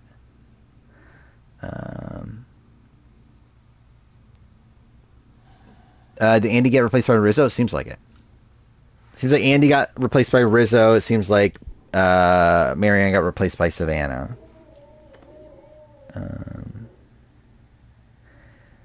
Kobe will scream, "Come, come on, Riz God!" Obviously, that's exactly what he would do. Watch for 9 people be first 2 boots. I would not be that shocked at that. Sounds about right. Are the seasons with 3 people still separated? I think they are, right? Camilla, Kyle. Yeah, they are. Okay.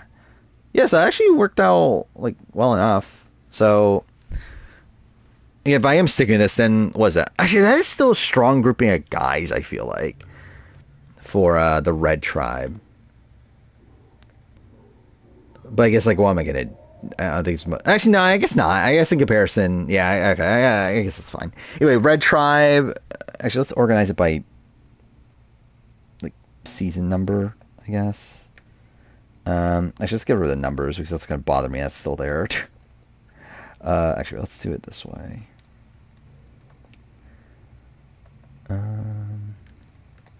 Oh my god, dude! If only this fucking keyboard would fucking work.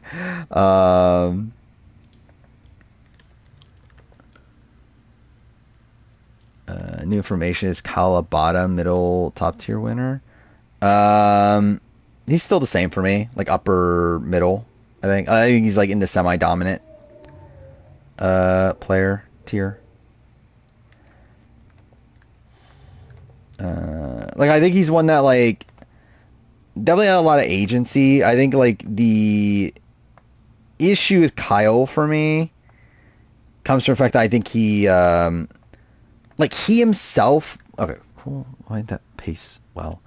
But it's like it's a game where like I think he like it's kind of weird because like Camilla is someone I criticize for like a lot of her game is based around like what Kyle is doing. Where like I feel like Kyle like a lot of his game is based around manipulating Joe.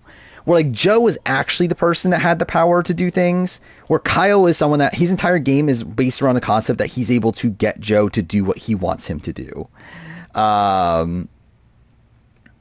Which like to me is like doesn't scream out dominant player. It's more so like you get like again, semi-dominant to even like no, he's better than second man, right? Because like he's the one that's actively doing those things to get Joe to do these things. But it's still like Joe that has the actual power in the game to do those things. Time for me to go to work at 3:30 a.m. Well, that sounds like fun. Good luck. Yeah, maybe I will talk about these predictions. He should be higher than Sophie. He is higher than Sophie. I think he is probably a spot bull. Like I think he's around where Jam Jam is.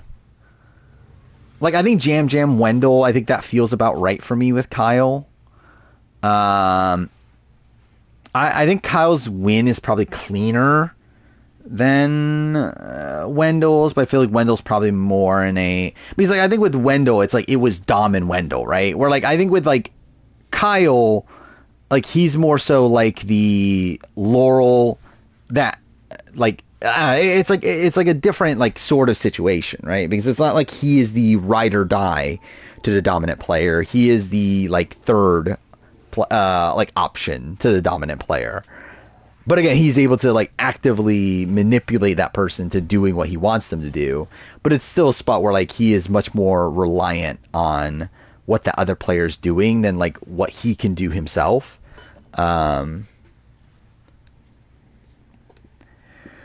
Is it bad that 4 of the 5 best players strategically are on the red tribe? Wait, was it 4? Wait, is it bad that 4 out of the 5 best players? So what, like, who do you have there? Like Mike, Charlie, D, Suri. Yeah.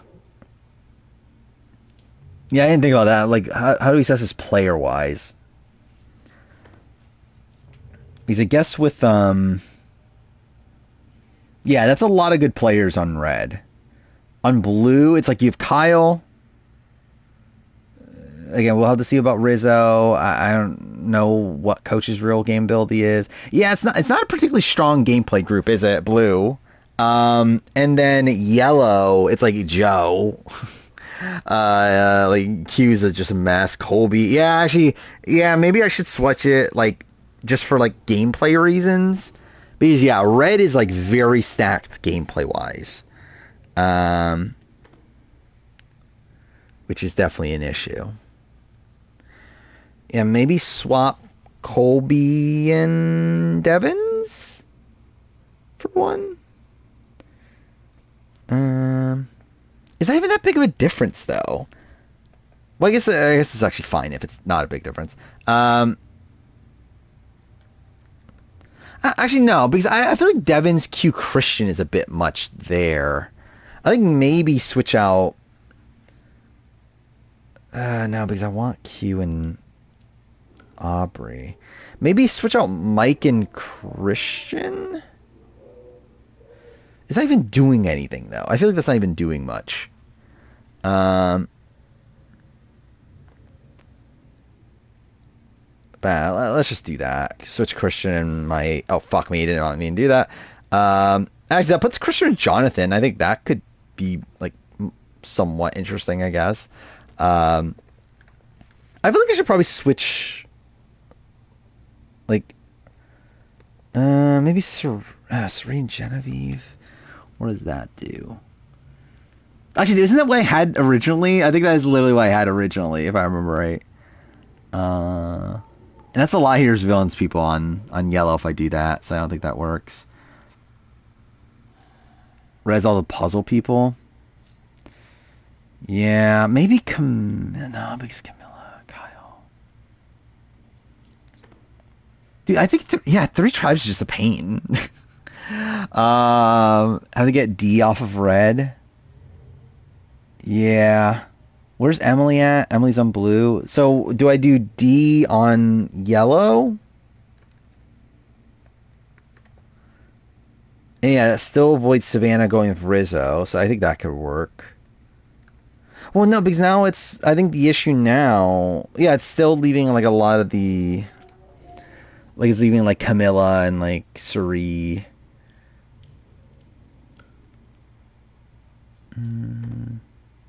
Actually, maybe it works.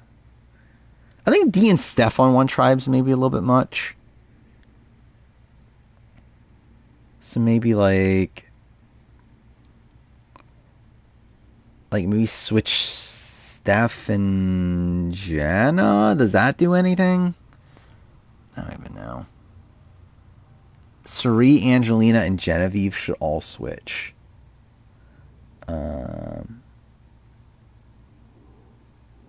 I think Angelina. Well, the issue with Angelina is that like I need to like I don't need to, but like I feel like she should be separated from Christian and Mike White.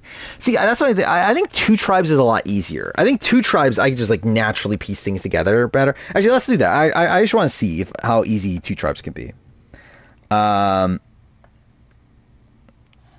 Actually, wait. Can I copy this? I'm just gonna copy the OG list again.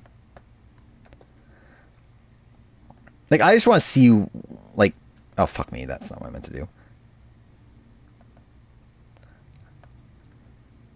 Yeah, if I do two tribes. So, like, I think, like, it's just a lot easier to, like, break players down, right? Like, I think Colby and Coach, two separate tribes, makes a lot of sense, similar archetype-wise, both, like, old schooler sort of players. Let's see, let's do... Actually, I guess we'll make Coach. I was going to make Colby red, but I guess it makes more sense to make Coach red. And then Colby blue. Because again, it's heroes versus villains again. And then Jonathan and Joe, right? I think on separate tribes. I would say Jonathan with Coach. Joe with Colby then. I think Camilla and Emily are similar. I think put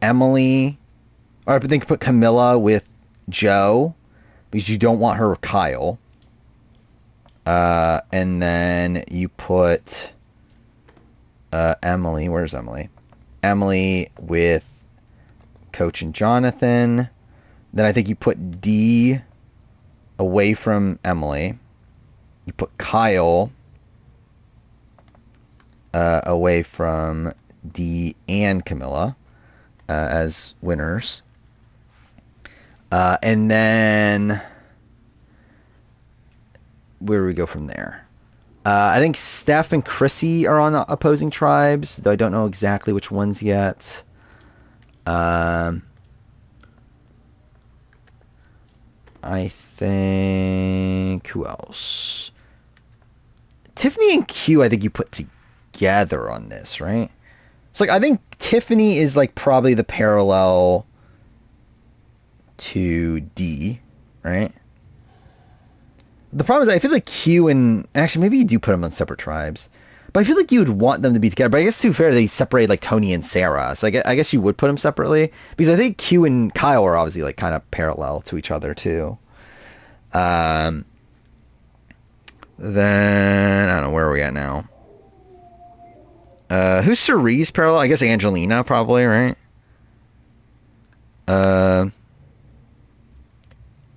I think you put Cerie away from Steph on a two-tribe season.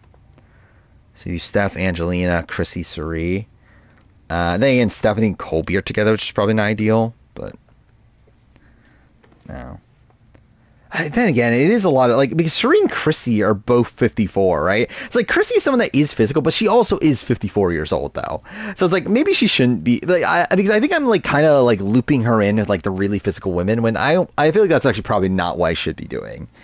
Like, maybe it should be, like, Aubrey instead of Chrissy. I also don't know how physical Aubrey is anymore. Or maybe do I just say fuck it and go with Angelina with Chrissy and then Cerie with Stephanie and just say fuck it. But then again, it's three heroes together though, which is also kind of fucked. And maybe I will go that, but then just like kind of overcompensate later. Like, I guess, like, let's say, like, Charlie and Rizzo. Like, is Charlie way better than Rizzo? I'm not sure. But for sake of this, I think we'll do it. And I think we'll put Charlie with Tiffany. I think it makes sense. And then Savannah. Where did I put Savannah? Well, I guess it has to be opposed. Yeah, it has to be against Rizzo. So on the other tribe as Rizzo. I'm not sure what the... Well, I guess it would just be her and Genevieve, right? And then, like, I guess, like, Aubrey is matched up with Jenna. Ozzy and Rick are parallel, though, which is weird. Well, Tiffany and Q is more of, like, a tribe balancing thing. Because, like, I feel like Dee and Tiffany are, like, the two physical women on the cast. And I feel like Kyle and Q are very similar. And I think you would want to separate the two winners in Dee and Kyle. So because that kind of, like, ends up leading to Tiffany and Q separated. But again, Joe's top tier. Eva's probably middle tier. Upper middle tier.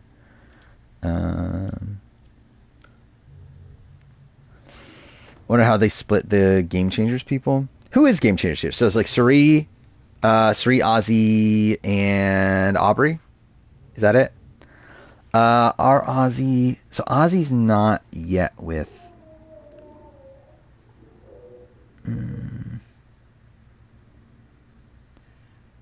I feel like Ozzy in this spot is with Colby and Q and Joe, I think. And Rick on the other side. I think I keep Christian away from Rick Devens, I think. Wait, no, is that... No, that works out, yeah, because I want Christian and Angelina together, not Mike White. And then... Actually, Christian and Mike... Well, no, I can't put Christian and Mike White together, I don't think. But actually, I think that's actually the more interesting dynamic, if Christian and Mike White together. Because, like, Angelina and Mike White, they're just going to work together, and that's not really much, like, suspense. I guess works out well, too. And then, like, Aubrey or Jenna, where's Aubrey go? I guess, like, Ozzy and Suri are opposing tribes, so that doesn't really matter. I don't think Aubrey really has much of a connection at all to Ozzy, though, right?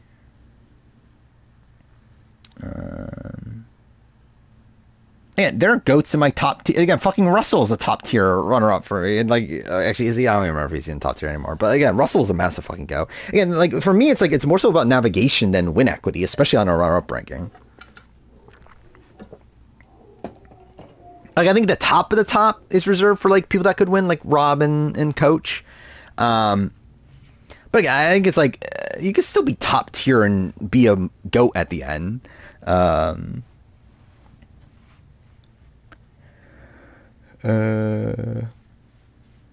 Rob can win. If Jenna wins final immunity and votes out Amber, I do think Rob wins the game.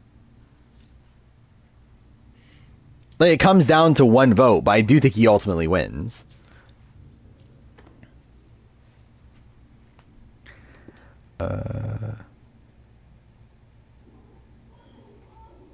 Again, Rupert had a deal with Rob that we're gonna vote for each other if we're if we're not at the end with each other. And, like, Rupert sticks by that at the end and says, it says, why should I vote for you? And Rob says, because we had a promise or a deal or what the fuck he fucking said. And then Rupert just laughs. He's like, well, obviously I'm going to fucking vote for you.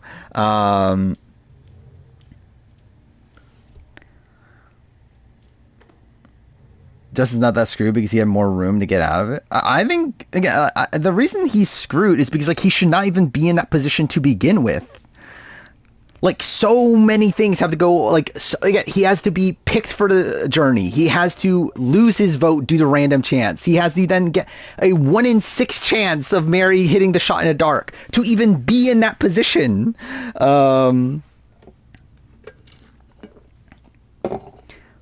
Or I don't even, like, generally, I don't look at Suri as screwed at all for Advantage Get-In. I generally don't. Unless, are we talking about, like, Micronesia? Even Micronesia, it's like, Yeah, it's like her being like screwed over by like James getting eliminated in the way he does, but also it's like you should have known there was a final two based on the number of days. Like you're on day, like again, you're voting out Natalie at the final four on day 37. It's like you should kind of fucking know.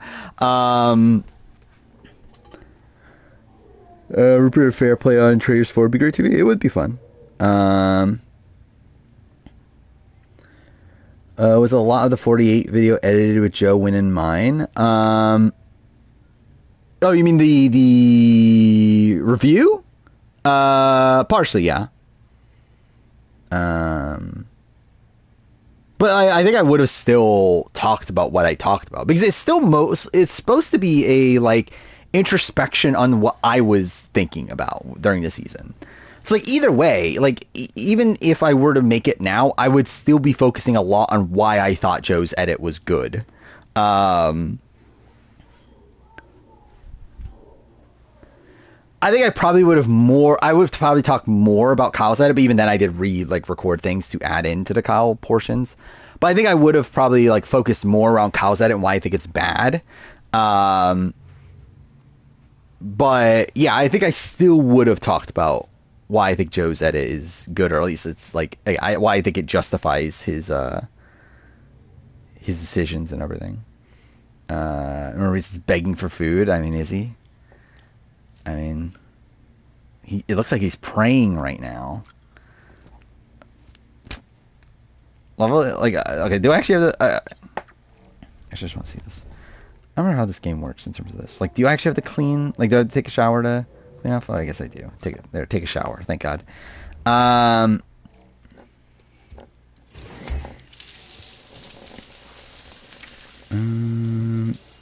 Natalie voted Suri. Natalie was never voting. Party says no choice but to take Natalie out. But again, that's also a failing on her. Like, that's kind of the point. And like, I think she would have, like, probably, you would assume, positioned herself better had she known it was a final two. But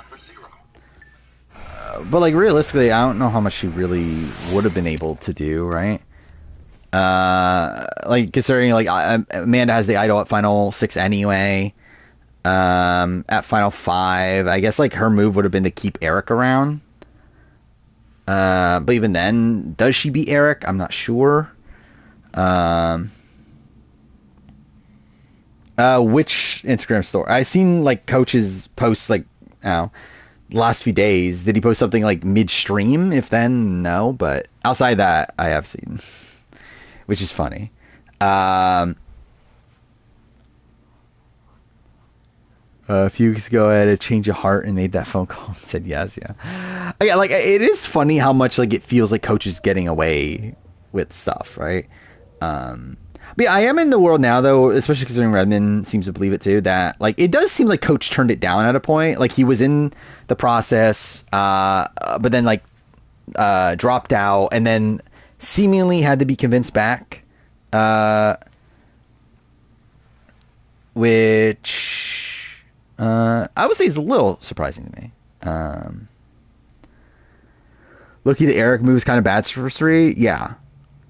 Dude, like, again, it is in the context of it being a file too, because like, yeah, it just enables like Parvati and Suri, or Parvati and Amanda, where they just, and like with also Natalie there as well. It's like realistically, I think if you're Suri, I think you should be trying to get rid of Natalie instead of Alexis. Like, I think if there was somehow that you could have. Actually, really, I think she could have. No, actually, no, because Amanda and Alexis had like a feud, right? But also, she didn't know Amanda had an idol anyway, right?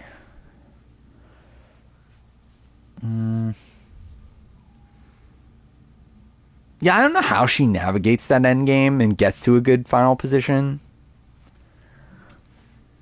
Isn't Coach saying New Era's bad? Tyson, he was. Which is funny. Which again, that's what I was saying. Like, so if this is all a ploy, then I feel like that leans towards that part of it not being a ploy, right? Like, so I think like So yeah, I thought, okay, he got cut and was bitter. Turns out, no, he might have actually just genuinely dropped out and then was talking like shit about Survivor, and then later got convinced by Jeff to come back. I think might be what happened now, maybe. Actually, let's finish this cast real quick. It's literally like 2 things away from finishing anyway. But yeah, yeah, what is this? Yeah, like, which one is this? Oh, yeah, yeah, this is the... which, is he, like... Oh, yeah, so, like, this is obviously, like, would be implying that, yeah, he changed his mind actively on his own, right? Which, now, do I believe that? I don't know. When Jeff replaces him for Andy a lot. Imagine. Dude, imagine we get to Wednesday and like the cast is even worse than what we thought. I think that'll be so fucking funny. But I legitimately can't imagine like Jeff there with the urn of all the players and like revealing people, and then like fucking like reveals like Kelly Nalbandian on Survivor 50. It's like, what a fucking weird reveal this would fucking be. Yeah, Coach is definitely... Yeah, and he's 54. He is up there at this point. Is it true that production tried to call him for Borneo? What, Coach? I don't even know. Are we going to try... Wait, am I going to refer to 50 as In the Hands of the Fans or just 50 on the channel? I think it depends. Like, I'm going to... Like, the cast reaction is going to be like Survivor 50 In the Hands of the Fans or whatever. Cast reaction. I think with my rumor mill video, I'm probably just gonna do Survivor 50, especially considering it was like a lot of the rumor mill was before we knew it was called Hands in the Fans, or not all of it, but like some of it was. I think it depends. I think it's circumstantial. I think it's like if it's related to the actual season, like if it's like the preseason power ranking, the cast reaction, the like review, like all that sort of stuff, like I think I'll call it Survivor 50 in the Hands of Fans. I think if it's not, I think if it's more like just a casting related video or like a, yeah, like that sort of thing, I think I'll probably just do Survivor 50. I mean, Riz God is there. Do I have time for the reveal? Oh, do we have a time for the cast reveal? It's at 8:30 EST or ET on Wednesday morning. The morning show, I believe, starts at 7, but I think the cast reveal itself is at 8:30 is what was said.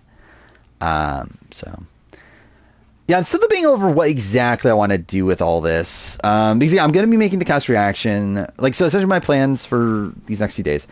Yeah, tomorrow I'll probably try to finish Drainage Grand Final, maybe watch Last of Us, we'll see. Then Tuesday I'm going to be busy for like most of the morning to afternoon. I'll probably be free around like 5ish. At that point, I think, so like obviously throughout the day, like at some point during that day, Redmond's going to leak the cast. I think at that point I'll probably record the video, record the cast reaction, edit it, and then hope that that's the real cast. So I'll probably like, yeah, have it like everything done except for the exporting it. So then the next morning I'll wake up at 8:30, watch the actual cast reveal. And yeah, I'll probably try to record that. We'll see how it goes. In terms of that, I don't know if, again, I'm not going to guarantee like gets uploaded or anything, but we'll see how it goes. Yeah, if there actually is like anything to actually react to, then yeah, I'll post it. But there's that. Then immediately after that, I'll probably, because I'm assuming I'm pretty confident we're going to get cast photos and that sort of thing. At least like in the Cambodia style of the like ballot cast photos they had of like the like kind of like school like sort of picture things, like with like the generic background and everything. I think we'll get those sort of like cast photos. I'll probably use those for the video instead of the old ones. Or maybe should I use the old ones actually? I don't know. Maybe for the old, maybe I should use the old ones for the thumbnail. Actually, no. What do I do with the thumbnail? Actually, I think it depends on if we get a cast photo, which I'm not sure if we're gonna get.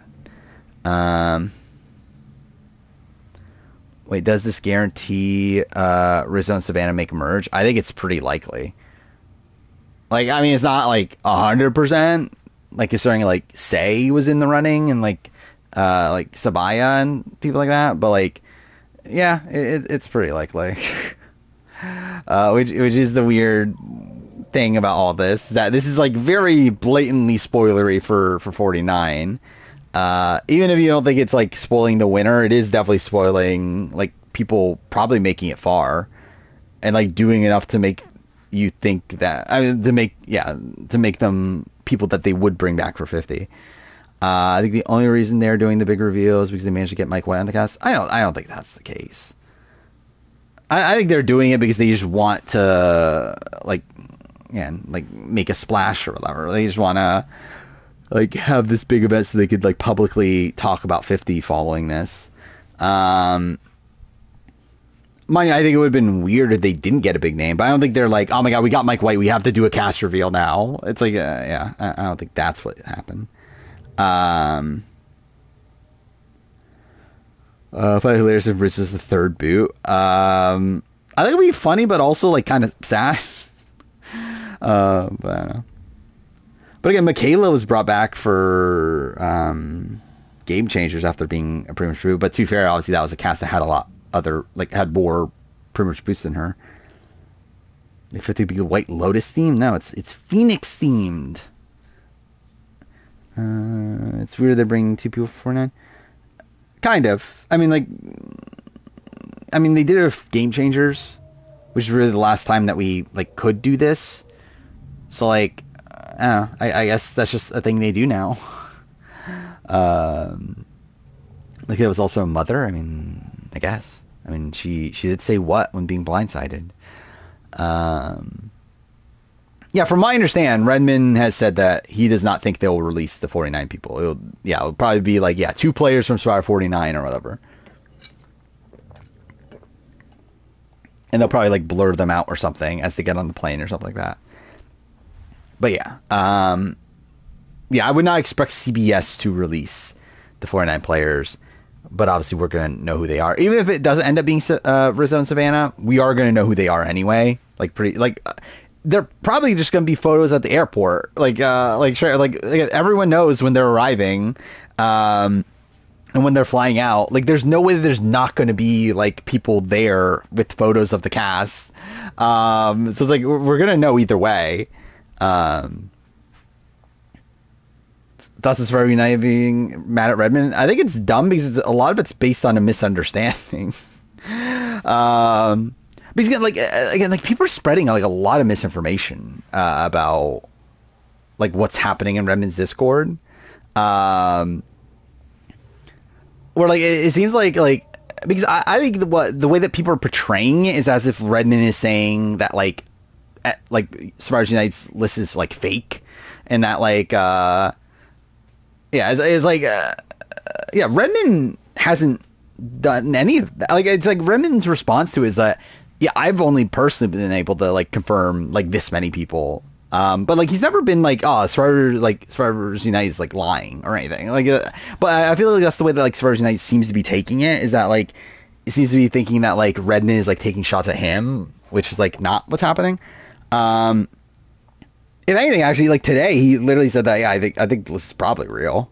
Like, again, he's only been able to confirm 18 of the 24 himself, but like, I think he's thinking it's probably real at this point. Can you explain why Amanda was 9%? Like, I think with Amanda, I still think Amanda was in the running until very recently. Elizabeth is a different situation. Elizabeth T is like fully, I don't think Elizabeth, like, I just don't know what happened with Elizabeth. But like Amanda, like my read on the situation, I do think Amanda like dropped out like a few days ago, like probably a week ago now, but like,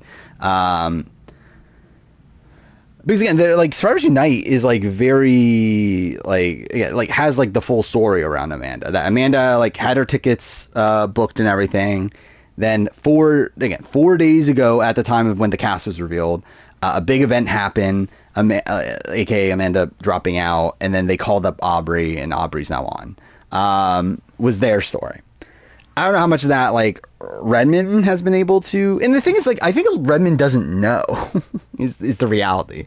Like I don't think Redmond is as informed on like the like minutia of things as like Survivors Unite seems to be if Survivors Unite is telling factual information. Or like I think Redmond just knows that people are telling him, hey, like Amanda's on. And then all of a sudden, like someone says, "Oh, Amanda's not on," and he's like, "Oh, okay, I guess Amanda's not on." Like I don't think Redmond's getting a lot of like the like like specific details on, when things are happening, when and like why they're happening. When 49 is probably not on 50 because the players outside of one wouldn't know the winner. I mean, they're gonna know. Like they're not gonna not say their results to the fellow players. It's not like if Rizzo knows that Savannah's the winner, it's not like he's gonna tell the cast, oh yeah, she got like third place or something. It's like he's just gonna tell them that, oh yeah, she won. Again, like she's gonna like they're gonna know if one of them won. Like that's not gonna like be kept a secret, especially considering they know the result. They filmed the vote reveal on the island. It's not like Samoa with Russell, where like they weren't like 100% sure because like Russell himself didn't know at the time they started filming. Does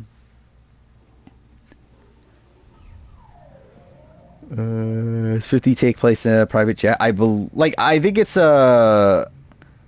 like it's Fiji Airlines, right? But I think I think it is a plane specifically like set up for the 50 cast. Like they put like the 50 logo on it and everything. Which, by the way, they changed up the logo, which I feel like not many people are talking about, but I think it's better.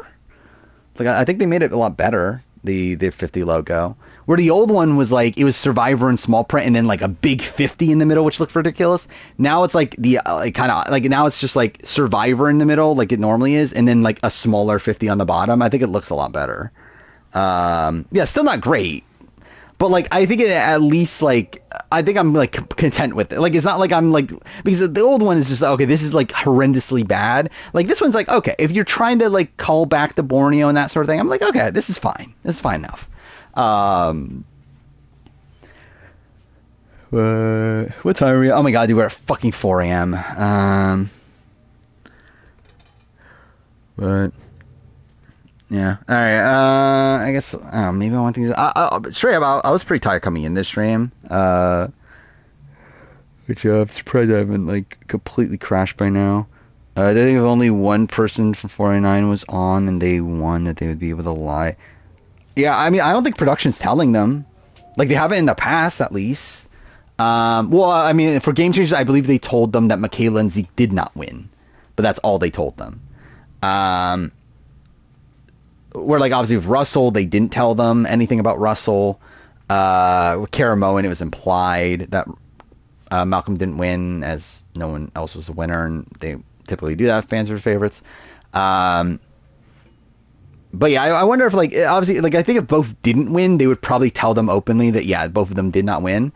But otherwise, then I think they probably just don't say anything. I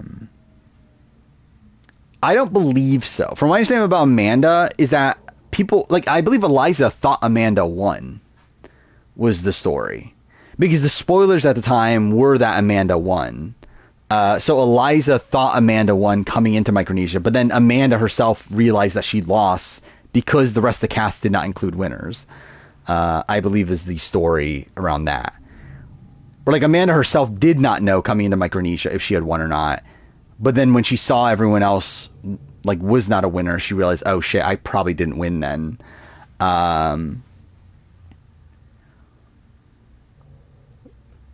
I feel like nowadays new era players all know each other before they even play. I think there's a lot that do. I mean, I think Survivor's just like in general more like connected community now amongst the like new schoolers and stuff, to where man, there's a lot of like obviously there's like people that come into seasons like already being known in the community, like Brandon Donlin, Andy, Asia, obviously. Um, and then even then, like a lot of people just like instantly go to like watch parties and stuff like right after they get back. And I wouldn't be shocked if that happened with 49, where like the 49 cast probably went to like some of the 48 watch parties towards the end. They wouldn't have 3 winners. I mean, if it's a 3-tribe season, then I don't know, would they not? Like have 1 per tribe? But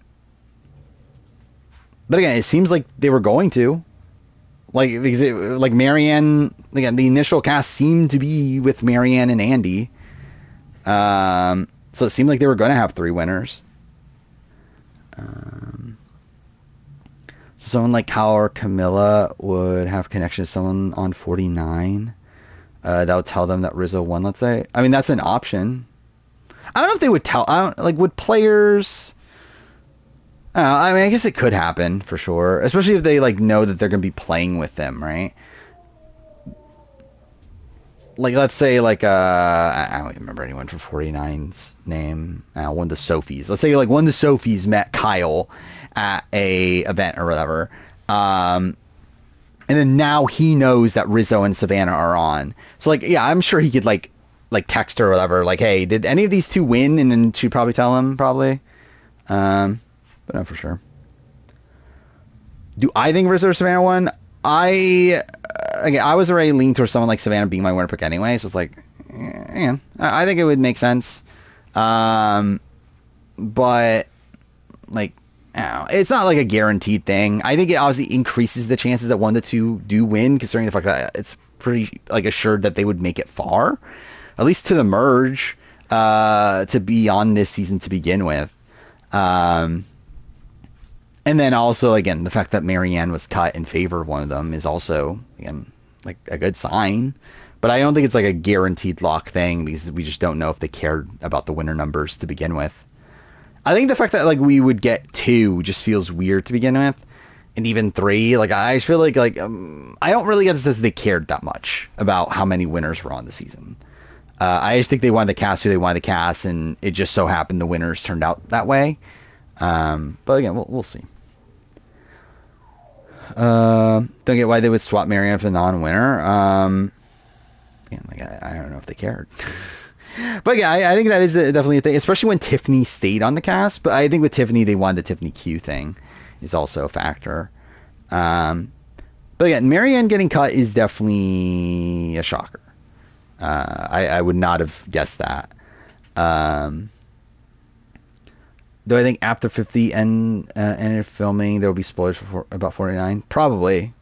Like, realistically, yeah. Especially considering both Savannah and Rizzo are on. They're probably going to talk to their alumni friends. The alumni friends are probably... talk to the people on the cast, and then the people on the cast will talk to their alumni friends. Like, I think it could spread, but then again, it didn't from Legend X, so you just never know. Or Legend X was like a very unspoiled season. If anything, actually, it was the opposite, because I think it was assumed that Adam didn't win, because Adam's mom passed away like immediately after he got back. So like, I think it was assumed that he didn't have, like, that he left the season midway through to go back to his mom or whatever. It's like people really did not think Adam won at the time. Wonder how they handle the situation. Sophie from last season told me that Rizzo won. I don't think they would. Well, I mean, they wouldn't show that on the show, and I don't think they would be allowed to talk about that on the show. I wasn't interested in seeing winners again. Some good second chance picks for New Era, especially. For me, it's like I think my thing is I want them to go all in or not, and I think the fact that they didn't, I think I would rather just Dee and Carlton not be there. I think the fact that they are there just feels weird at this point.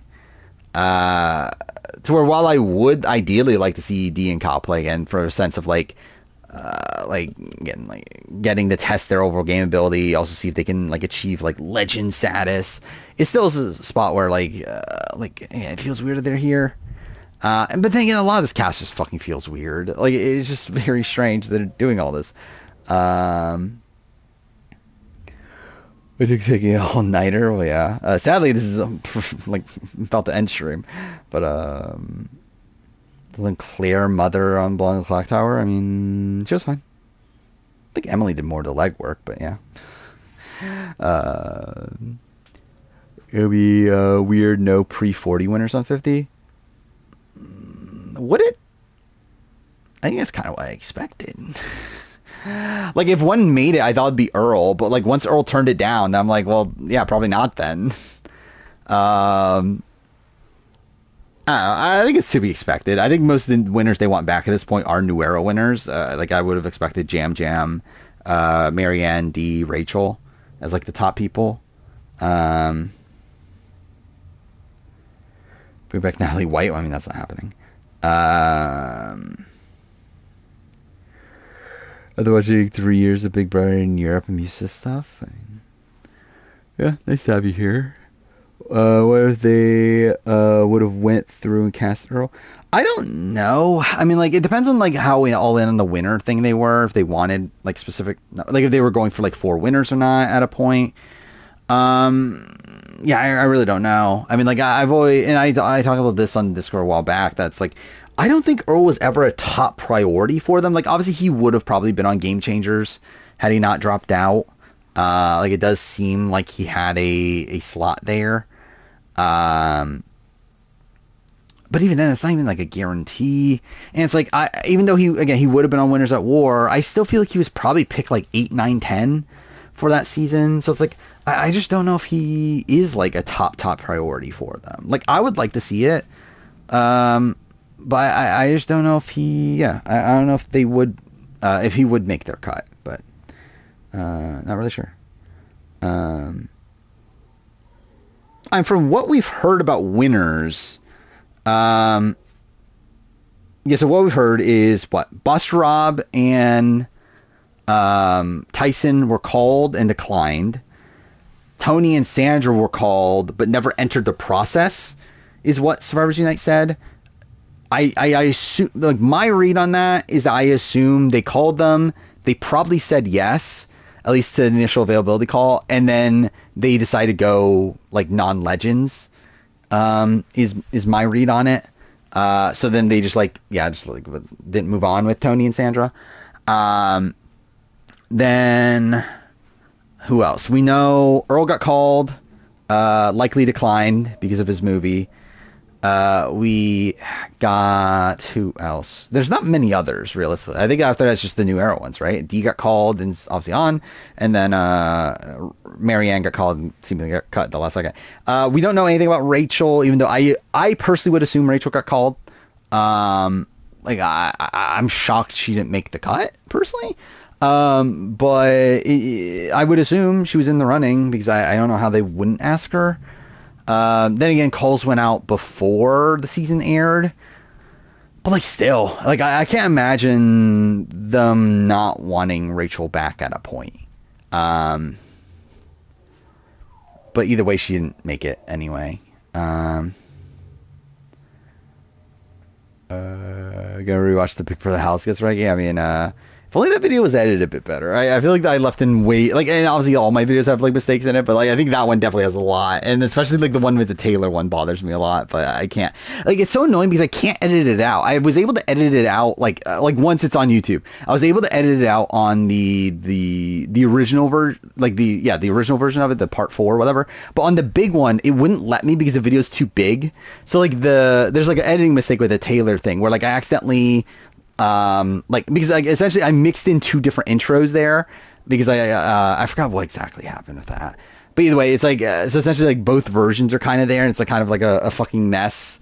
But like I don't know, it is what it is at this point. I mean, like I can't change it unless I wanted to take down the video, and I'm not gonna fucking take down a video that like gets that many views. Rich is too boring as a winner.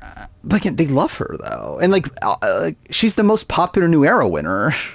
Like amongst casuals, like even it's like I just wouldn't really get it. Like I really don't get it. I don't need I think Rachel's fucking boring, but I don't get their decision to not put Rachel on. Like I wonder if it was a CBS. And that's what my read on it is. I feel like CBS loves D, and I could see CBS pushing for D over Rachel. And that just Jeff was like, yeah, sure, why not? Like it's not really a fight worth fighting to him. But I don't like. I do get this. I think he likes Rachel more than D. Is not really possible she declined because I think if she declined, it had to be due to time, family stuff or something. Because again, she talked about in her 47X Suppress that she really wants to play again. And then on the On Fire podcast for finale, she's sobbing over how my 1 year journey with Survivor's over and stuff. It's again, that's a weird thing to do if you turn down 50. So I don't know. I feel like if she did decline, it had to be due to something else going, it just really bad timing or something. But I would lean more so towards her, just not making it. I referenced the D's big toe again. Hopefully none for that. I think Jeff loves the style of game that Rachel plays, the fact that she again uses advantages and has this underdog story and wins a lot of challenges. It's I just feel like that's the game that he connects with a bit more than D's, who's just how do you even describe D's? It's obviously very dominant, but not in a way that I think he I don't know. It's because it's not really in a Boston Rob way where while Boston Rob's dominant, he's very showboaty about it and everything, where I feel like D's just kind of I don't know, kind of just stone cold about it. It's humble Treya. Yeah, I did note that and I think that's something I probably would have talked about a bit more if I thought Kyle was winning when making the review. Is I probably would have focused a lot more on talking about the Kyle's wart of it all. I think I did actually talk about in decent detail, but more so in a negative light, which I do still stand by that. I do think there is a tonal difference between Kyle's wart and Dee's toe, where Dee's toe is propped up as oh, this is so amazing that Dee is able to pick up branches with her feet. Where with Kyle, it's oh, Kyle's a fucking idiot for thinking this is a fucking wart, or for thinking this is a callus or whatever. I do think it is tonally different. When Jeff in production would have thought of 47 of Rachel lost, I think they would have hated it. And there's already reports that they didn't love 47 at the time. But I think they would have really hated it if Rachel did not win. I think it would probably be in the 43 column for them of a season they genuinely hate. I thought the confirmed cast has 24 people, so it's not fun. No, wait, what? We're getting 24 people. Seemingly, we're getting 24 people. Where, yeah, we know what 249 people they're on now. Survivor production, CBS spoiled themselves today that it's more than 20 at least. So it makes sense if it's 24. Could be the 24 minus with two alternates there, so it could be 22. But either way, it's over 20. Season productions hate, fans love them. Seemingly. Actually, I don't know about hate. I think it's the opposite. I think if production loves a season, fans usually don't like it. I don't think it's necessarily always the case the opposite way around. Because it's not people loved 43. I think there were there's some portions of the fan base that do, but it's not the majority of people like 43. The light stuff from tonight made me less confident in the reports we're getting. I still feel fine. I don't think Eliza knows much. I think she's mostly guessing on most things. Even the Amanda thing, the context around it was still wrong, seemingly. because like her read was like, oh, Amanda was never in the running, which we know is not the case. We know Amanda was in the running at a point. So like I personally just feel like Eliza's guessing on most things. Will they try to make 24 a new standard? I don't think they will. I think it's too difficult. Like it makes no sense for them to do it any other way than like how they're doing it now with like returnees. I usually with like newbies, 24 people just simply does not work on 26 days, and it barely even works now. Like literally as is, they're gonna have what, double eliminations constantly for the pre-merge. Is likely what we're gonna get.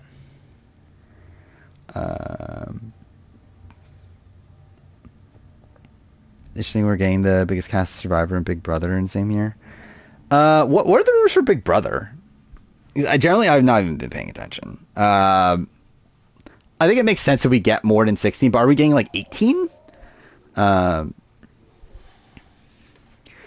is your favorite of the first 4 New Era seasons? I think it's literally third for me. And I think we're assessing it on what I felt at the time. Actually, no, I think at the time, I think my current ranking is what, 41, 42, 43. Actually, it's literally in order. 41, 42, 43, 44. I think if we're ranking on how I felt at the time, it's probably what, like 44, 41, 43, 42, maybe. I forgot, actually. I think it was actually like kind of high on 43 at the time. And I rewatched and I realized, oh, I don't like it.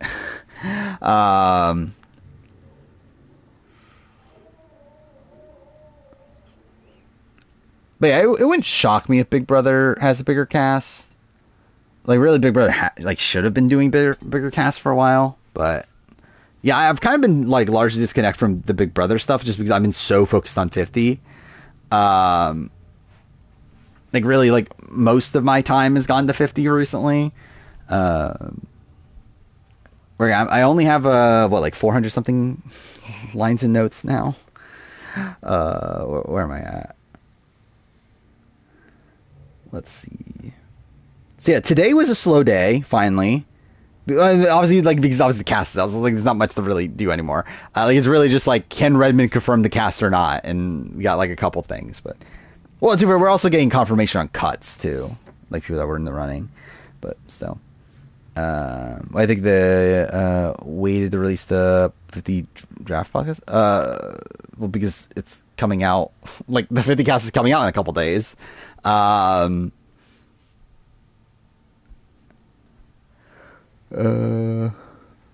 could split house. I mean, I don't know. It's like I think it's like I wouldn't be opposed to it happening earlier in the season, but I wouldn't want it to be like the actual like start of the season entirely a split house. Why wait until now and not release it right away? I mean, it was initially a patron-only podcast. Also, because like I think at the time they didn't want to like officially talk about 50 out in the open. Either Wednesday or Sunday. I think I'm probably leaning towards Sunday for the 50 draft. But we'll see. For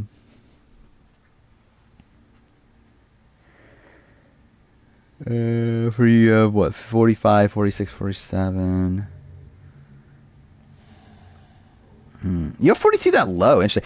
I find it weird how like I felt like I was like the lowest on 42 while it was airing.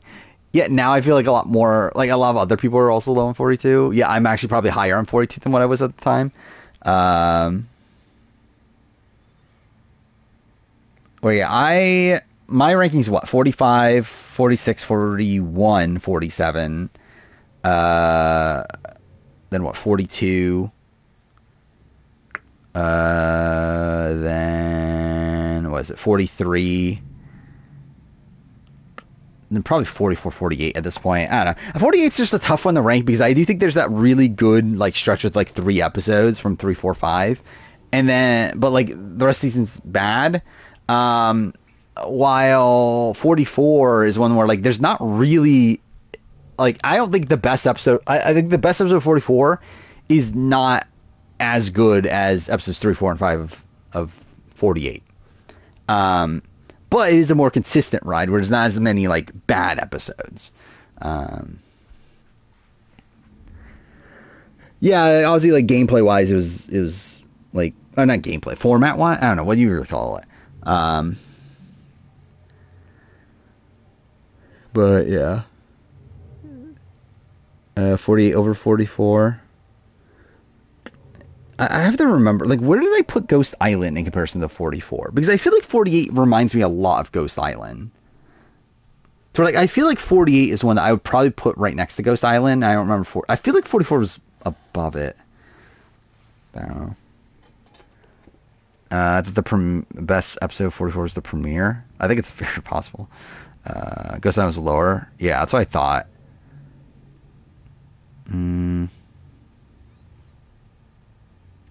Mary and Star episodes are off the watch. I mean, at least we got fried chicken with fried chicken and waffles. The greatest moment in reality TV show history. 45, 47, 41, 46, 43, 42. Yeah. I feel like, yeah, like, obviously I think well, actually, I guess, like, yeah, I guess you have 41 higher than most people, and 2 for I do too. But I think, like, the general consensus seems to be what, like 45, 46, 47, like top 3.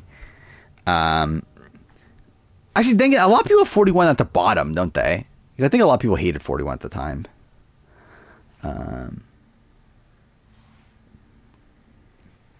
Yet I like 41 personally. I think it's edited weirdly, and I think that's probably my main criticism of it. But I think outside that, I actually do like 41.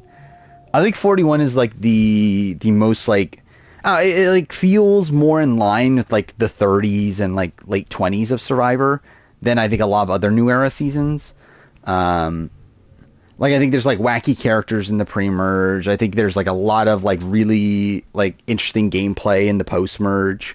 Like, I still think the like knowledge is power like thing from Xander, and then follow that up with the craziness of like the Sydney boot. I think that's still like an all-time great tribal, which I think is like kind of lacking in New Era. Outside that, and I think that's always been like a being like because like obviously with the New Era you have like things like the Jenny boot, and you have things like the what was it, the Justin boot and stuff like that. But like those don't have as much impact to me as like a genuine, like, I don't know, like more like crazy vote, like the Sydney vote, and I don't know, like the Sarah vote in Cagayan, like, I don't know, these are, and like I guess like the Caleb, or not Caleb, fuck me, the Malcolm vote in Game Changers. It's like these are like, those are like votes that I'm like it's fucking lame. Or just super interesting to me because it seems like a steamroll to me, but I can't find a way to stream it here to watch the season myself. Yeah, it's interesting. I mean, like, I feel like there's definitely links out there, right? Dude, I haven't really had to look for Survivor US links for, because they just have Paramount Plus, but I think on paper 45 is a bit of a steamroll. Especially like for the early merge phase, like the end is like kind of insane. 5 round in particular. But I think it's like I think it's a season that's definitely helped by having a fun cast. I think there's like individual like moments within it that are like interesting, despite the fact that there's like kind of a steamroll happening for parts of it. Yeah, it's like I think the actual dynamics within the majority are interesting. Where like it's not like 48, where I feel like Joe, Eva, Xiaoheen, and Kyle were like all kind of boring. And I feel like a lot of their dynamics within that group were not like specifically focused on for a lot of the season. Where like I feel like, especially between like obviously Joe and Eva is, but I think in terms of like the like the Xiaoheen like Kyle thing, it just feels like it's there when like absolutely necessary, more so than anything that's like overarching across the season. Where like I feel like throughout like the Mary episodes and the Star episodes, I feel like we get like no interaction between like Xiaoheen and Kyle. Where like I feel like with 45, it's like there's a lot more like intrigue happening in terms of like what's happening in between the Reba 4. You have like Austin and Drew doing their thing. You have Dee and Julie. Then have like Dee and Austin, and you have the like Dee trying to undercut Austin, and like, I think there's a lot more like intrigue there.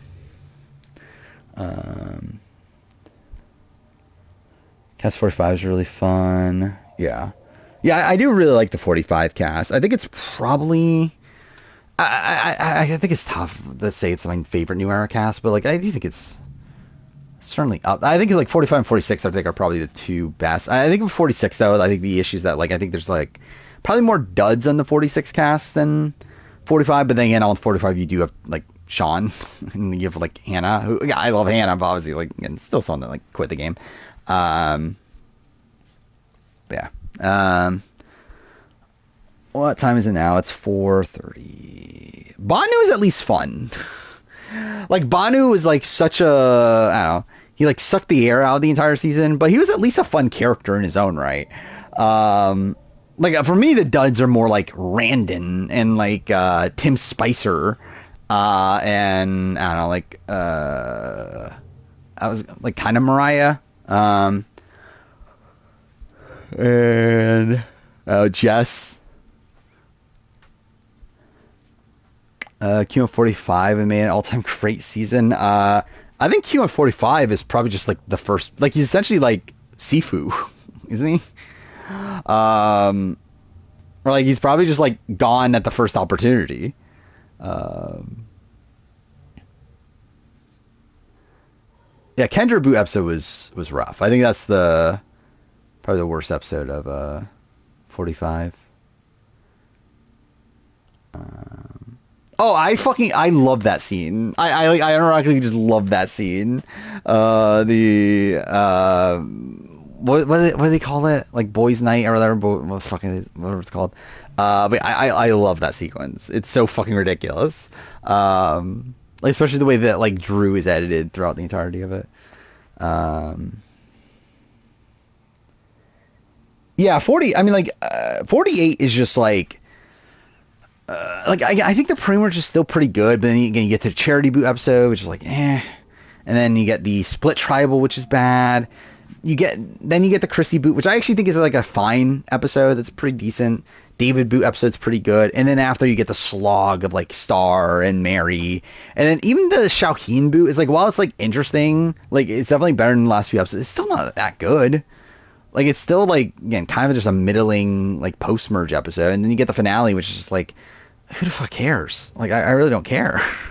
Like, especially like when like the only vote off in the entire finale is fucking Mitch going out in a spot where like they don't even try to portray it as if like anything else can happen. And I guess like the big intrigue for it is supposed to be like the fire making challenge, but I also don't fucking care. Like if fucking Eva or Camilla win a fire making challenge, especially when it's so obvious that Eva was going to win. But yeah. What's first, the charity boot episode of Mariah boot? Which one? I think they're on the same level. I think 48 is like I don't think the charity boot episode is even the worst 48 episode though. But I'm trying to remember, like what interesting, like what happened in the 46 merge episode? I don't think anything like that notable happened. Or at least with the 48 one, at least there was the cool shot of Say beating Charity in the foot race. That's something. But yeah, there's so much. Imagine they under-edited Say like the Tim and Sifu. That would just be depressing. I wonder if they did edit Say like thinking they were going to put Say on 50 at the time. I wouldn't be that shocked if that's the case. Because we know Say was in the running for a while, so it's like I would not be shocked if when they were editing it together they were like, yeah, we got to give Say a big edit because like she's probably gonna be on 50.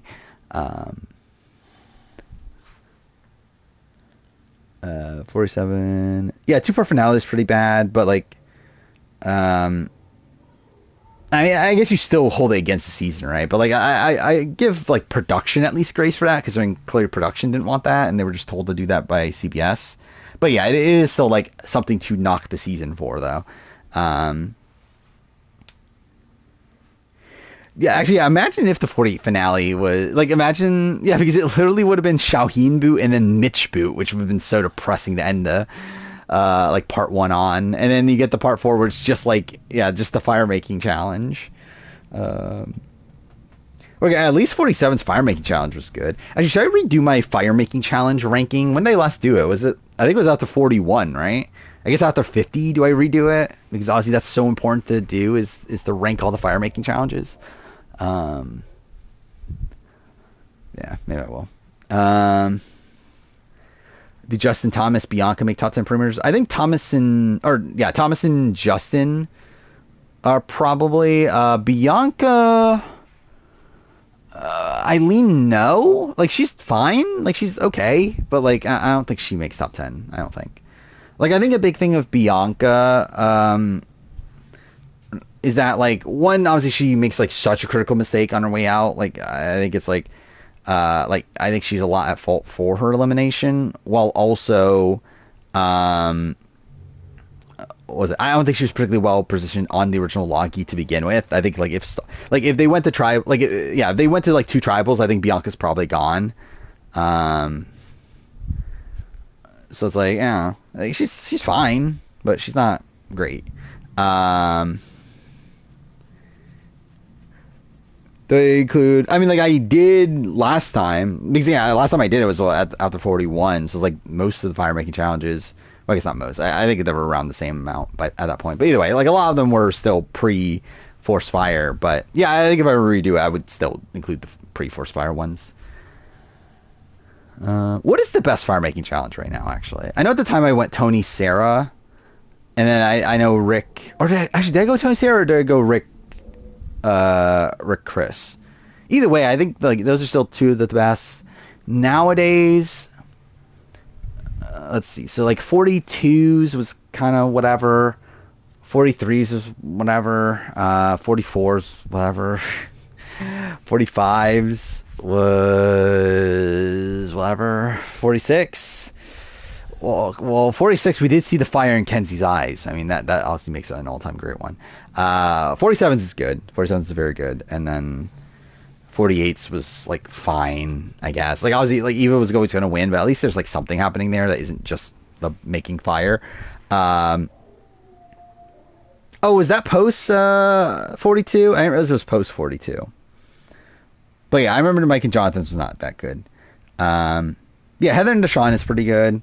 I think it's kind of beat out with the Sam Teeny one right now for me, but yeah, I think I would probably still land the same top 2, though. I still think it's Tony, Sarah, Rick, and Chris. If I remember that video, I believe I recorded initially of Rick and Chris, and I swapped it then. Because I remember, like, whatever I had at number 1 wasn't the original number 1. I remember, like, because those were the top 2, and then I switched it, right, like, at the end of editing or whatever. So whichever one's number 1 was not the initial number 1. Rizzo versus Colby, I can't wait. Imagine Kobe loses in a fire making challenge to Rizzo. That would be so fucking funny.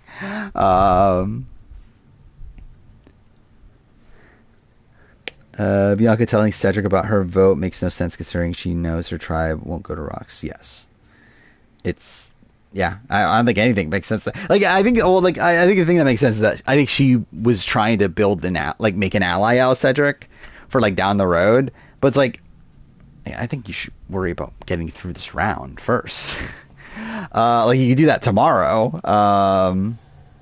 Which obviously, like by that point, again, she would have been caught lying, and again, that would ruin their relationship. But like, still, I still think it's like, yeah, secure yourself through that round first, and then ask for forgiveness afterwards.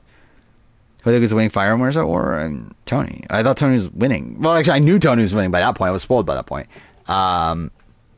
Like obviously Tony. I mean, like I did not think Sarah would win by that point in the season.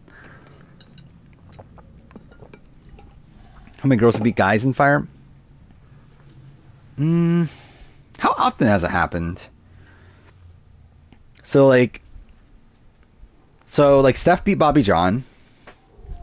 That was the time. Ian beats Jen, so no. Then Becky and Sandra are both women. Bob and Maddie are both men. Do we jump from that to... Oh, I missed Suri and Danielle, but that's two women also. Then, yeah, Mama C beats Rodney, so that's two. Aubrey and Sydney are two women. Well, it's out. Well, I guess then Force Fire, right? Yeah, so we get the Force Fire. So, Devin, Ben are two men. Wendell beats Angela, so that doesn't help. Mike beats Kara. Rick and Chris. Dean beats Lauren. Tony beats Sarah. Yeah, there's really not many, are there? Deshaun beats Heather. Mike beats Jonathan. Gabriel beats Jesse. 44 is Heidi beats Carson. So that's one. Then 45 is Jake beats Katura. Kenzie beats Liz with the fire in her eyes. Sam beats Teeny, and then Eva beats... Yeah, so it's really happened 3 times, only once in New Era. Oh, we're talking about... Yeah, I include fucking AU.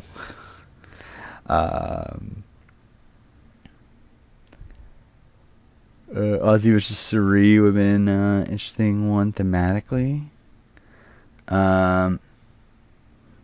What, fire making we're talking about? Which, like, I mean, I feel like Ozzy would just demolish her, right?